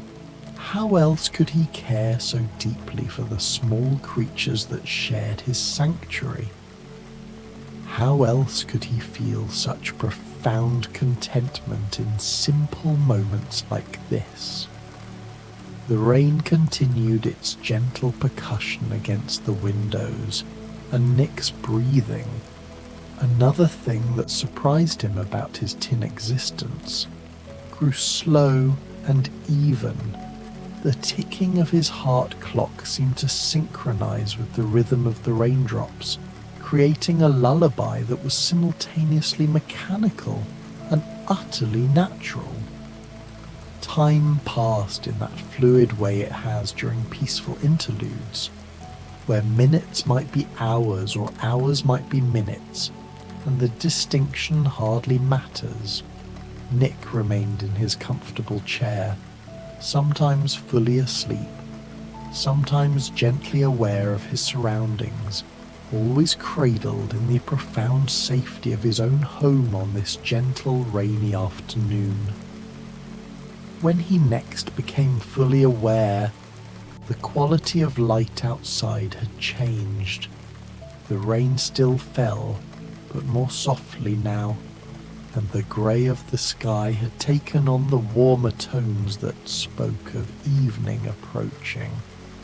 Nick stretched carefully, his joints moving with their familiar smooth precision, and realized that he felt more rested than he had in weeks. The small bluebird he had invited for tea was perched on his windowsill, having somehow found its way inside. It regarded him with bright, intelligent eyes and chirped softly, as if checking to make sure he was all right. Nick smiled and rose from his chair, moving slowly so as not to startle his small guest. "Thank you for keeping me company," he said softly. "I hope you found the afternoon as peaceful as I did." The bluebird chirped once more and fluttered to the open window, pausing there for a moment as if saying goodbye before disappearing into the soft evening air. Nick watched it go with a smile, then turned his attention to the simple task of tidying up his tea things. As he moved through these familiar motions, rinsing his teacup, putting away the remaining cookies, wiping down the wooden surfaces until they gleamed, Nick felt a deep sense of rightness settling over him. This was his life. Simple, gentle, filled with small acts of care and creation. Whether or not the wizard's gift had given him a true heart was ultimately less important than the fact that he had learned to live as if he possessed one. The phrase, "living as if you possess a heart," resonated deeply with Nick. It was a philosophy he'd been unknowingly practicing since his adventures in Oz. But now, in the quiet solitude of his cottage, the truth of it bloomed fully. He was no longer the Tin Woodman defined by what he lacked, but simply Nick, a man who chose to act with kindness. This transformation wasn't a singular magical event, but a gradual unfolding like a flower opening in slow motion. Each conscious choice he made, from mending a fence to tending a plant, was a petal unfurling. He had once believed a heart was an object to be acquired, a ticking biological thing. Now he understood it was a verb, an action. It was the choice to care. The true magic wasn't in the wizard's clockwork, but in his own capacity for empathy, a capacity he had cultivated through his actions, not received as a gift. The rain began to taper off as full evening approached, the drops growing fewer and farther between, until finally they stopped altogether. Nick stepped outside to breathe in the clean, rain-washed air and to check on his garden. Everything sparkled with captured water droplets, and the air was filled with the rich scent of satisfied earth and grateful plants. The aroma was a complex symphony of life, the peaty scent of damp soil, the sharp tang of bruised mint leaves, and the sweet, almost intoxicating perfume of his rose bushes. Nick, who had no sense of smell, perceived this not through his nose but through a different kind of awareness. He felt the garden's contentedness, its quiet exhale after a long drink. The world seemed to shimmer, bathed in a new, gentle light. This sensory experience, this intimate communion with nature, was more profound than any grand spectacle of magic he had ever witnessed. It was in these small, everyday moments that he found his own humanity, a sense of connection that transcended the physical limitations of his tin body.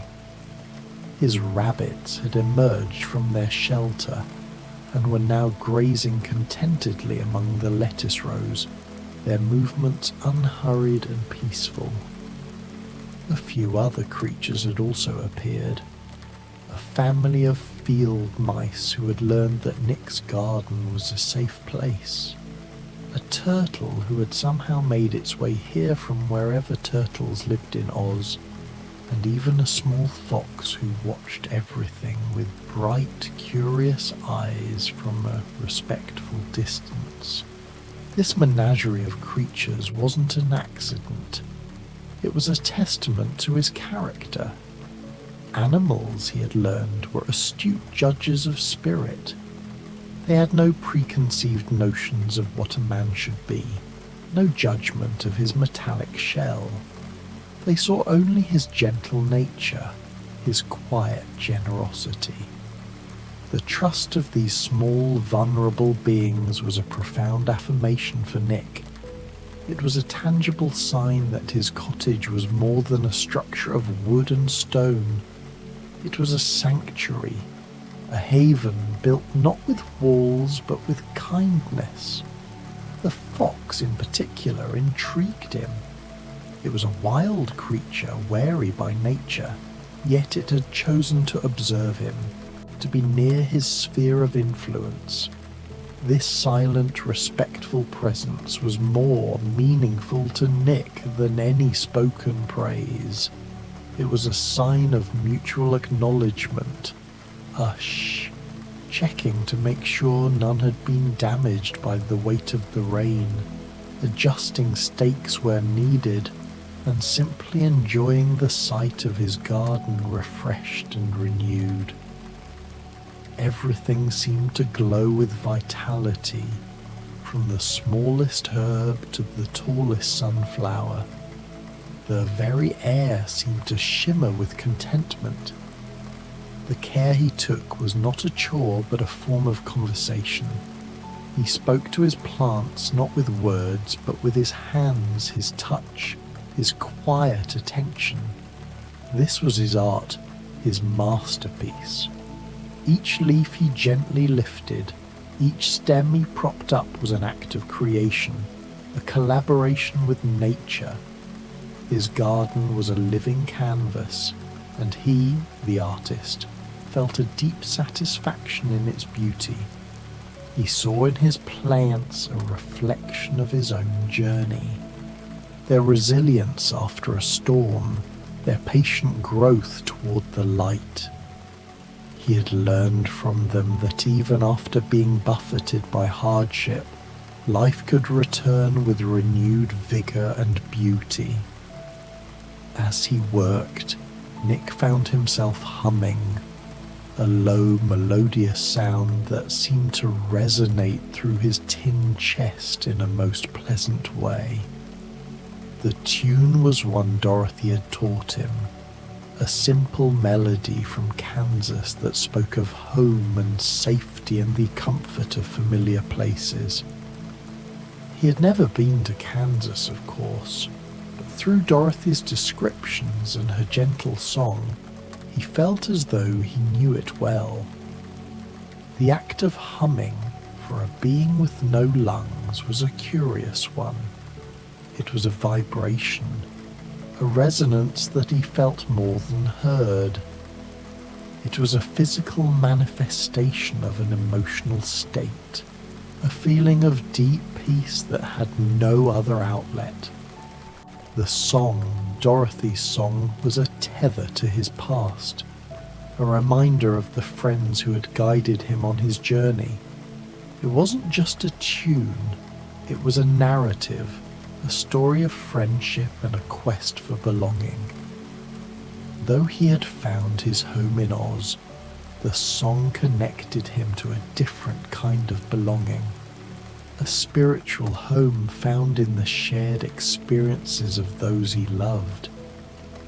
The last of the daylight was fading when Nick finally finished his tour of the garden. He stood in the centre of the space he had created, surrounded by the fruits of his patience and care, and felt a deep sense of completion wash over him.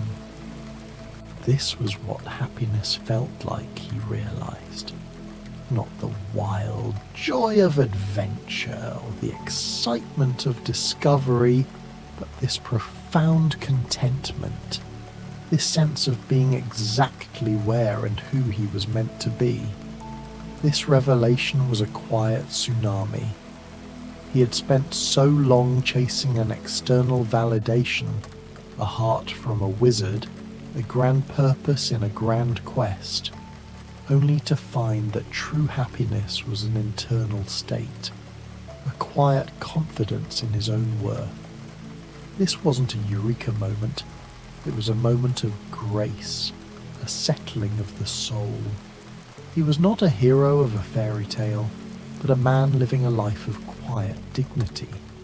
And that, he realised, was the truest form of heroism. As he turned to go back inside, Nick caught sight of something that made him pause. There, on one of his rose bushes, a single late-blooming flower had opened during the afternoon's rain. It was perfect in its simplicity. Soft pink petals, still heavy with water droplets, releasing a fragrance so sweet it seemed to perfume the entire evening air. Nick approached the rose carefully and leaned down to breathe in its scent. As he did so, one of the water droplets fell from a petal and landed squarely on his chest, right over the place where his heart clock ticked steadily away. The droplet was warm from the day's gentle temperatures, and as it struck his polished surface, Nick could have sworn he felt something stir deep within his chest. Something that had nothing to do with clockwork and everything to do with wonder. The water droplet was a catalyst, a moment of profound symbolism. It was a piece of the world, of nature, of life itself, touching the very core of his being. This wasn't a magical spell or a grand miracle, it was the simple, beautiful truth that he was a part of this world, not a detached observer. The stirring he felt was not a mechanical pulse, but an emotional one, a rush of awe and gratitude. It was the feeling of being alive. Perhaps, he whispered to the evening air, the question isn't whether I have a heart, but whether I have the courage to trust the one I've always had. The thought was both frightening and wonderful, like standing at the edge of a vast, beautiful country that he had always wanted to visit but had never dared to enter. But as he stood there in his garden, surrounded by the evidence of his own capacity for nurturing and care, watched over by the small creatures who had come to trust him, breathing air that still carried the sweetness of the afternoon's gentle rain, Nick felt that courage beginning to bloom within him like one of his own roses. The courage to trust himself was the final piece of the puzzle. He had always sought validation from others, a declaration that he was worthy of a heart. But the heart, he now understood, was not an external validation, but an internal choice. It was the courage to believe in his own capacity for love and kindness, even when his body was made of tin. This was a deeper kind of adventure than any he had ever undertaken, an exploration of his own soul. He made his way back to the cottage as the first stars appeared in the clearing sky. Inside, he lit a few candles and prepared a simple dinner, not because he needed food, but because the ritual of preparation and the act of sitting down to a proper meal felt like a celebration of the day's quiet revelations. The meal was a communion, a sacrament of his newfound self-awareness. He wasn't eating to sustain a body, but to nourish a spirit. The simple act of preparing and consuming food, a quintessentially human activity, was his way of honouring his humanity. The flickering candlelight cast long, dancing shadows on the walls, creating a sense of intimate warmth. In this gentle light, the cottage felt not just like a house, but like a home, a sanctuary of peace and purpose. As he ate, Nick planned the next day's activities. There were new seedlings to transplant, a section of fence that needed mending, and he had promised to carve a set of toy horses for the children in the nearby Munchkin village. All simple tasks, all infused with the potential for bringing joy to others and satisfaction to himself. But beyond the specific tasks, Nick felt a deeper sense of purpose settling into his bones, or whatever the equivalent might be in a body made of tin. He was beginning to understand that his life's work was not the grand gestures of heroism that had characterized his adventures with Dorothy and their friends, but these daily acts of care and creation. Every plant he nurtured, every creature he sheltered, every small kindness he offered was proof that his heart, whatever its true nature, was both real and valuable. This was his magnum opus, his great work. It wasn't a story of adventure and bravery, but a quiet epic of love and labor. He was a craftsman of life, and each day he added a new detail to the beautiful tapestry he was weaving. The candles burned low as Nick finished his meal and prepared for bed. His bedroom was simple but comfortable, with a bed he had crafted himself and fitted with a mattress that somehow managed to provide exactly the right support for his metal frame. Above the bed hung a small painting that Dorothy had sent him, a view of the Kansas prairie at sunset, all golden light and endless sky. The painting was a window to another world, a world of sun-drenched fields and vast horizons. It was a reminder of the journey he had taken and the people who had shaped him. It was a symbol of hope, a promise that even after the storm the sun would set on a beautiful golden landscape. It was a perfect image for him to fall asleep to, a silent reassurance that his own golden years were just beginning. As he settled into bed, Nick could still hear the occasional drip of water from the eaves and the gentle night sounds of his garden settling into evening quiet.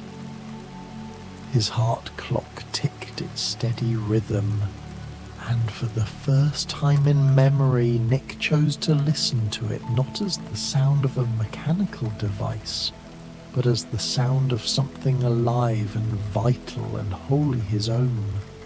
The ticking was no longer a reminder of his artificiality, but a celebration of his unique existence. It was the rhythm of his life, a song of his own making. Sleep, when it came, was deep and dreamless and perfectly restful, and in the morning, when Nick woke to find his garden sparkling with dew and his small animal friends already going about their daily routines, he rose with a smile and the quiet certainty that this day, like the gentle rain of yesterday, would bring its own small miracles of growth and contentment and peace. He had found his heart not in a wizard's gift, but in the quiet moments of his own life, a life built on a foundation of kindness and care.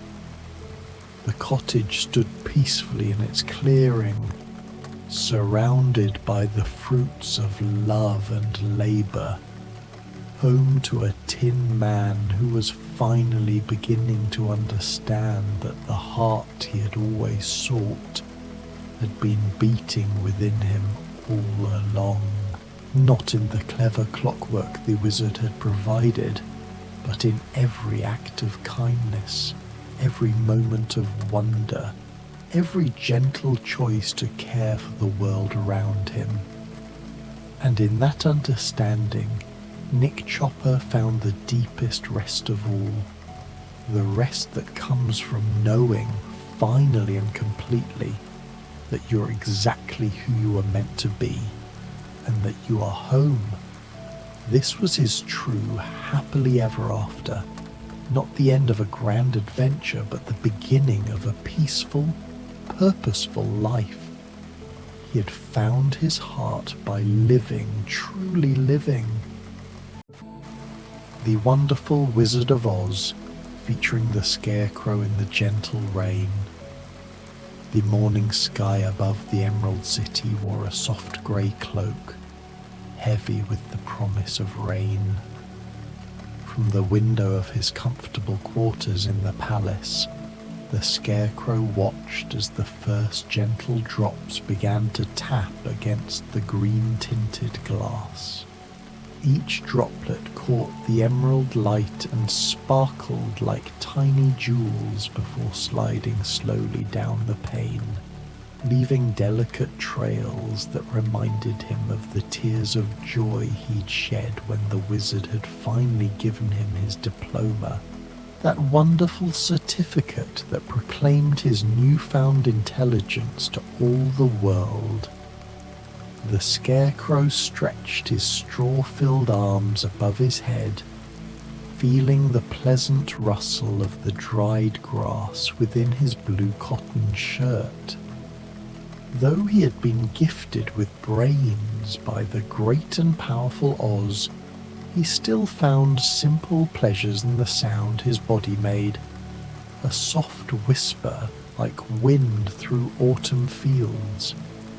It reminded him of his humble beginnings in the farmer's cornfield, standing guard over endless rows of golden grain, watching the seasons turn and the world wake each morning with renewed wonder. What a perfectly lovely day for staying indoors, he murmured to himself, his painted smile never wavering. The Scarecrow had learned that rainy days held their own special magic, different from the bright adventures he'd shared with Dorothy, the Tin Woodman, and the Cowardly Lion on their journey down the yellow brick road. Rain days were for quiet contemplation, for letting thoughts drift like clouds across the sky of his mind. He padded softly across the emerald carpet of his room, his boots making the gentlest of sounds on the plush surface. The palace had provided him with the finest accommodations, but what he treasured most was the window seat, a cozy nook lined with deep green velvet cushions where he could sit and watch the world beyond. The seat was perfectly sized for his lanky frame, and he had spent many peaceful hours there, reading books from the palace library and watching the citizens of the Emerald City go about their daily lives. As he settled into his favourite spot, drawing his knees up to his chest, the rain began to fall more steadily. The sound was like a lullaby, soft and rhythmic, each drop joining its voice to the growing chorus that sang against the windows and rooftops of the magnificent city. The Scarecrow closed his button eyes and listened, feeling something wonderful stir in the place where the wizard had told him his brain now resided. How curious, he thought, that I never noticed before how each raindrop has its own voice. When he had been just a simple scarecrow in the field, he had experienced rain as something to endure, water soaking through his hat, dampening his straw, making his clothes heavy and uncomfortable. But now, with his newfound appreciation for the world's subtle beauties, he heard music in the storm. The palace around him seemed to breathe with contentment.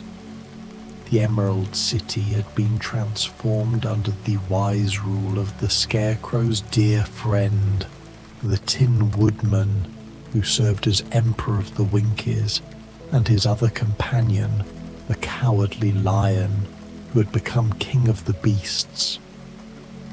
But today it felt as though the city itself was settling in for a cozy rest, wrapped in the grey blanket of clouds above. From his window seat, the Scarecrow could see the palace gardens below, where the rain was painting everything in deeper, richer shades of green. The emerald grass seemed to glow from within, each blade bent gracefully under the weight of gathered raindrops. The carefully tended flower beds had become small rivers of colour, crimson roses deepening to burgundy, golden marigolds gleaming like coins in a fountain, white jasmine flowers glowing like tiny moons in the gentle storm. A soft knock at his door drew the Scarecrow from his reverie. "Come in," he called cheerfully, turning from the window with the natural grace that had surprised him ever since receiving his intelligence. He had expected wisdom to feel heavy and serious, but instead it felt light as air, filling him with curiosity about every small detail of the world. The door opened to reveal one of the palace servants, a kind-faced young woman dressed in the customary emerald livery. She carried a silver tray laden with a steaming teapot, delicate cups, and an assortment of small cakes that looked like they had been dusted with powdered emeralds. "Good morning, Your Excellency," she said with a warm smile. "I thought you might enjoy some tea on such a cozy morning. Cook has prepared your favourites, honey cakes with mint from the palace gardens, and that special blend of chamomile and lavender tea that helps you think." The Scarecrow's painted face brightened with genuine pleasure. Though he had no need for food or drink in the way that living beings did, he had discovered that the ritual of afternoon tea was one of life's greatest comforts.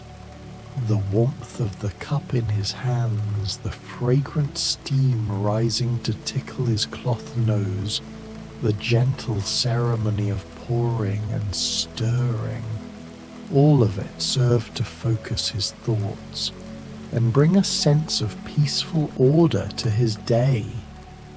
"How wonderfully thoughtful," he replied, gesturing toward the small table by the window.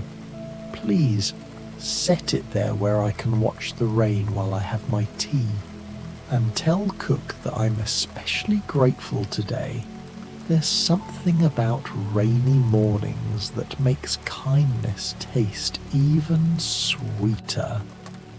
The servant arranged the tea service with practiced care, the silver catching and reflecting the soft grey light from outside. The teapot was a work of art in itself, shaped like a blooming flower with delicate emerald leaves for a handle. Steam rose from its spout like incense in a peaceful temple, carrying with it the gentle scents of chamomile and lavender that would help calm both mind and spirit. "Will there be anything else, Your Excellency?" the servant asked. The Scarecrow considered this for a moment, tilting his head thoughtfully. "Actually, yes. Would you be so kind as to invite my friends to join me? Not immediately.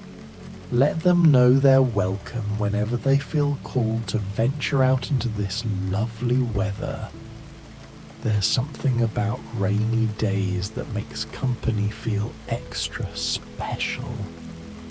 The servant nodded with understanding and took her leave, closing the door with barely a whisper. The Scarecrow was alone again with his tea and the rain, and he felt a deep contentment settle over him like a favourite blanket, He poured himself a cup of the fragrant tea, inhaling the soothing aroma before taking a careful sip. Though the liquid couldn't nourish his straw-filled body, he found that the ritual itself nourished something deeper, his appreciation for life's gentle pleasures. As he sipped his tea and nibbled thoughtfully on a honey cake, the Scarecrow let his mind wander to the lessons he had learned since receiving his diploma from the wizard. The greatest surprise had been discovering that intelligence wasn't just about solving problems or remembering facts, though he found he was remarkably good at both. True wisdom, he had come to understand, was about noticing the beauty in ordinary moments like this one. The rain continued its gentle song against the windows, and the Scarecrow found himself composing a little poem in his head. Rain whispers secrets to the emerald grass, each drop a story as moments pass. The city sleeps beneath its silver veil, while comfort dwells in every gentle gale.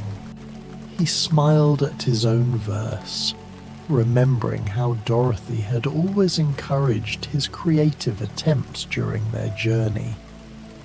"You're much cleverer than you think," she had told him countless times, and now he understood that she had been right all along.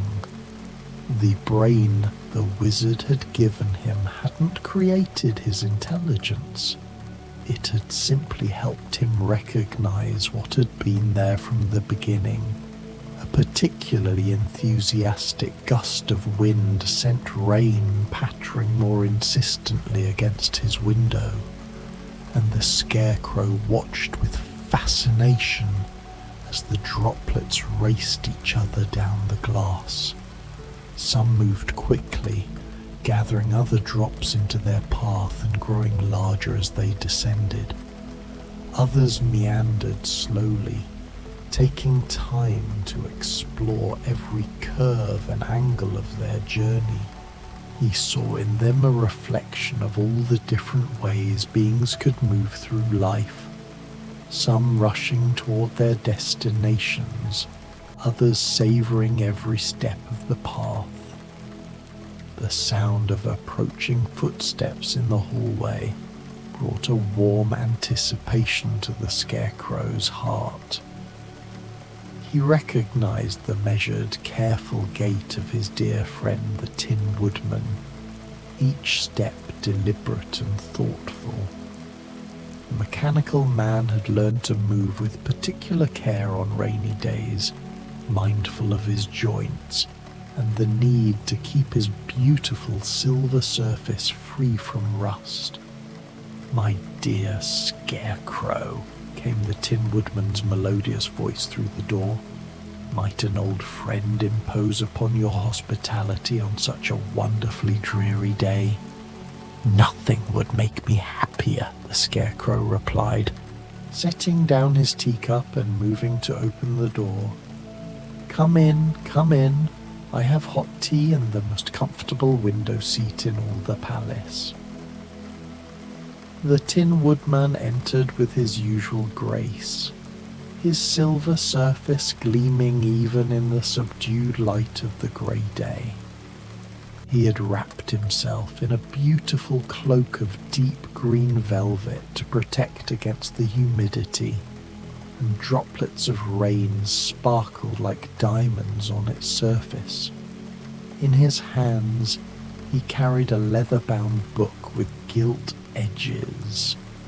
"I thought you might enjoy some company for reading," the Tin Woodman said, his painted features expressing gentle affection. "I've brought that collection of poetry we discussed last week, the one about finding beauty in simple things." The Scarecrow clapped his hands together with delight. "Perfect, absolutely perfect. There's something about rainy days that makes poetry feel more alive, don't you think?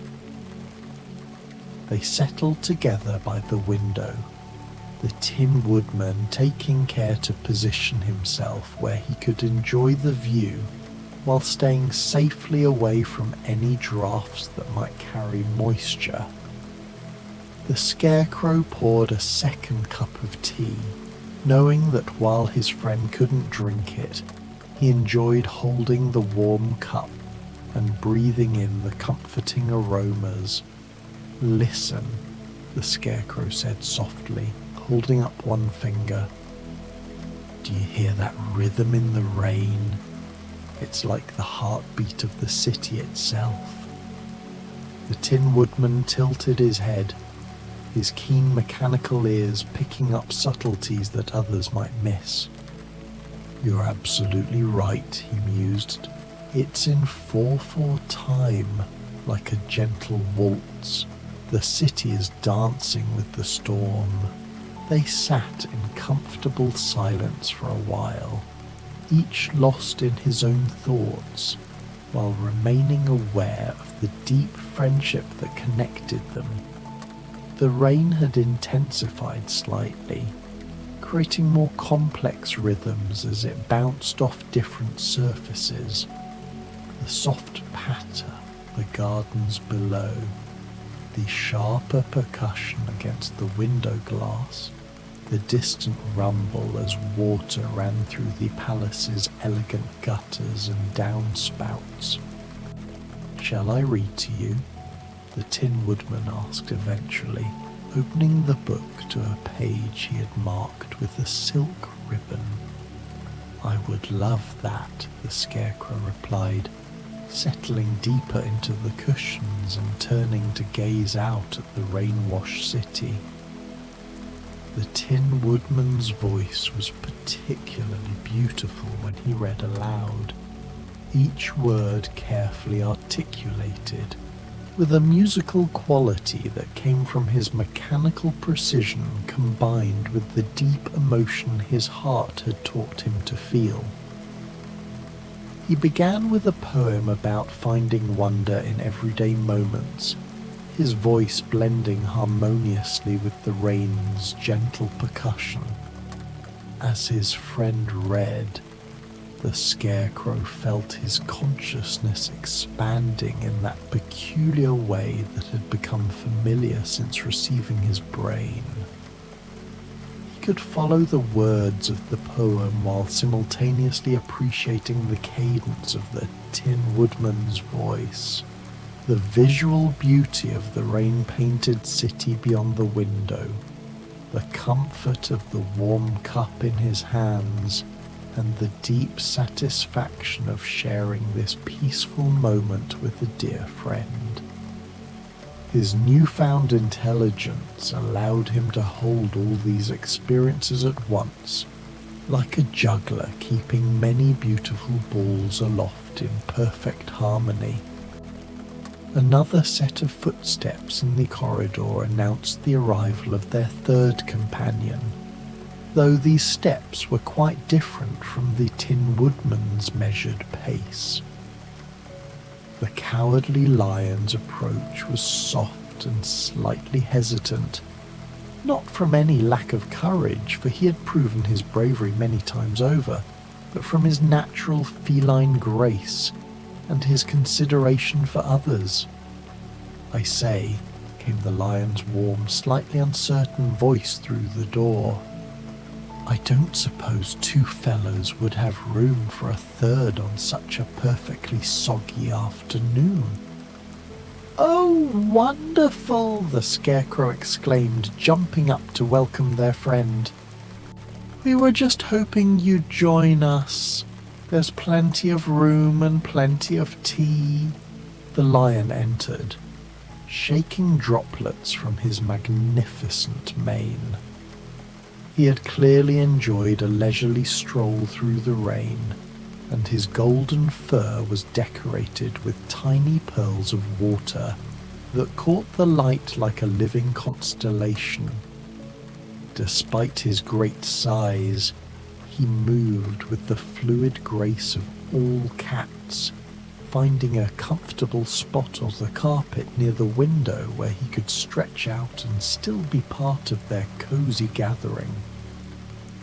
I was prowling about the palace, the lion explained, accepting a cup of tea to warm his great paws, and I caught the most marvellous scent on the air. It took me a while to identify it, but then I realised it was the smell of friendship and contentment, quite irresistible on a day like today. The Scarecrow laughed with pure joy. "Your nose has led you true, my friend. We were just listening to the rain and sharing some poetry. Would you like to hear?" "Nothing would please me more," the lion replied, settling his great head on his paws in a position of comfortable attention. The Tin Woodman resumed reading, and now their little circle felt complete. The three friends who had journeyed together down the yellow brick road, who had faced the great Wizard of Oz and discovered that the gifts they sought had been within them all along, were together again in perfect companionship. The rain continued its gentle symphony outside, and the palace around them hummed with contentment. As the afternoon progressed, their gathering took on the timeless quality of the very best friendships. They shared stories and memories, pausing often to appreciate a particularly beautiful turn of phrase in the poetry, or to comment on the way the light was changing outside as the storm evolved. The Scarecrow found himself marvelling at how different this was from their original adventure. No urgent quest to complete, no dangers to overcome, just the luxury of time spent in the company of those who understood and cared for each other. The lion began to tell a story about his morning walk through the palace gardens, describing how the rain had transformed familiar paths into something mysterious and new.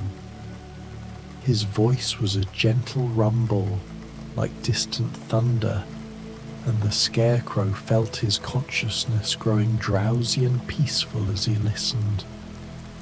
The Tin Woodman added his own observations, noting how the rain had created temporary streams and pools that reflected the sky like scattered mirrors. "You know," the Scarecrow mused, gazing out at the rain-softened cityscape, "I used to think that storms were something to be endured. When I stood in that cornfield, I dreaded the rain because it made me cold and heavy and uncomfortable. But now I see that storms are just another way the world shows us its beauty. They slow us down, make us pause, bring us together indoors where we can appreciate each other's company." "That's very wise," the lion said approvingly. "I used to be frightened of thunder and lightning. The noise and commotion seemed so threatening. But I've learned that courage isn't about not feeling afraid. It's about finding the beauty and wonder even in the thing that once scared us." The Tin Woodman nodded thoughtfully, "And I've discovered that my heart feels most full on days like this, when we can simply be together without any grand purpose except friendship. Perhaps that's the truest magic of all." As if summoned by their words, a gentle roll of thunder rumbled in the distance, not threatening or harsh, but warm and comforting like a great cat purring. The rain responded by intensifying slightly, creating richer harmonies as it drummed against different surfaces of the palace.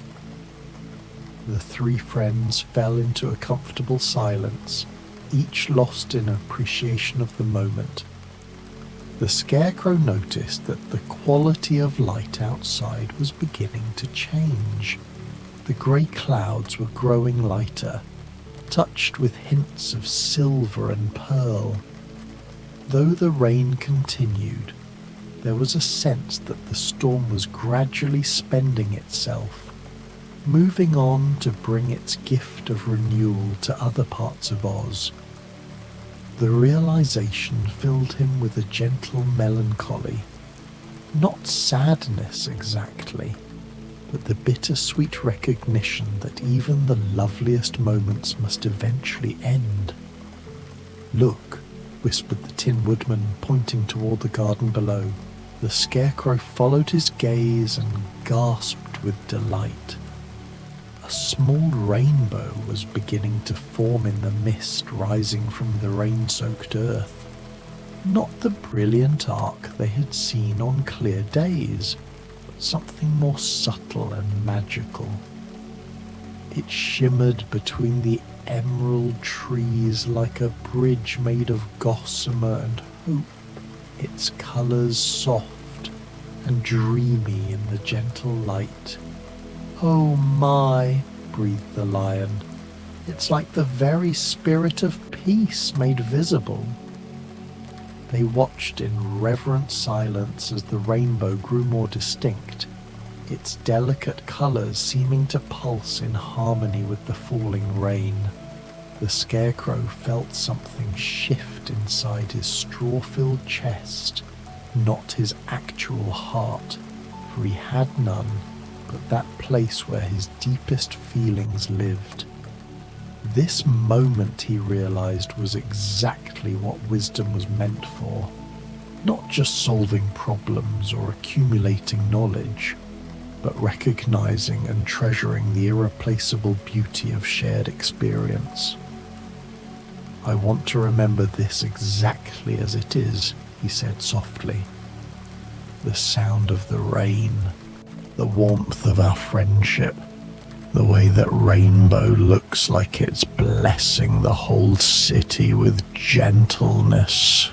When I was just a scarecrow in a field, I thought the world was made up of big, important things. Storms and sunshine, harvest and planting, the changing of seasons. But now I understand that it's really made of moments like this one." The Tin Woodman reached over and patted his friend's straw-stuffed shoulder. "Your brain has served you well, dear Scarecrow, but what you're feeling now comes from someplace even deeper than intelligence, from that part of you that was always wise, even when you thought you lacked brains entirely." The lion stretched luxuriously, extending his great paws and arching his back before settling again into his comfortable position. "I think," he said thoughtfully, "that the Wizard of Oz gave us exactly what we needed, not because we lacked those gifts originally, but because we needed to believe in ourselves enough to recognize what had been there all along." The afternoon continued to unfold in this peaceful rhythm, conversation flowing like a gentle stream, comfortable silences filled with the music of rain, shared appreciation for the small magics that surrounded them. The rainbow gradually faded as the light changed, but its presence had blessed their gathering with a sense of wonder that lingered in the air like incense. The Scarecrow found himself thinking about Dorothy, far away in Kansas with her Aunt Em and Uncle Henry. He wondered if she was experiencing weather like this, perhaps sitting by her own window, watching rain fall across the prairies, thinking of her friends in Oz. The thought filled him with warmth rather than sadness. Love, he had learned, wasn't diminished by distance. If anything, it grew stronger when seasoned with fond memories and the certainty of enduring connection. "Do you suppose Dorothy can feel us thinking of her?" he asked suddenly. "I'm certain of it," the lion replied without hesitation. "Love creates connections that go deeper than physical distance. She carries part of each of us with her, just as we carry part of her in our hearts." The Tin Woodman nodded agreement, his silver features soft with affection. "Sometimes I feel her presence most strongly on quiet days like this, when there's time to appreciate the simple fact of caring about someone. She taught us that friendship isn't just about the grand adventures we share. It's about holding each other in our thoughts with tenderness and wishing each other well." As the day progressed toward evening, the storm began to show signs of moving on. The rain continued, but more gently now, and occasional breaks in the clouds allowed glimpses of clearer sky beyond. The palace seemed to breathe more deeply, settling into the peaceful contentment that comes after a day well spent in good company. The three friends had moved through various configurations throughout the afternoon, sometimes all talking together, sometimes pairing off in quiet conversation, while the third dozed or contemplated the view, sometimes sitting in the comfortable silence that only true companions can share. Now, as evening approached, they found themselves arranged around the window again, watching the last of the storm paint the sky in subtle shades of grey and silver. "I have an idea," the Scarecrow said suddenly, his button eyes brightening with inspiration. "What if we made this a tradition? Every rainy day, whoever is free could gather here for tea and stories and watching the weather. We could call it a storm circle." "Oh, I love that," the lion exclaimed, his tail swishing with enthusiasm. "A regular celebration of friendship and weather and the magic of slowing down." The Tin Woodman clapped his hands together with a sound like silver bells. "Perfect, and we could invite others sometimes, any friend who might enjoy the peace and companionship of a proper rainy day gathering." They spent the next while making plans for their storm circle, discussing what treats they might serve. Honey cake seemed essential, as did that wonderful chamomile tea. What books they might share, what activities would best suit the contemplative mood of stormy weather. The Scarecrow felt his heart, or whatever served as his heart, growing full with anticipation for future rainy days that would bring them together again. As evening finally began to settle over the Emerald City, the rain gentled to barely more than a mist. The last light of day filtered through the clouds in long, soft rays that turned the wet surfaces of the city into a collection of mirrors, each reflecting a different aspect of the peaceful sky. The palace gardens below sparkled like a jeweller's display, every leaf and petal adorned with droplets that caught and held the light. "Look how beautiful everything has become," the Scarecrow observed, pressing his cloth face close to the window glass. "The rain hasn't just watered the gardens, it's polished the whole world until it shines." It was true. The city looked newly made, as if the storm had washed away not just dust and grime, but some layer of familiarity that had prevented them from seeing its true beauty. Streets gleamed like rivers of emerald light. Building surfaces reflected the sky's subtle colours, and even the air seemed clearer and more luminous. The lion rose and stretched again, his movement fluid and graceful despite his great size.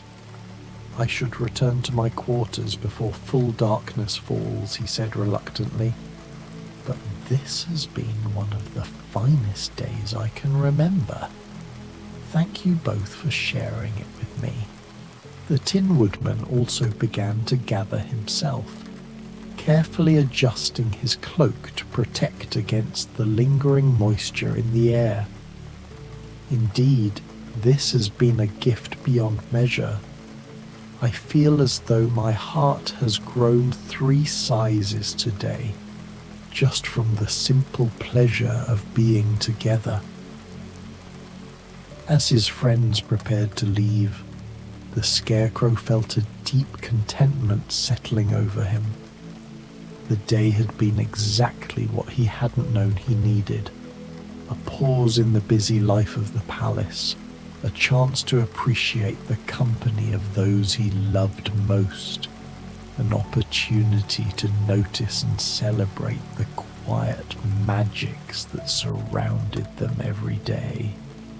"Thank you," he said, embracing each of his friends in turn, "for coming when I called, for sharing the storm with me, for helping me understand that wisdom isn't just about having a brain, it's about having the heart to appreciate moments like these." After they had gone, the Scarecrow remained by the window as darkness settled gently over the city. The rain had stopped entirely now, leaving behind a world that seemed to pulse with quiet contentment. Stars began to appear as a clearing sky, reflected in puddles and on wet surfaces throughout the city, creating the illusion that the Emerald City existed simultaneously on Earth and in the heavens.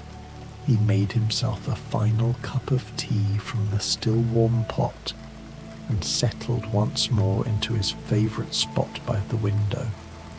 The city was settling into sleep, lights beginning to twinkle in windows throughout the emerald buildings. The palace itself felt peaceful and secure, a haven of warmth and safety in the gentle night.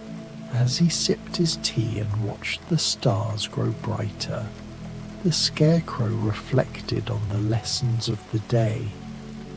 He had always thought that intelligence meant having answers, solving problems, understanding complex things. But today had taught him that perhaps the highest form of wisdom was simply the ability to be fully present in moments of beauty and connection, to recognize and treasure the gifts that each day offered. The storm had brought more than rain to the Emerald City. It had brought a reminder that some of life's greatest pleasures were also its simplest. A warm drink on a cool day, the sound of rain against windows, the irreplaceable comfort of friends who understood and cared for each other. The way ordinary scenes could transform into something magical when viewed with eyes full of appreciation and wonder. Outside his window, the last of the clouds drifted away to reveal a sky full of stars. The wet surfaces of the city continued to gleam and sparkle, as if the rain had scattered diamonds throughout the emerald streets. A gentle breeze stirred the air, carrying with it the fresh, clean scent of the world after rain, a perfume made of hope and renewal. and the promise that tomorrow would bring its own subtle magics to discover. The Scarecrow finished his tea and prepared for bed, moving through the familiar rituals of ending a day well spent.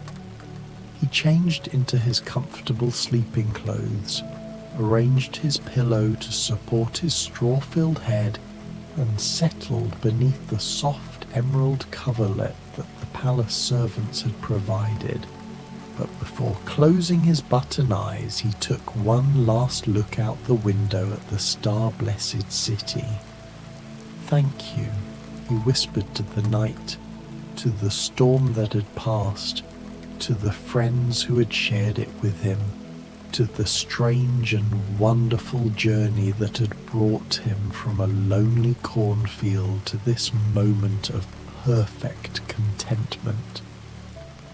Thank you for this day, and for helping me understand that wisdom isn't something you receive, it's something you recognize, something that grows when you tend it with gratitude and share it with love. As he drifted towards sleep, the Scarecrow could still hear the gentle after sounds of the storm. Water dripping from eaves, the soft whisper of wind through wet leaves, the distant murmur of the city settling into peaceful rest.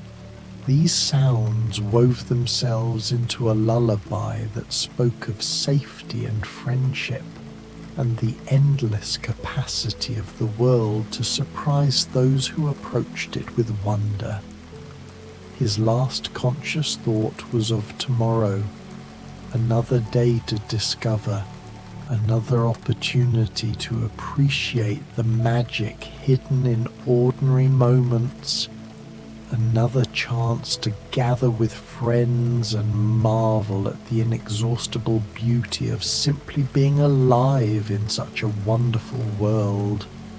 The rain would come again, bringing with it new opportunities for storm circle gatherings, new poetry to share, new moments of connection to treasure. And with that happy thought, the Scarecrow, wise now in ways that went far beyond the diploma the wizard had given him, settled into the deep, peaceful sleep of one whose heart is full of gratitude, and whose mind is rich with the memory of a day perfectly spent in the simple, irreplaceable pleasure of friendship. The Wonderful Wizard of Oz, Sleep Stories, Toto's Rainy Day Dreams. The first drops of rain began to fall just as the sun was settling behind the rolling hills of Kansas, painting the sky in soft shades of lavender and pearl. Toto, Dorothy's faithful little terrier, was curled in his favourite spot on the old patchwork quilt that Aunt Em had spread across the wooden floor near the kitchen window. His small black form rose and fell with each peaceful breath, his ears occasionally twitching at the gentle sounds that filled their humble farmhouse. Dorothy was sitting nearby, her fingers working slowly through the pages of a well-worn book, her voice a soft murmur as she read quietly to herself. The familiar cadence of her words created a soothing rhythm that seemed to blend perfectly with the increasing patter of raindrops against the window pane. Toto's dark eyes opened just enough to watch the first rivulets of water begin their lazy dance down the glass, creating moving patterns that caught and scattered the last golden light of evening. Uncle Henry had come in from the fields earlier than usual, hanging his wide-brimmed hat on the wooden peg by the door and settling into his favourite chair with a contented sigh. "Looks like we're in for a gentle soaking tonight," he had said to Aunt Em, who was humming softly as she kneaded tomorrow's bread at the kitchen table. The crops will be grateful for it. Toto loved these quiet evening hours when the family gathered together in their small but warm home. There was something magical about the way the yellow lamplight created soft circles of comfort in each corner of the room, and how the familiar scents of Aunt Em's cooking seemed to wrap around them all like an invisible embrace. But tonight, with the rain beginning to tap its gentle fingers against the roof and windows, everything felt even more peaceful and secure. As the last light faded from the western sky, the rain began to fall more steadily, creating a soft percussion that seemed to slow time itself. Toto stretched his small legs and adjusted his position on the quilt, feeling the warmth that still lingered in the fabric from where the afternoon sun had streamed through the window. His nose twitched as he caught the clean, sweet scent of rain-washed air drifting through a crack in the window frame. Dorothy closed her book and moved to sit beside him on the floor, her gentle hand finding the soft fur behind his ears. "What do you think, Toto?" she whispered, her voice barely audible above the rain. "Doesn't this sound like the most peaceful music in the world?" Her fingers moved in slow, soothing circles, and Toto felt his eyes growing heavy with contentment.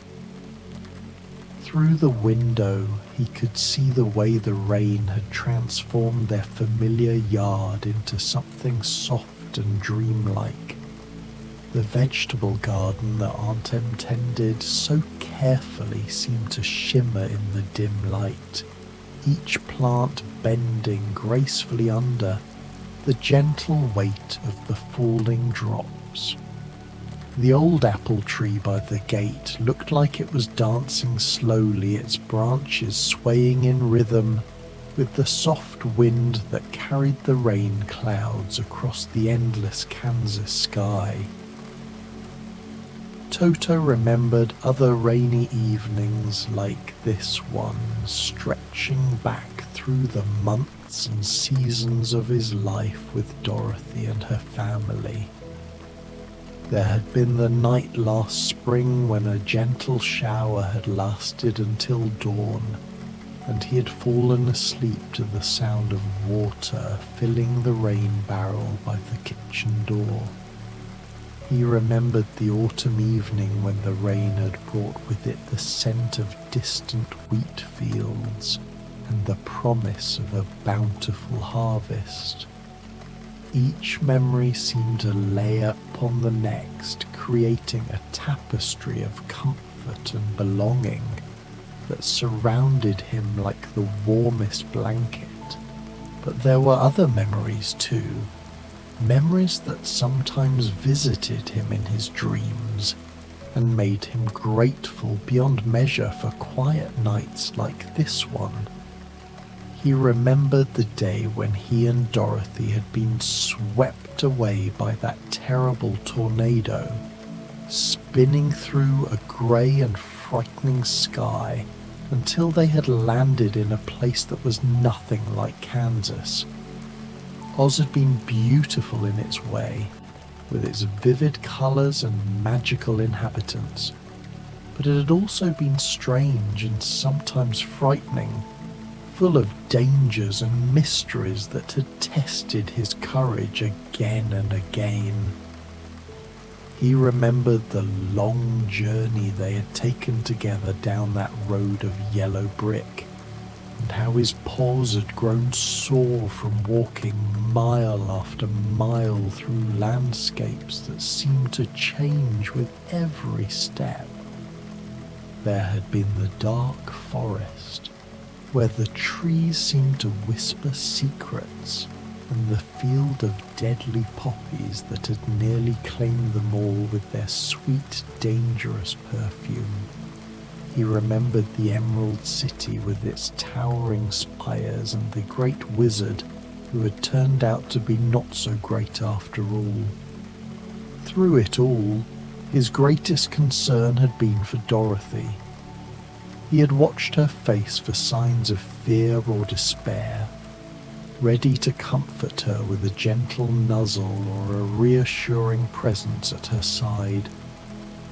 When she had cried, he had felt his own heart breaking, and when she had smiled, his tail had wagged with joy that seemed to fill his entire being.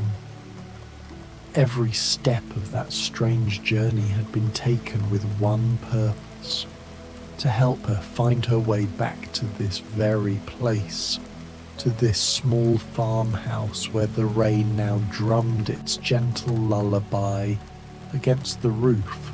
The Tin Woodman had been kind with his newly found heart that had allowed him to care so deeply for his friends. The Scarecrow had been wise despite his protests about lacking brains, and had found solutions to problems that had seemed impossible. The Cowardly Lion had been brave, even when he was convinced that courage was the one thing he lacked entirely. But through all their adventures, all their trials and victories, Toto had known something that perhaps the others had not fully understood. Home was not just a place you travelled to, but a feeling you carried within yourself, a warmth that no distance could diminish. Now, listening to the rain and feeling Dorothy's gentle touch, he understood even more deeply what home truly meant. It was the sound of Aunt Em's voice, calling them in for supper, and the way Uncle Henry's weathered hands moved so carefully when he petted him. It was the familiar creak of the floorboards, and the way the morning light fell across the kitchen table where they shared their simple meals. It was the scent of bread baking and the feeling of Dorothy's arms around him when they sat together in the evening. The rain was falling more steadily now, creating a steady rhythm that seemed to slow his breathing and make his eyelids feel pleasantly heavy. Through the window he could see how the water was gathering in small pools in the yard, reflecting the soft light from their windows like tiny mirrors scattered across the earth. The vegetable garden looked refreshed and grateful, each leaf and stem seeming to stand a little taller as it drank in the nourishing moisture. Dorothy had begun to hum softly, a melody that Toto didn't recognize but that seemed to capture perfectly the peaceful mood of the evening.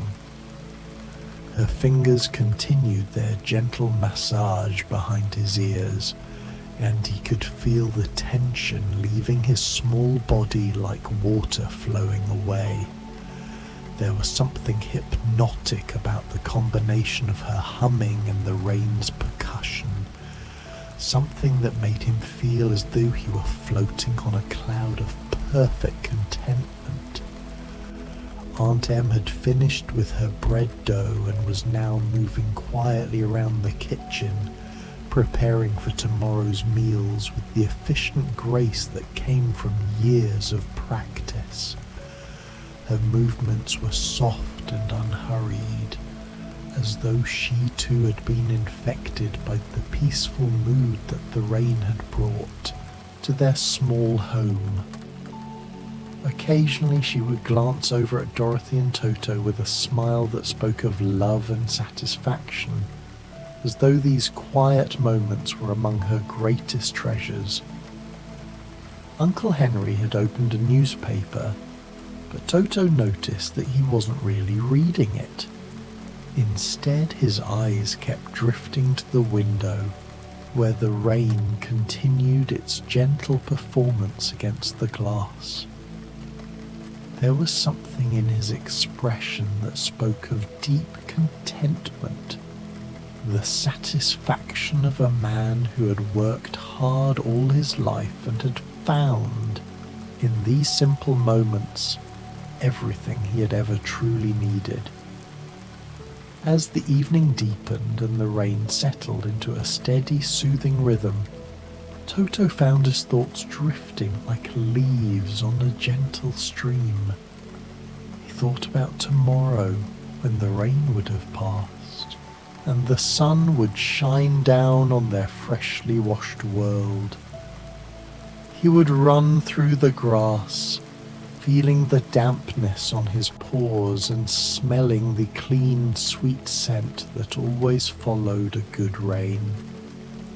He would chase butterflies in the garden and bark at the clouds that drifted like great white sheep across the endless Kansas sky.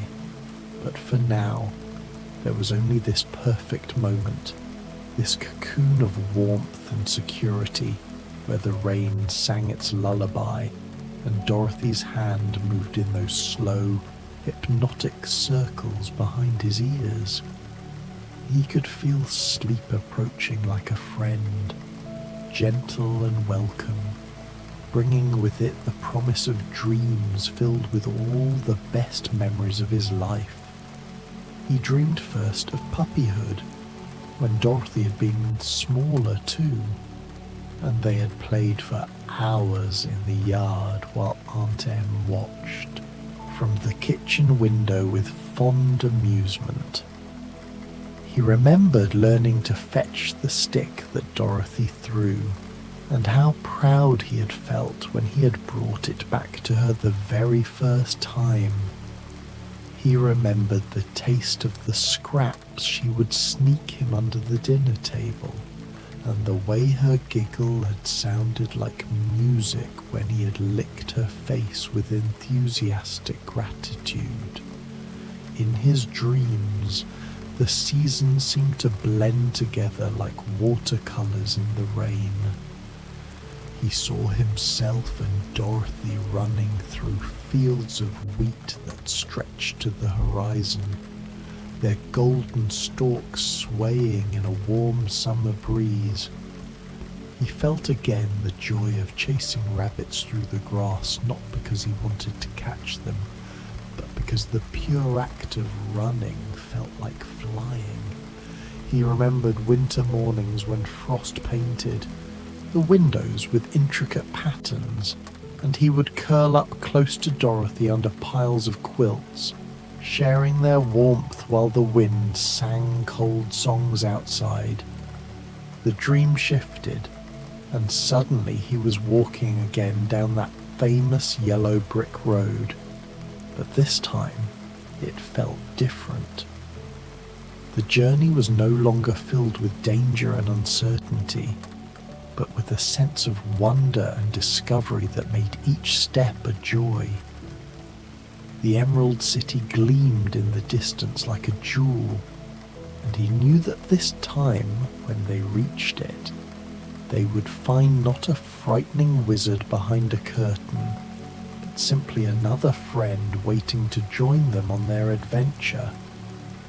He walked beside Dorothy, the Scarecrow, the Tin Woodman, and the Cowardly Lion. But now their footsteps seemed to keep time with rain falling on the farmhouse roof. The yellow bricks beneath their feet felt warm and smooth, and the sun overhead seemed to pulse gently like a great benevolent heart.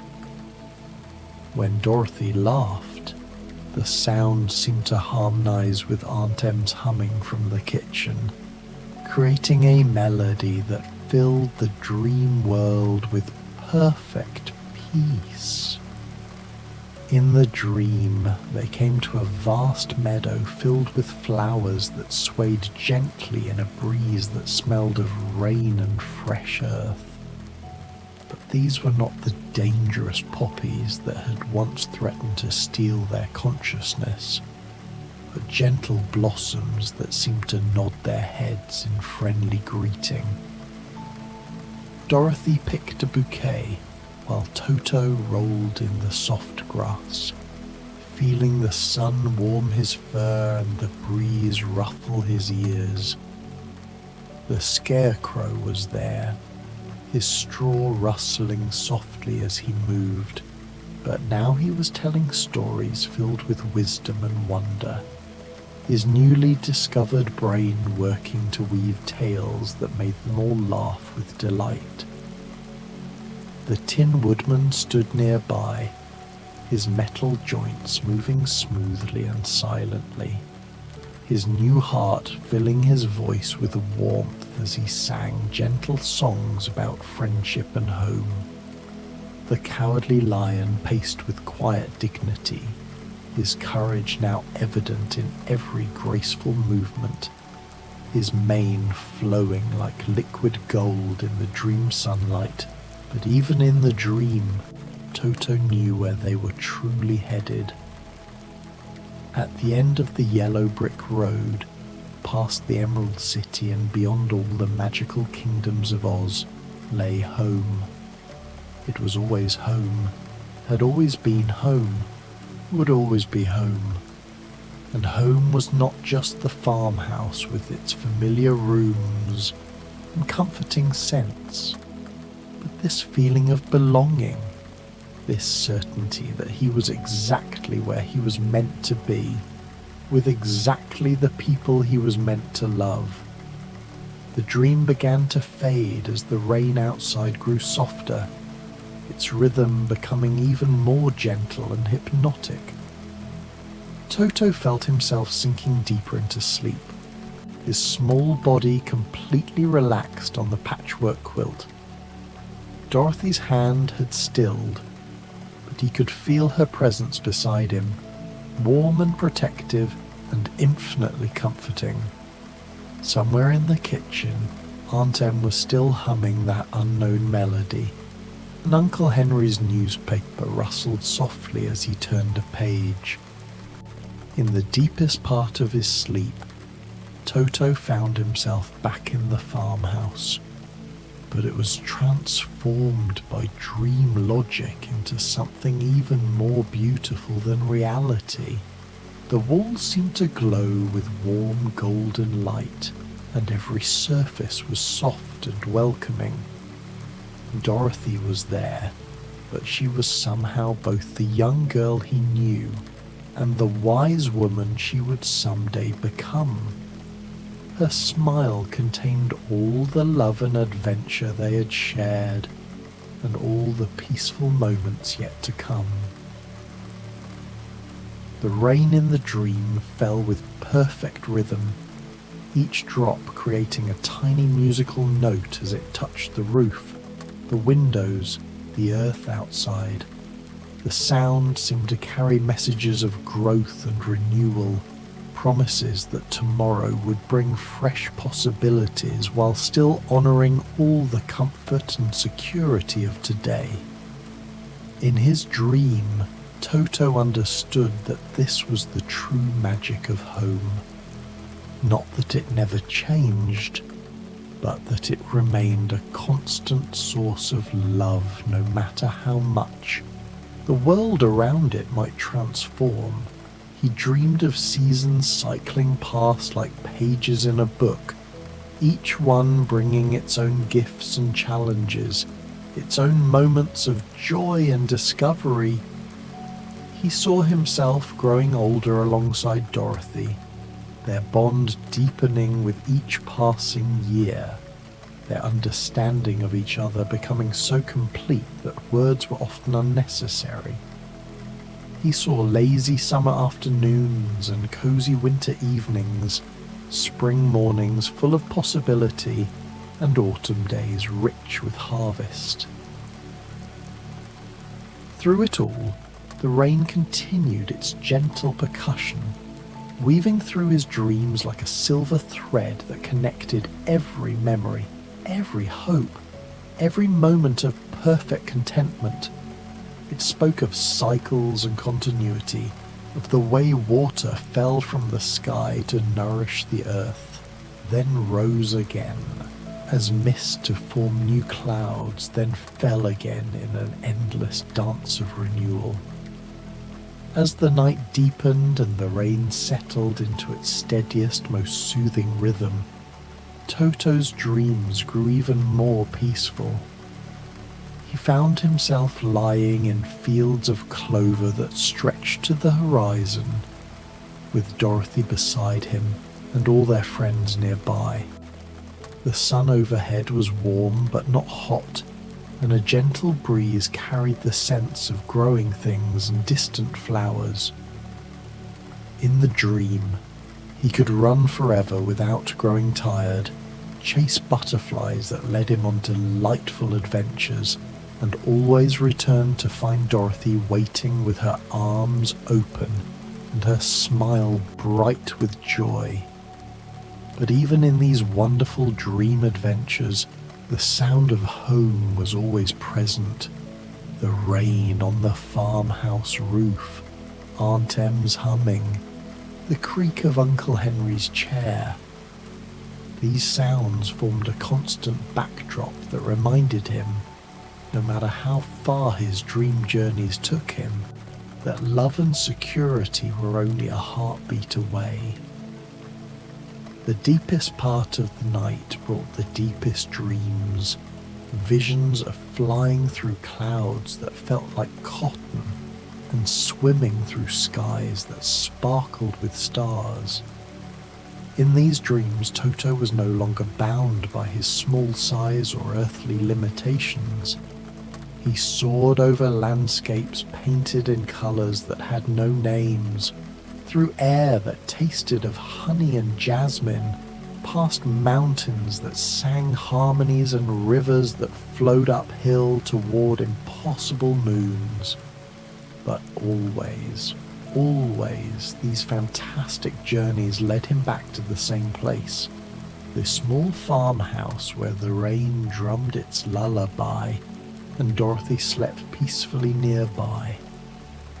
No matter how magical the other worlds in his dreams, none could compare to the simple miracle of home, the everyday wonder of belonging somewhere completely and unconditionally.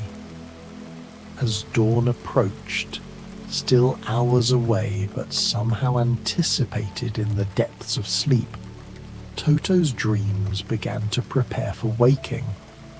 The images grew softer, gentler, more closely connected to the real world where his small body lay curled on the patchwork quilt. He dreamed of breakfast with Dorothy, of chasing chickens in the yard while Aunt Em laughed and called him a rascal, of the way Uncle Henry's rough hands would scratch behind his ears while they sat on the porch in the evening, the rain had gentled to the softest whisper against the windows, so light it was barely perceptible except as a presence that made the air feel clean and fresh. In his dreams, this gentle rain became a blessing, a benediction that fell on their small home and all who sheltered within it. Each drop carried wishes for peace and happiness, for continued love and security, for all the simple joys that made life precious. In his final dream before true deep sleep claimed him completely, Toto found himself sitting in the farmhouse kitchen, but it was filled with warm, golden light that seemed to come from everywhere and nowhere. Dorothy was there, younger and older simultaneously, her eyes bright with all the wisdom she had gained from their adventures together. Aunt Em moved about the kitchen with serene grace, preparing meals that smelled of comfort and while Uncle Henry sat at the table reading his paper and occasionally chuckling at something he found amusing. The rain outside had become music, a symphony of contentment, that filled the dream house with perfect harmony. Every surface gleamed softly in the magical light. Every corner held memories of laughter and love. Every breath carried the scent of belonging. In this dream, Toto understood with complete certainty that this was what he had always been searching for, even during those times when he hadn't realized he was searching at all. As the dream faded into the deepest sleep, Toto felt himself surrounded by an overwhelming sense of gratitude. Gratitude for Dorothy's love for the family that had welcomed him so completely, for the adventures that had shown him how precious home truly was, and for quiet rainy nights like this one that allowed him to rest in perfect peace. The last conscious thought before sleep claimed him entirely was a simple recognition. He was exactly where he belonged, with exactly who he belonged with, and no yellow brick road, no matter how magical, could lead him anywhere better than right here.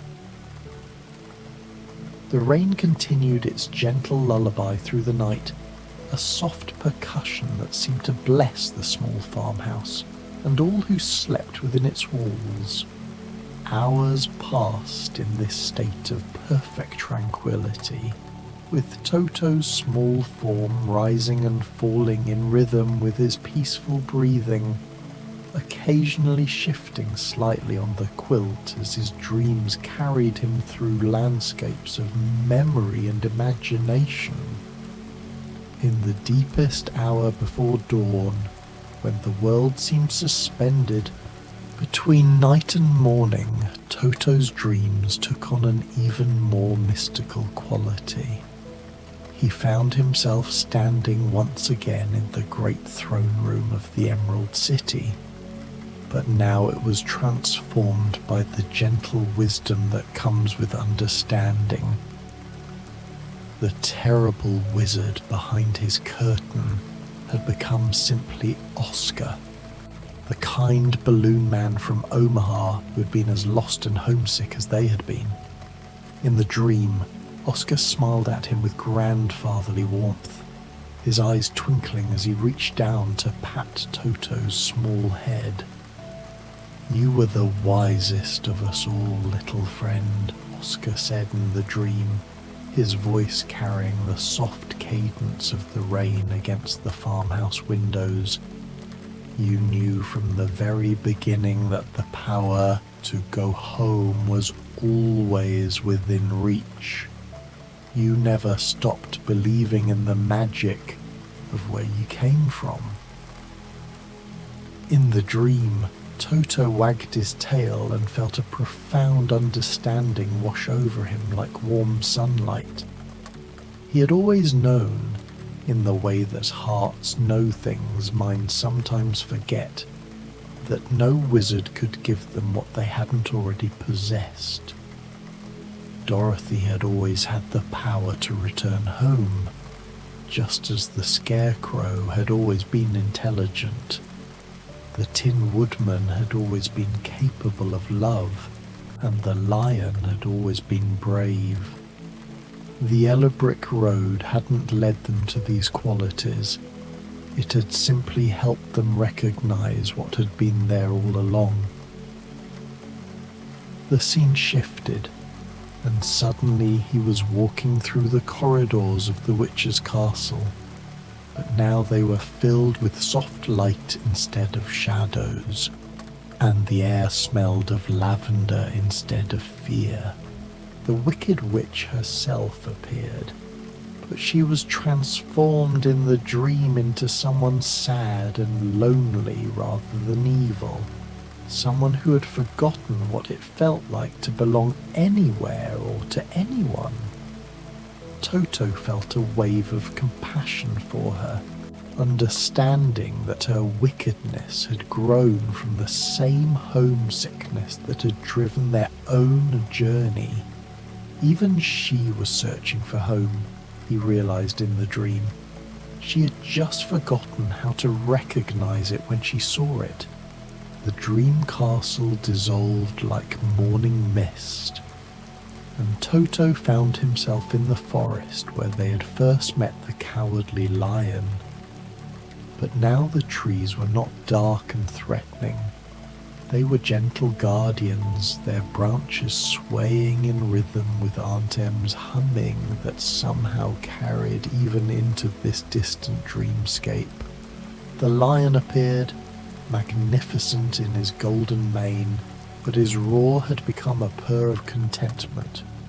"Courage," the lion said, settling beside Toto with feline grace, "isn't the absence of fear, my small friend. It's knowing what's worth being brave for. You showed us all what that was, the love that calls us home." The Tin Woodman emerged from between the trees, his metal surface gleaming like silver in the dreamlight. But now his movements made no sound at all, as though his joints had been oiled with starlight and moonbeams. He knelt beside Toto and placed one gentle metal hand on his fur. "The heart I thought I needed," the woodman said softly, "was beating in my chest all along. But it took watching your devotion to Dorothy to teach me how to hear it. You showed us that love isn't something you find or receive. It's something you give, freely and without reservation." The Scarecrow appeared last, but now his straw-stuffed form moved with unmistakable wisdom, and his painted smile held depths of understanding that seemed to encompass all the mysteries of the universe. He sat cross-legged beside the others, his button eyes somehow managing to convey infinite kindness. "Thinking," he mused, his voice carrying the rhythm of rain on roof shingles, "isn't about having a brain full of facts and figures. It's about understanding what matters most. You never needed to think about loving Dorothy or wanting to protect her. You simply did it, and that instinctive wisdom guided us all safely home." In the dream, Toto looked around at his three companions and felt his heart swell with affection. They had all learned so much during their journey together, had all discovered treasures within themselves that no wizard could have bestowed. But more than that, they had learned the value of friendship, the way that sharing fears and hopes and dreams could transform strangers into family. The forest around them began to shimmer and change, and suddenly they were all walking together down a path that was yellow brick, but also somehow the dusty road that led to Dorothy's farmhouse. The two paths had become one, just as adventure and homecoming had become inseparable parts of the same story. With each step, Toto could smell more clearly the familiar sense of home. Bread baking, clean laundry drying in the sun, the particular mixture of earth and growing things that meant Kansas. Dorothy appeared ahead of them on the path, but she was simultaneously the girl who had been swept away by the tornado, and the wise young woman who had learned that home was not a place you could lose, but a feeling you carried within yourself. She turned to smile at them all, and her smile contained every sunset they had watched together, every danger they had faced as a team, every moment of laughter and discovery they had shared. "Come on," she called, her voice blending with the sound of rain against windows. "Aunt Em's making supper, and Uncle Henry's wondering where we've gotten to. They walked together toward the farmhouse, which appeared in the distance exactly as it was in reality, but somehow more itself, more perfectly what it had always been meant to be. The light spilling from its windows was golden and warm, and smoke rose from its chimney in a straight line towards stars that seemed to wink knowingly down at them. As they approached the house, Toto could see Aunt Em in the kitchen window, her face glowing with happiness as she watched their approach. Uncle Henry stood on the porch, his weathered hands gripping the railing, and his expression full of the quiet satisfaction that comes from seeing loved ones safely home. The vegetable garden beside the house flourished in impossible abundance, every plant heavy with fruit and flower, every leaf glistening with the same gentle rain that was falling on the real farmhouse where Toto's sleeping form lay curled on the quilt. In the dream, as they reached the porch steps, Toto felt a profound sense of completion, as though every circle had been closed, every question answered, every journey fulfilled. This was the true magic of Oz, not the illusions and theatrics they had encountered in the Emerald City, but the real magic of love and belonging, of friendship that transcends time and distance, of the understanding that home is not a destination but a recognition.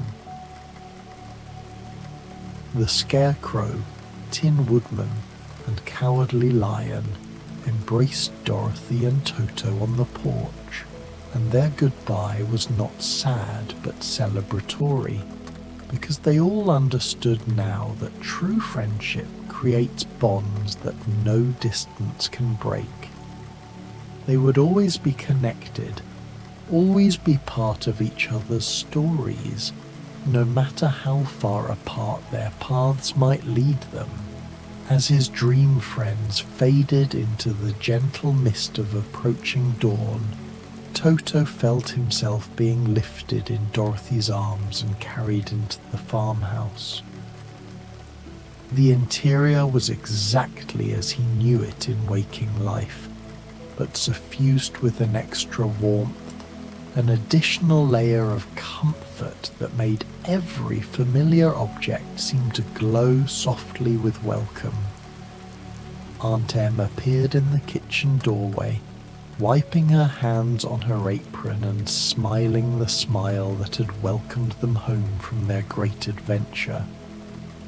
"There's my brave little dog," she said, reaching out to stroke his fur.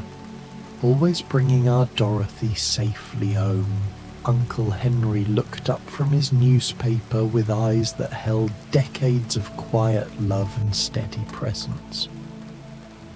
"That rain's been good for the crops," he said, as though commenting on weather, but somehow managing to encompass in those simple words all the cycles of growth and rest, of challenge and peace that made life meaningful.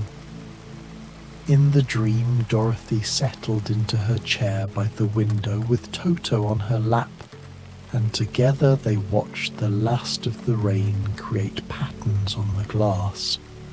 But now each drop that struck the window seemed to carry a tiny spark of all the magic they had encountered in Oz, all the wonders they had seen, and the wisdom they had gained. The familiar view of their Kansas farmyard was transformed by this understanding, revealing itself as no less magical than any Emerald City or yellow brick road. "Do you know what I learned, Toto?" Dorothy whispered in the dream, her fingers finding that perfect spot behind his ears. "I learned that magic isn't something that happens to you, find something you recognize in what you already have. We didn't need to go to Oz to find wonder. We just needed to learn how to see it. As the dream began its gentle fade toward the deeper sleep that would carry him until morning, Toto felt enveloped by a sense of perfect understanding. The rain outside the real farmhouse had gentled to the softest whisper, barely audible but still present, still blessing their small home with its quiet music. In his sleeping mind, that rain had become the sound of all journeys ending in safety, all adventures concluding with homecoming, all questions resolving into the simple, profound truth of love. The last image in his dream was of himself and Dorothy, as they would be tomorrow morning, awakening to sunlight streaming through windows washed clean by the night's rain. They would stretch and yawn and greet each other with the easy affection of those who have shared great adventures and found their way safely home. There would be breakfast to share, chores to do, simple pleasures to enjoy, and the endless quiet miracle of another day in the place where they belonged. As true sleep finally claimed him completely, Toto's last conscious thought was suffused with gratitude for the adventure that had shown him the world beyond Kansas, for the friends who had shared that journey, for the family that had welcomed him home, and for rainy nights like this one that allowed him to rest in perfect peace, surrounded by love and listening to the gentle music of home. The rain continued its whispered lullaby through the remaining hours of darkness, and in his dreams, Toto ran through endless fields of green beneath skies that stretched to infinity, always with Dorothy at his side, always knowing that when the morning came, they would wake up together in the most magical place of all, home. Dorothy's Cozy Rain from the Rainy Sleep Stories collection. The first drops began to fall, just as Dorothy stepped out of the little cottage she had been visiting in the Winky Country, her basket filled with warm honey cakes wrapped in checkered cloth. She paused on the yellow brick path, tilting her face upward to catch the cool moisture on her cheeks. After so many adventures in the land of Oz, she had learned to welcome the rain as an old friend. "Oh, Toto," she said softly, watching her little dog's ears perk up at the sound of raindrops tapping against the broad leaves of the silver trees that lined the path. "Doesn't that sound lovely?" The rain began as the gentlest whisper, each drop seeming to choose its landing place with care.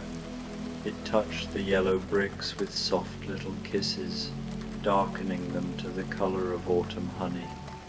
It settled on the petals of the roadside flowers, great blooms of coral and lavender that seemed to nod their heads in gratitude for the drink. Dorothy pulled her blue gingham dress a little closer, though the air remained warm and sweet. The rain was not the harsh, driving kind that had once carried her away from Kansas in a great gray tornado. This was different, a tender, nurturing rain that seemed to sing lullabies to the earth. As she walked along the familiar yellow brick road, her ruby slippers made soft clicking sounds that harmonized with the gentle percussion of the rain. Toto trotted beside her, his dark fur beginning to glisten with tiny water droplets that caught the filtered light like scattered diamonds. The sky above them was not the angry green-black of storm clouds, but a soft pearl grey, like a dove's wing stretched across the heavens. Through this gentle veil, the light of Oz's sun still managed to filter down, creating a dreamy, underwater sort of illumination that made everything look as though it had been painted with watercolors. Soon, Dorothy realized she was not alone on the road. Through the silver curtain of rain, she could make out a familiar figure walking toward her with that characteristic rolling gait. The Tin Woodman appeared through the mist, his newly polished surface catching the rain and sending it streaming down in rivulets that looked like liquid mercury. "Why, hello, Dorothy," he called, his voice carrying a note of pure joy even through the gentle shower. "Isn't this rain wonderful? I was so worried at first, you know how I am about rusting, but the wizard gave me a special coating before he left. Now I can enjoy the rain just like everyone else." Dorothy smiled, watching how the raindrops beaded and rolled off his silver surface like quicksilver. "It is beautiful," she agreed. "Where are you walking to?" "I was on my way to the Emerald City to visit some friends," the Tin Woodman replied. "But now I think I'd rather just walk in this lovely rain for a while. Would you like to join me? We could take the long way around, through the peaceful meadows." Dorothy had heard of the peaceful meadows but had never visited them. The idea of a gentle walk through rain-blessed fields sounded perfect after her long day of visiting friends in the cottage. "I'd love to," she said. They turned off the main yellow brick road onto a narrower path paved with stones that seemed to be made of some kind of translucent green crystal. These caught the rain and seemed to store the soft light, glowing gently from within like captured fireflies. As they walked, Toto playing happily in the shallow puddles that formed in the crystal hollows, more familiar friends appeared through the gentle rain. The Scarecrow emerged from beneath a grove of umbrella trees, his straw stuffing somehow staying perfectly dry despite the downpour. "Isn't it curious?" he mused as he joined their little procession. "I was just thinking about rain, how it makes the corn grow tall and green back in Kansas, and how it makes the flowers here in Oz bloom even more magnificently. There's something about the way it sounds on the leaves that makes thinking feel so peaceful." Soon after, they encountered the Cowardly Lion, who was sitting contentedly beneath a large, broad-leafed plant that formed a natural shelter. His magnificent mane was damp with mist, making him look rather like a great golden cloud himself. "I love the rain," he confessed as they approached. "It makes me feel so brave and calm at the same time. There's nothing to fear from such gentle water. It only brings life and freshness to everything it touches." And so the four friends, plus little Toto, continued their leisurely walk toward the peaceful meadows. The rain continued to fall in its unhurried way, sometimes growing so light it was barely more than mist, other times strengthening to a soft, steady patter that created a soothing white noise around them. The peaceful meadows, when they reached them, were exactly as Dorothy had imagined they would be. Rolling hills covered in grass so green it seemed to glow from within, dotted with wild flowers in every color imaginable. The rain had made the air sweet with the scent of growing things, and everything seemed to sparkle with an inner light. There were trees scattered throughout the meadows, not the twisted, scary trees Dorothy remembered from her first journey through Oz, but gentle giants with broad canopies and silvery bark that seemed to welcome the rain. Their leaves whispered soft songs as the water touched them, creating a natural symphony that blended perfectly with the rhythmic pattering of rain on grass. "Look," breathed the Scarecrow, pointing to a grove of trees near the center of the meadow. "There's a pavilion there." Indeed, among the trees stood a beautiful covered shelter, its roof designed in flowing curves that guided the rainwater into lovely cascading streams. It was built of some kind of silver-veined marble that seemed to glow softly in the rain-filtered light, and its open sides were draped with curtains that moved gently in the rain-sweetened breeze. The friends made their way to the pavilion, where they found comfortable seats arranged in a circle. The shelter was perfectly dry inside, but they could still hear the wonderful sound of rain drumming on the curved roof and trickling down the elegant water spouts that had been carved to look like sleeping dragons. Dorothy settled into one of the cushioned seats, Toto curling up contentedly in her lap. The Tin Woodman sat beside her, occasionally lifting his hand to catch drops of water that had gathered at the edge of the roof, watching them roll off his fingers like liquid diamonds. The Scarecrow leaned back in his chair, his painted smile seeming even more peaceful than usual as he listened to the rain's gentle percussion. The Lion stretched out on the soft carpet, his great paws crossed before him, purring softly, a sound that blended beautifully with the rain's rhythm. "You know," said Dorothy softly, "I never thought I could love rain so much.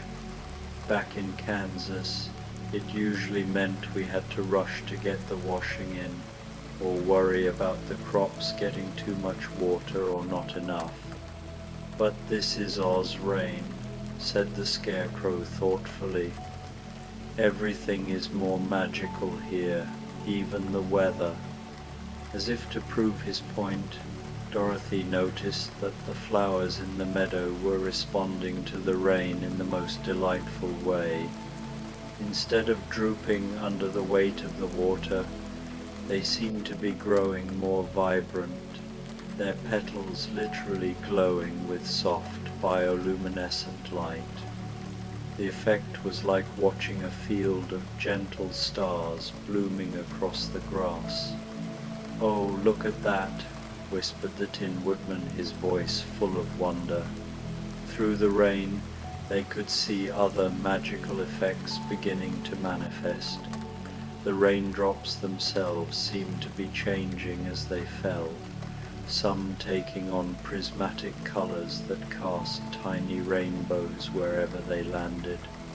Others seemed to contain tiny sparkles, as though they were carrying stardust down from the pearl-gray sky. A group of small deer-like creatures emerged from the grove of trees, their coats shimmering with colors that shifted like oil on water. They moved through the rain without hurrying, pausing to drink from the growing puddles and nuzzle the glowing flowers.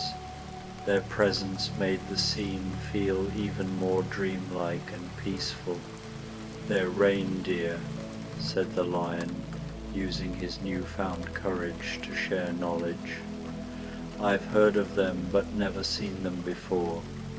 They only come out during the gentlest rains, when the magic in the water is strongest."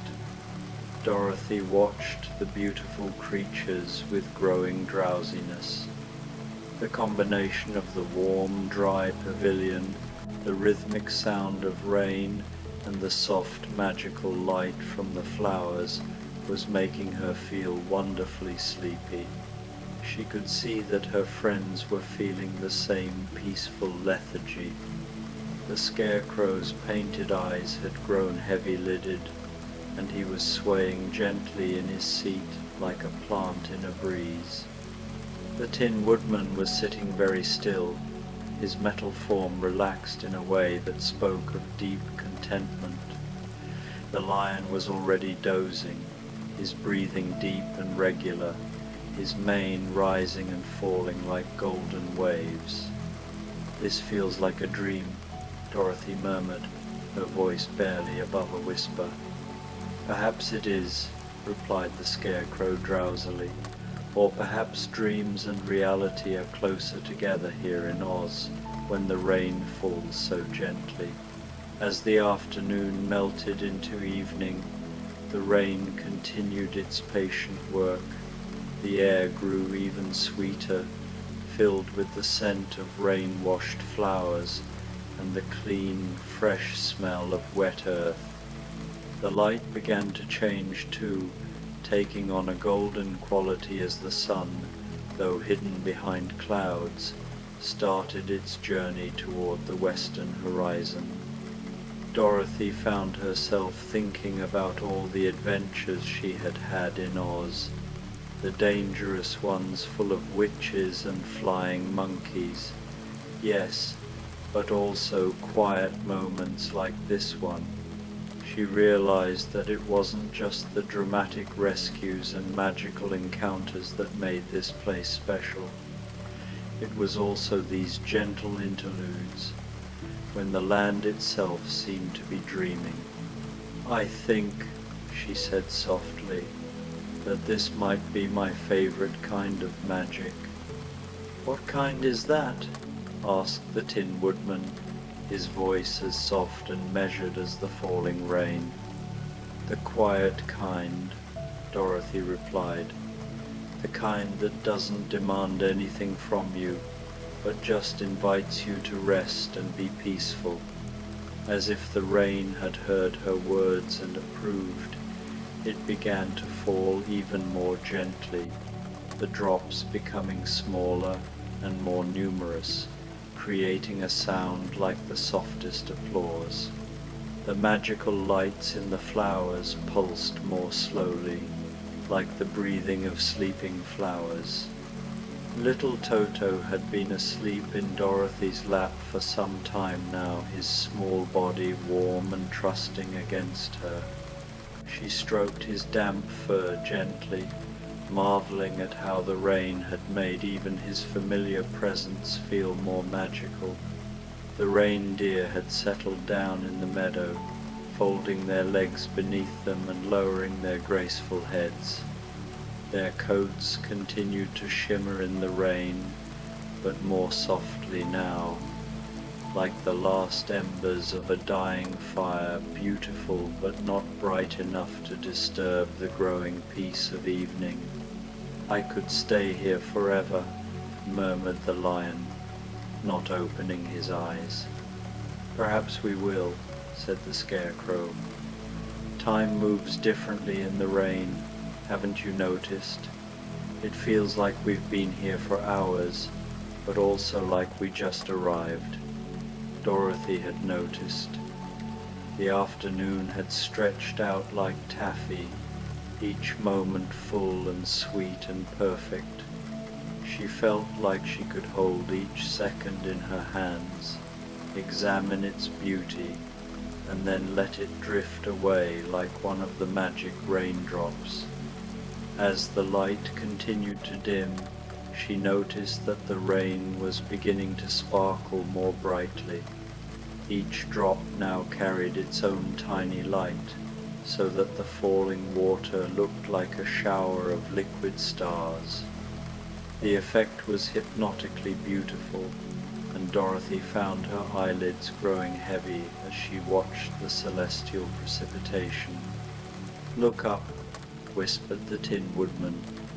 Dorothy raised her eyes to the curved ceiling of the pavilion, where the rain was creating the most wonderful display.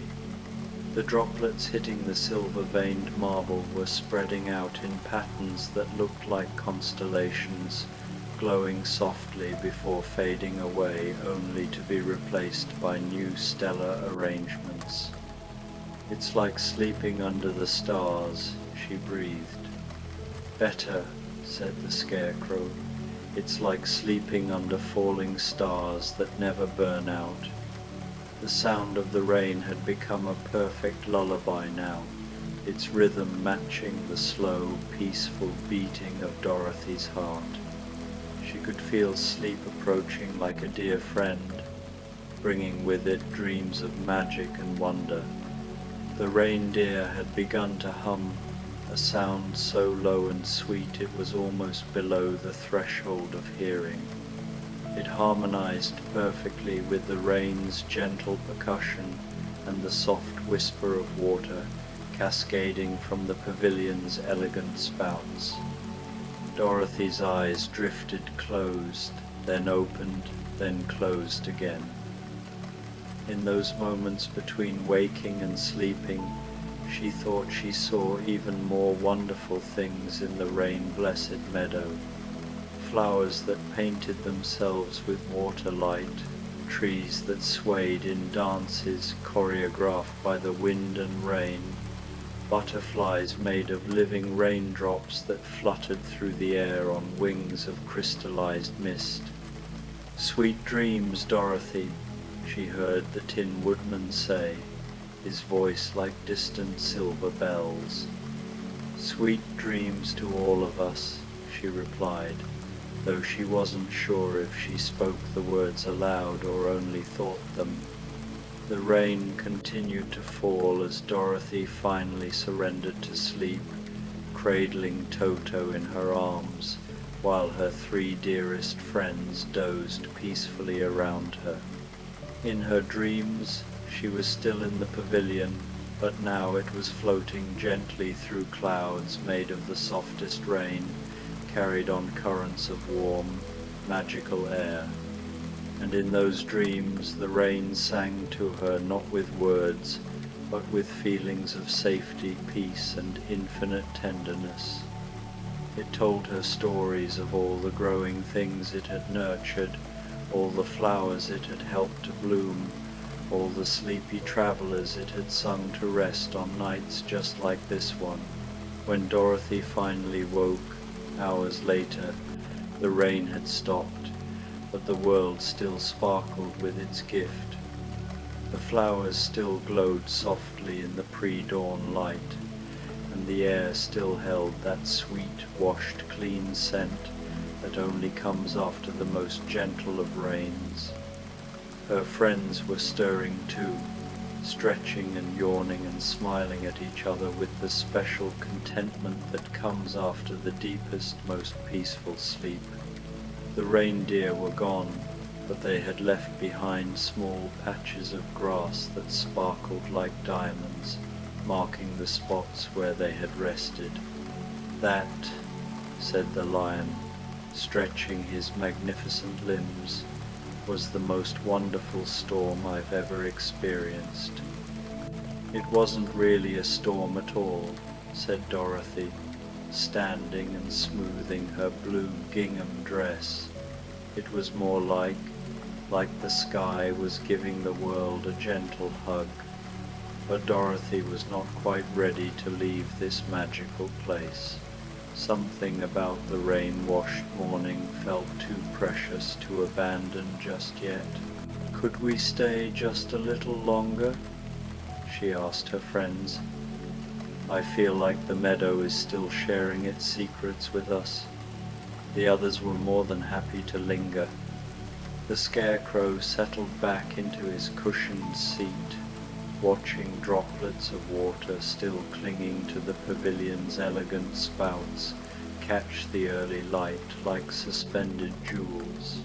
"I've been thinking," he said slowly, "about how different this rain feels from any other weather I've experienced. It's as if each drop contains a tiny piece of contentment." The Tin Woodman nodded, running his finger along a groove in his arm where rainwater had collected. "When I first got my heart," he said softly, "I worried it might rust like the rest of me. But now I understand that some things are worth the risk.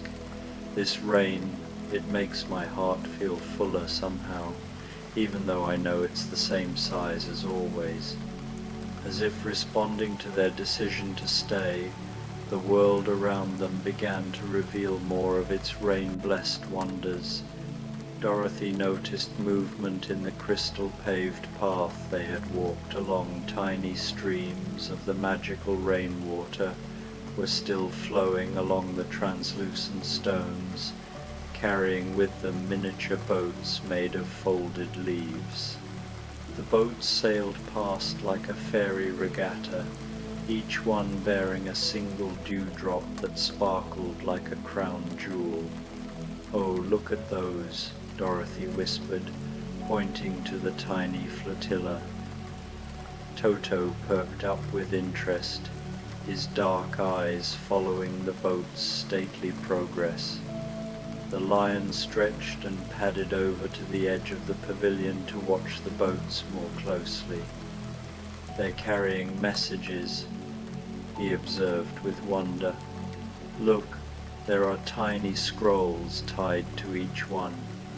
Indeed, each leaf boat bore a minuscule scroll no bigger than a grain of rice. As they watched, some of the boats reached tiny harbors formed by indentations in the crystal path, where they were met by creatures so small Dorothy had to squint to see them beings that looked like they might be made of morning mist and flower petals.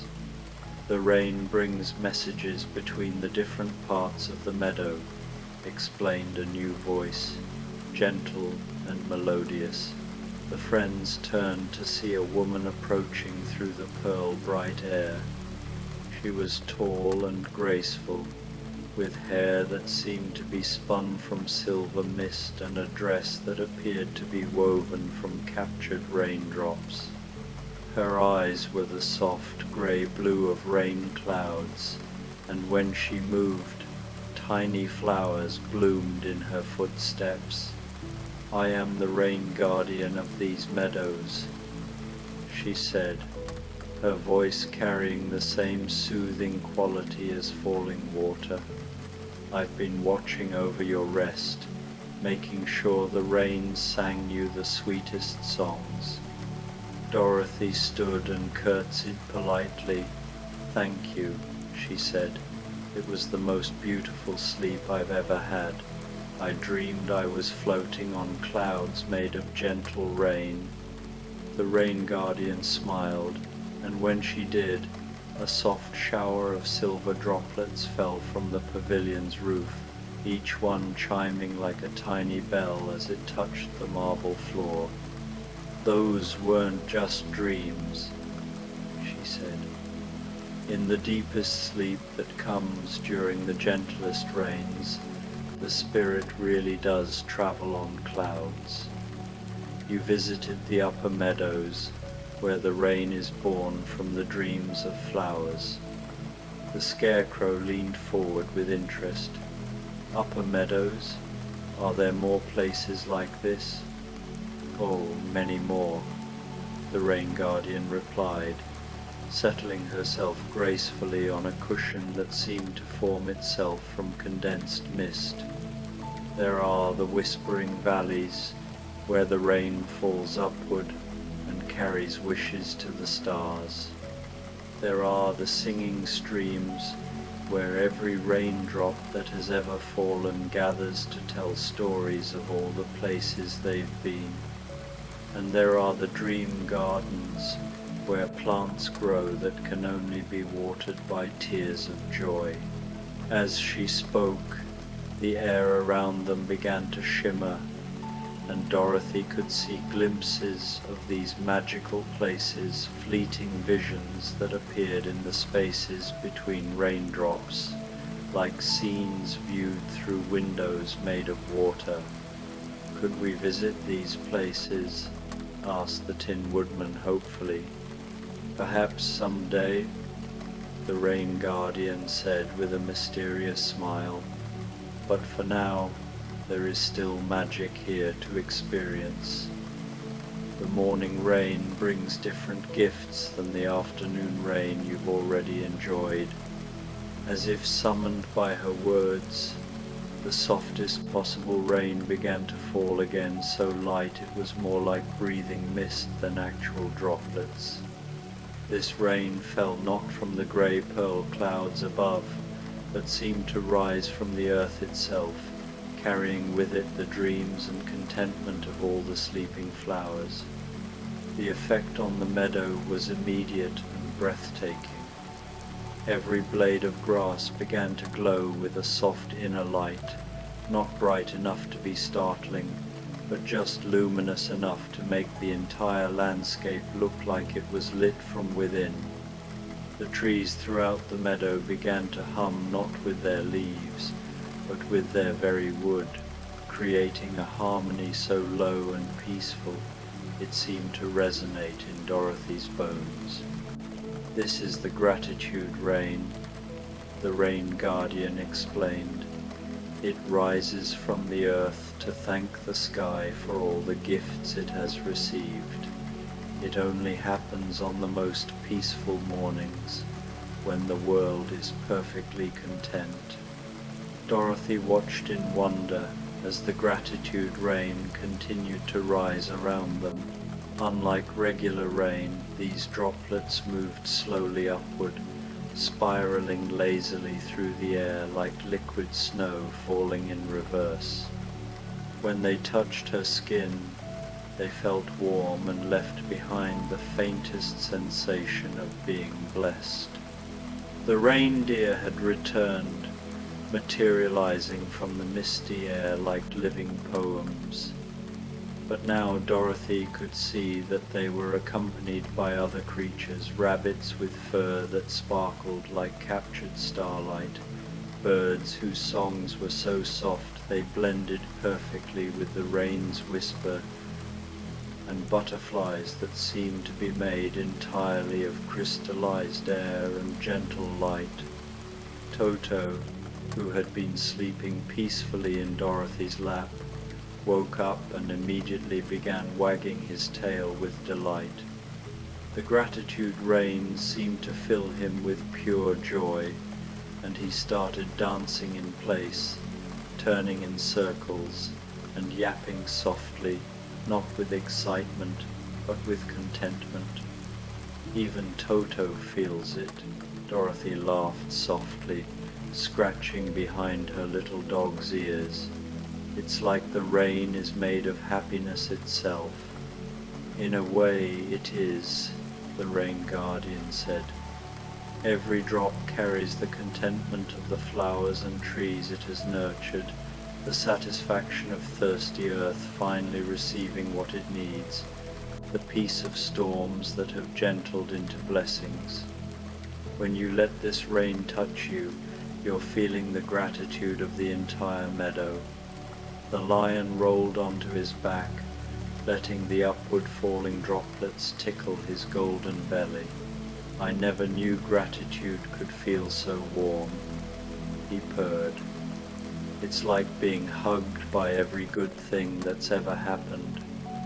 As the friends relaxed into this new phase of their rain experience, Dorothy began to notice other subtle magics occurring around them. The honey cakes in her basket, which she had almost forgotten about, had somehow been enhanced by the rain's influence. When she unwrapped them, they glowed softly and smelled not just of honey, but of wildflower meadows and summer sunshine. "Please, share them with everyone," the Rain Guardian suggested. "Food tastes different when eaten in the gratitude rain. It carries the flavors of every good meal ever shared in friendship." Dorothy shared the cakes, and each bite seemed to contain the warmth of every cozy kitchen and every simple joy. Even the Scarecrow, who couldn't taste, sensed its essence, and the Tin Woodman felt a new resonance in his mechanical heart. As they ate, the Rain Guardian told gentle tales of the quiet miracles the rain had witnessed. Seeds beginning their journey, flowers learning to sing lullabies, and a lonely tree befriending its reflection. Each story, told in the soft rhythm of falling rain, made Dorothy feel drowsy again, a peaceful languor that came from being perfectly content. The gratitude rain continued to fall upward, creating shifting curtains of liquid light that filtered the morning Sunday. Through these shimmering veils, Dorothy saw creatures she had never seen before, deer with antlers of crystallized rain, foxes with fur of every autumn shade, and owls with the deep wisdom of peaceful nights. All moved slowly and contentedly, adding to the meadow's profound tranquility. "This feels like the safest place in all of Oz," Dorothy murmured, watching a family of jewel-colored rabbits hop past, their fur leaving tiny trails of sparkles in the misty air. "It is," the Rain Guardian confirmed. "When the gratitude rain falls, nothing harsh or frightening can exist here. Even the Wicked Witch of the West, if she were still alive, would find her anger melting away like salt in sweet water."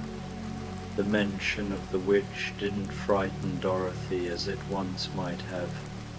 Here, surrounded by such perfect peace, even scary memories felt distant and harmless, like half-remembered dreams that had lost their power to disturb. Time continued to move in its dreamy, rain-blessed way. The friends talked softly when the mood struck them, and rested in comfortable silence when it didn't. The Rain Guardian wove flowers into Dorothy's hair, flowers that continued to bloom and change color even after being picked, cycling through soft pastels like a sunset viewed through gauze. The Scarecrow discovered that the gratitude rain had an unexpected effect on his straw. It began to sprout tiny green shoots that didn't make him uncomfortable, but instead seemed to connect him more deeply to the living world around him. "I can feel what the grass is feeling," he said with wonder. "It's so grateful for everything, the sun, the rain, the earth, even the wind that bends it." The Tin Woodman found that droplets of gratitude rain, when they touched his metal surface, created the most beautiful patterns, not rust, but delicate traceries that looked like frost patterns on a winter window, except warm and glowing instead of cold. "I'm becoming art," he said with amazement, watching the patterns shift and change across his chest. As the morning progressed into what should have been midday, though the light remained soft and constant, Dorothy realized she had never felt so completely at peace. Every breath filled her lungs with air that seemed to carry the essence of every beautiful morning that had ever dawned.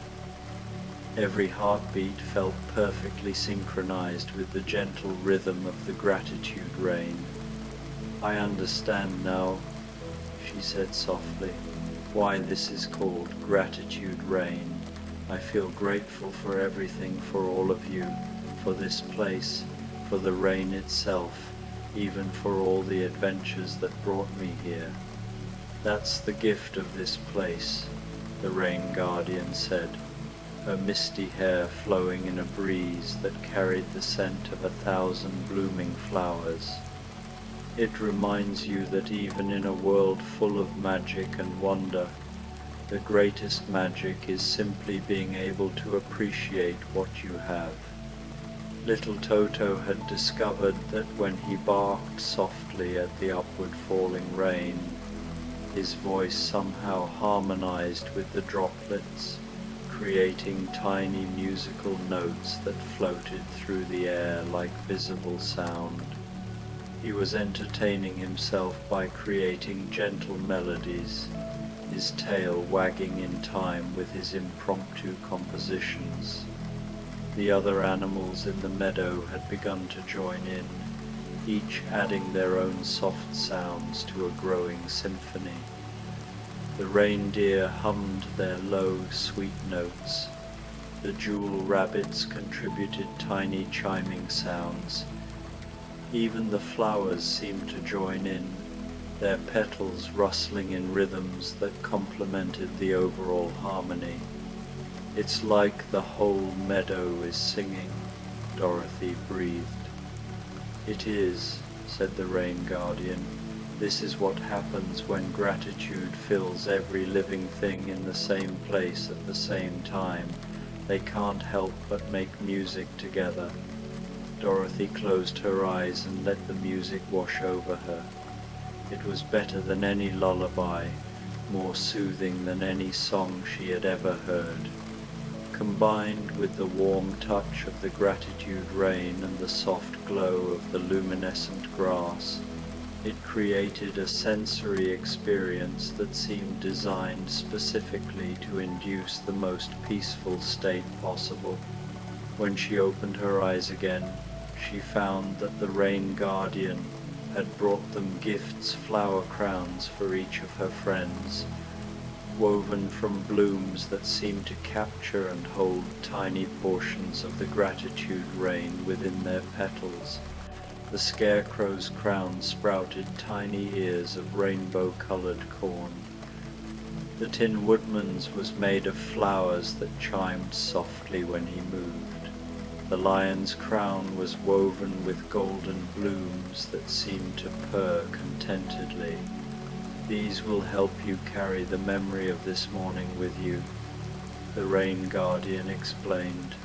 "Whenever you wear them, you'll be able to recall the feeling of the gratitude rain, no matter where you are." As the afternoon approached, though time felt so fluid here that it might have been any hour at all, the gratitude rain began to slow and finally stopped. But rather than ending abruptly, it faded away gradually, each droplet taking longer and longer to complete its journey skyward, until finally the last few drops hung suspended in the air like tiny stars before dissolving into sparkles of pure contentment. The meadow settled into a new kind of peace, not the dreamy languor of the rain, but the satisfied quiet that comes after a perfect experience has run its natural course. The flowers still glowed softly, but now their light seemed to come from memory rather than active magic. The trees continued their gentle humming, but softer now, like a song being hummed absent-mindedly by someone lost in pleasant thoughts. "That was the most beautiful thing I've ever experienced," Dorothy said, and realized she had said something similar about the afternoon rain, and would probably say it again about whatever magical weather they encountered next. "Each rain is different," the Rain Guardian explained, as if reading her thoughts. "Each one is perfect in its own way. The afternoon rain you experienced yesterday was perfect for rest and dreams. This morning's gratitude rain was perfect for appreciation and joy. Tomorrow's rain will be perfect for whatever tomorrow needs." As they prepared to continue their journey, for even in this timeless place, there was eventually a gentle pull toward movement and new experiences.